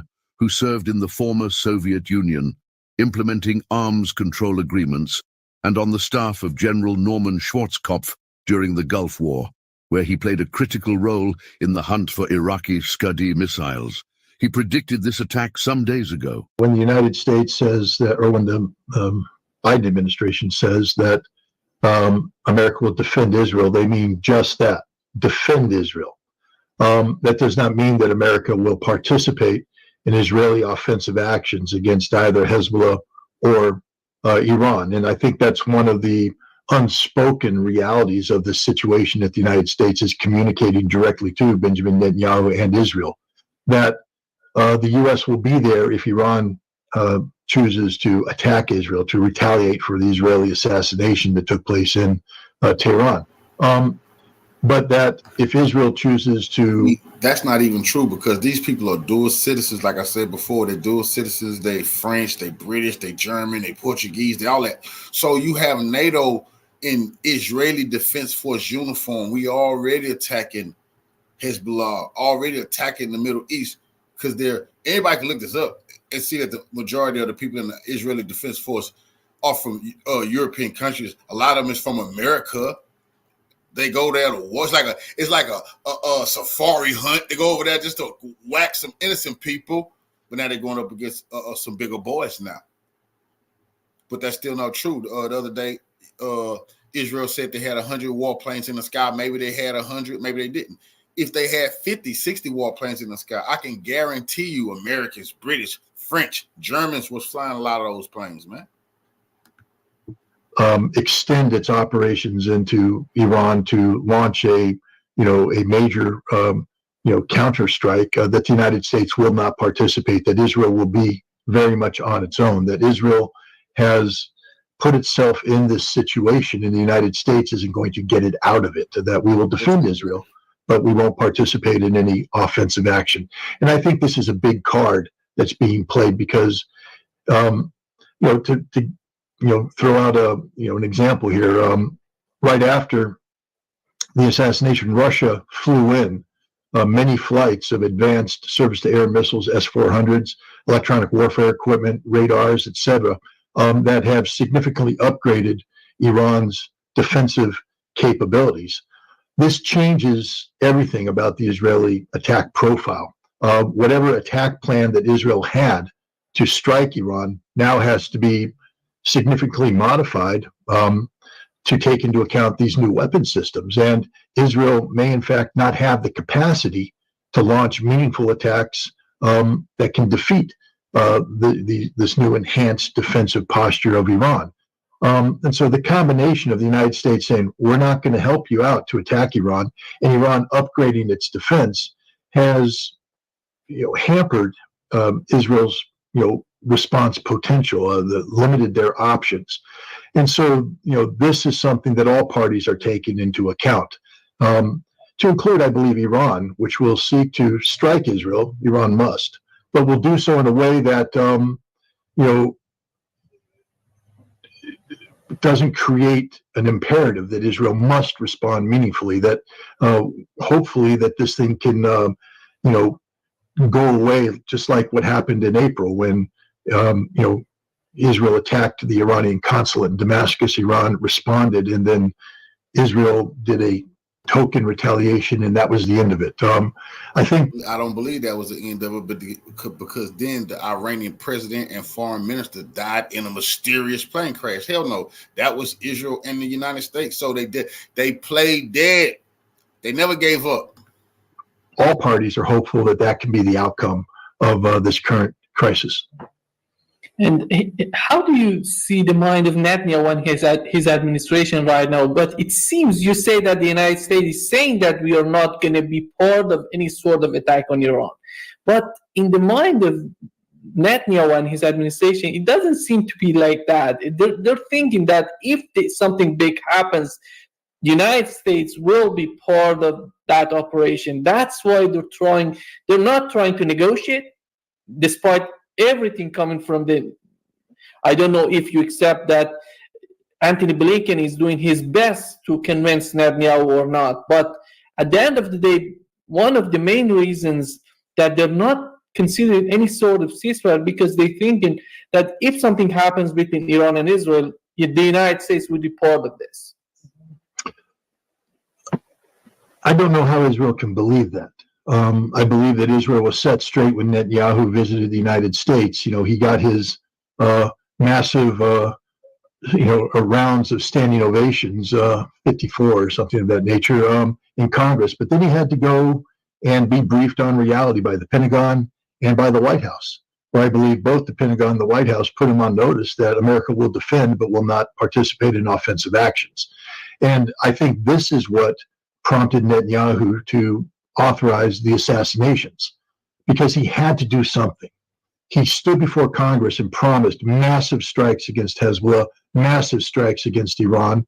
But when he was told that this was impossible because the United States wouldn't respond, he didn't back away. He simply refocused his efforts, carried out these assassinations, which were terribly provocative, terribly provocative. The United States could not have been happy with this, but it allowed Netanyahu to posture and say, I am the national security prime minister. I am the leader of Israel that's capable of carrying out these decisive strikes. I have sent a signal to Hezbollah, Hamas, and Iran that Israel will not be trifled with. So he gained, some political ammunition domestically by doing that. And that, when combined with the fact that the United States Congress anointed him as the ultimate Israeli leader that America relies upon, I think positions him to be able to consider to enter into negotiations about a ceasefire. But Netanyahu is not just going to roll over. He is looking to maximize his political viability. He has to be careful, because if he accepts a ceasefire that is seen as surrender by his coalition, then his coalition collapses and he may not stay on as prime minister, even though he has the American flag wrapped around his shoulder. So he is going to continue to play this very dangerous game of escalation management, up until which time either he gets a deal that's acceptable or he reaches the end. And the danger here is that if he pushes it too far. Revolutionary salute to Memphis for the donation to the war chest. Revolution is a way of life. Absolutely appreciate the love, family. One love, salute. Then you get an Iranian retaliation. Then you get a Hezbollah retaliation. Then you get a regional war. And that's an option that nobody wants. And as you mentioned, do you think that part of this is a strategy on Iranian strategy toward considering the response that they're going to have? Do you think that because of the way that they're thinking that these negotiations that are going on between the United States and Israelis in order to have a political settlement, do you think Iran is still hoping that it's going to have something coming out of these negotiations, or that's why they're just not attacking Israel right now? They didn't respond so far. And because everybody's asking why Iran is taking too much time to respond. Well, what are Iran's strategic? Hezbollah just spoke on that yesterday, or late last night or early today. It might have been yesterday because I was able to hear it and I ain't hear that today. That is true. The reason that they hadn't already started to give Israel a big smack in the face, because they wanted to show the world the U.S. was never planning on getting no peace agreement, no ceasefire. That's all lies. They're trying to drag the clock out, give Israel all the time they need. So they waited, and once again, peace negotiations fall apart. Okay, boom, they start attacking. Strategic objectives here. to be seen as a nation capable of responding to Israel militarily. They've already proven that. Iran is a nation that has a strategic objective not of defining its role in the Middle East through military supremacy. Iran's military power is meant to be a deterrence against outside aggression against Iran. Iran wants to be a geopolitical player that focuses more on its economic potential and its ability to leverage this economic potential into, regional, not dominance, but to be a player regionally. And the region we're talking about is not just the Middle East, but Eurasia. Iran is focused on BRICS, joining BRICS, preparing for BRICS. Iran is focused on the Shanghai Cooperation Organization. Iran is focused on a European Economic Union. Iran is focused on everything but war. It doesn't want a war. It's not seeking a war. You remember, Iran didn't ask for this crisis. This crisis was brought on Iran by Israel that opted to carry out an assassination in Tehran. And so now the question for Iran is, do we, go with our emotions and bomb and throw away all this potential we have of economic revitalization, geopolitical relevance, or are we patient? And do we play this thing out, managing escalation so as not to create a regional conflict that undoes decades of work that Iran has been involved in trying to position itself to be right where it is, a nation on the cusp of geopolitical relevance, reemerging into the family of nations as a major player. This is a role that Iran believes it deserves, it warrants, but it hasn't been able to achieve because of decades of sanctions and isolation. They now have the potential to break out of this. Do they really want to be dragged back down into the morass simply because people say we have to bomb Israel? I think Iran's playing this very smart. And I say the same thing for Hezbollah. Hezbollah is no longer just a resistance movement. It is a political party that plays a very important role in Lebanon. And Hezbollah has, invested a lot of political capital into getting to this position where the Lebanese people trust Hezbollah to do that which is right, not just for the Shia, not just for Hezbollah, but for Lebanon as a whole. So it's not in Hezbollah's interest to engage in a major confrontation with Israel that would drag Lebanon into this conflict and do tremendous harm on Lebanon at a time when Lebanon simply can't afford to have harm done to it. So again, Hassan Nasrallah is showing his maturity as a leader, a Lebanese leader who has regional geopolitics on the mind by not drastically escalating in response to Israel's provocation of the assassination in Beirut. Indicates a deliberate strategy to hit key military installations that serve as critical nodes in Israel's defense network.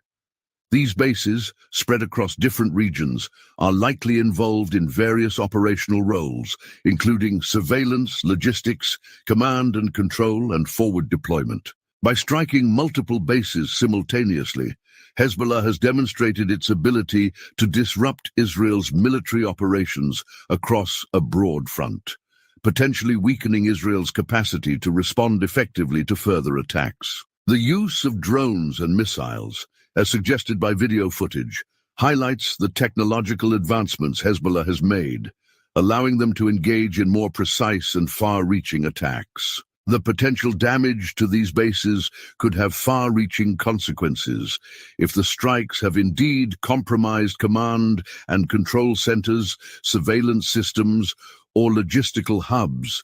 It could severely hamper Israel's operational readiness.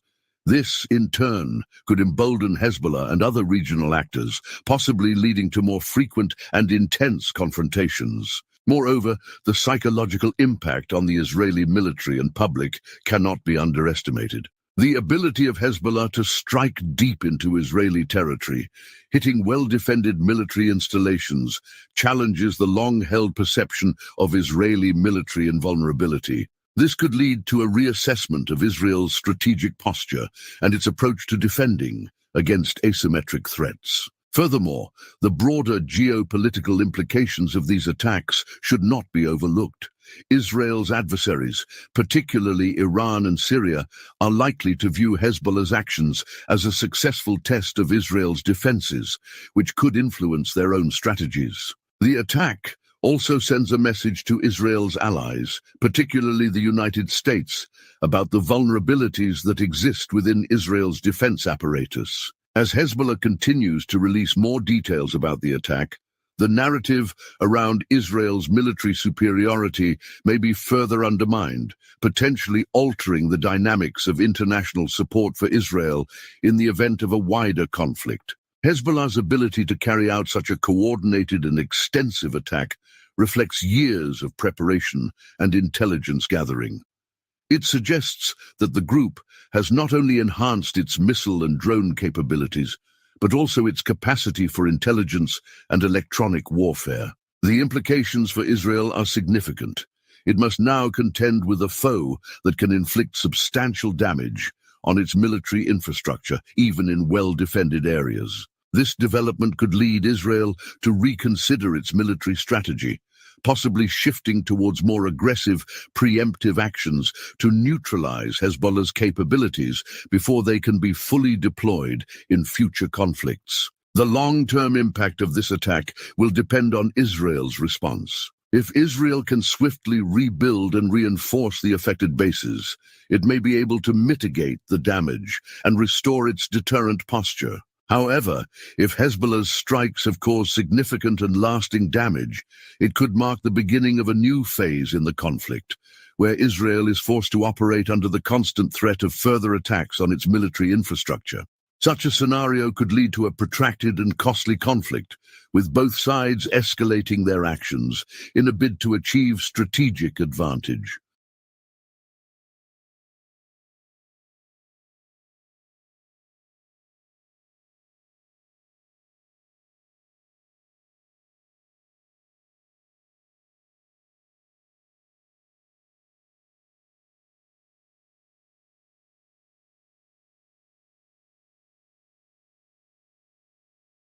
Welcome to Geopolitical Trends, where truth matters. Excited to be with you on this August 26th. Hope you had a relaxing weekend, just chilling out and all that. So anyway, I got an interesting topic. We're going to be talking here for about 15-20 minutes, and we're going to go to the other location. So I'll provide you all the info you need within time as I move forward in this conversation here. So topics today, we're going to be talking about what just happened yesterday on Sunday morning for the Israeli base that was attacked. So, and there's a lot of information, a lot of moving parts to all this, and this is why I'm going to be starting the conversation here, and we'll continue elsewhere. So, and by the way, YouTube reversed its decision regarding the video that I did before. It turns out to be that some schmuck just reported something inaccurate. What do you do? So you give credit where credit is due. So, all right, let me say hi to you quickly here to see who's here. And Coborg Ninja, thank you for becoming a new channel member here to that. So Matt Backey, as I agree, truth matters. National Security Advisor of U.S., the incompetent Sullivan, going to meet with Mr. Wang Yi.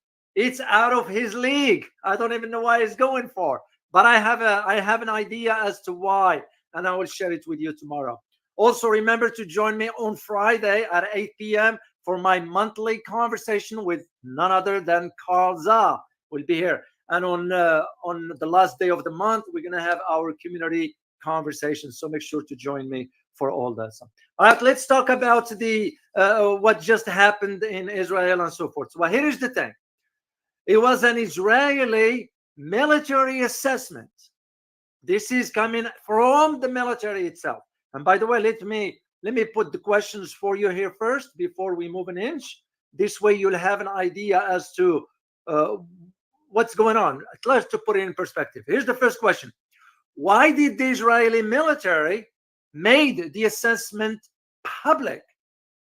Usually they this kind of stuff, and I'll tell you why. I tell you what the assessment consists of. Second question is, was Israel taken by surprise by Hezbollah launching of attacks? We're talking about hundreds of rockets and missiles, including drones also. And third question, is this the beginning of something much bigger? Because those are legitimate questions to ask for us to put things in perspective. So, well, here is the thing. According to a recent Israeli military assessment, here is what this says. Hezbollah's precision missiles can target anywhere in Israel. So, and all of this, it comes, of course, on the heels of Hezbollah recent bombing of the Israel Miron military base. Let me show you a picture here. It's an important. I'm very familiar with the base. You know, my background and what's the importance about it and so forth. So, well, first of all, let me just provide you a brief snapshot about what the role of this base is, and then we'll move into the conversation. So, all right, here's the thing. Let me the history of the base. So the Miron base, what is it? So Miron base was established in 1967. So, and is responsible for creating aerial images, capturing images of all aircrafts within the airspace of Israel and its surroundings, both military and non-military, meaning when they capture the pictures of both military and non-military, that is. The main task of this base is to detect and identify attempts to penetrate the airspace of the northern part of Tel Aviv, and if necessary, track threats by targeting aircrafts launching interceptors from the ground. Well, here is the thing. I'm going to share some pictures with you. You're not going to find anywhere else. So, and I'll just show the picture. I'll let you. This is a picture from inside the base itself. Don't ask me how you got the picture. That's all you need to know for now. This is from inside the base. Okay. This is Miron. Here is another pictures now. This is the dome, which was targeted. Those are the Air Force analysts that do the geolocations and so forth. And this is the mountain where the base is, because it's on a higher ground, one of the highest elevation in the area. As a matter of fact, I do have, I'm going to share a quick video with you guys. Open this. Here it is. Just take a listen here. It's going to be, by the way, it's not going to be in English. Just take a listen here. And I'll be happy, later on, I'll translate for you guys. Share. Okay, let's see. And it's circulating. And by the way, this was also in the Israeli media. So they all admit. By the way, Israel admitted that the base was targeted. So here, take a listen. Please give me a thumbs up if you can hear.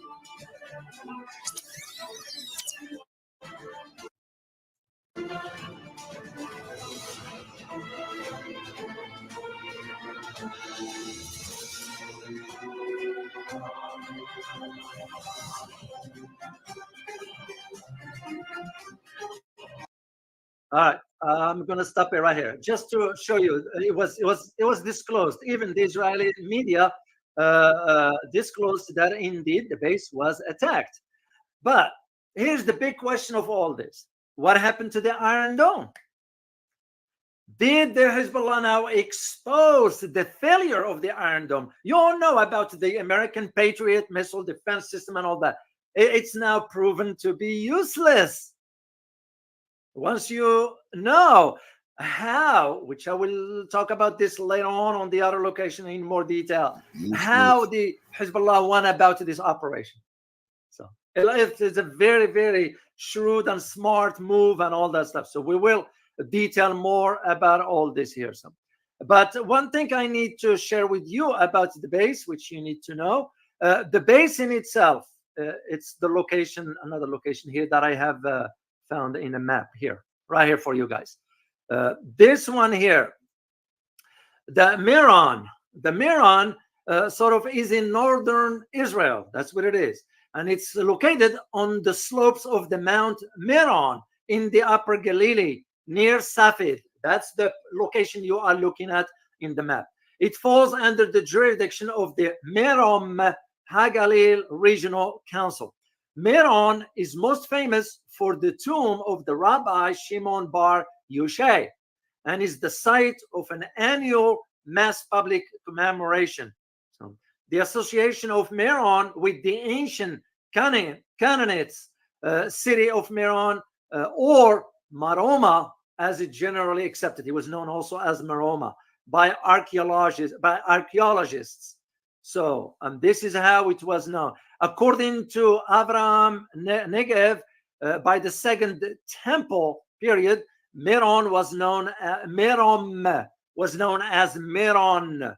You know, it goes back and forth between Miron and Mirom, but the official word now is Miron. M-E-R-O-N is mentioned in the Bible as the site of Joshua. So now, the Bible and all that, that's another conversation for another day. So suffice it to say, guys, this is the importance of why all of a sudden you're looking at this particular assessments coming from the Israeli military itself, by them saying that, by the way, all now the capabilities of Hezbollah can target anywhere in Israel.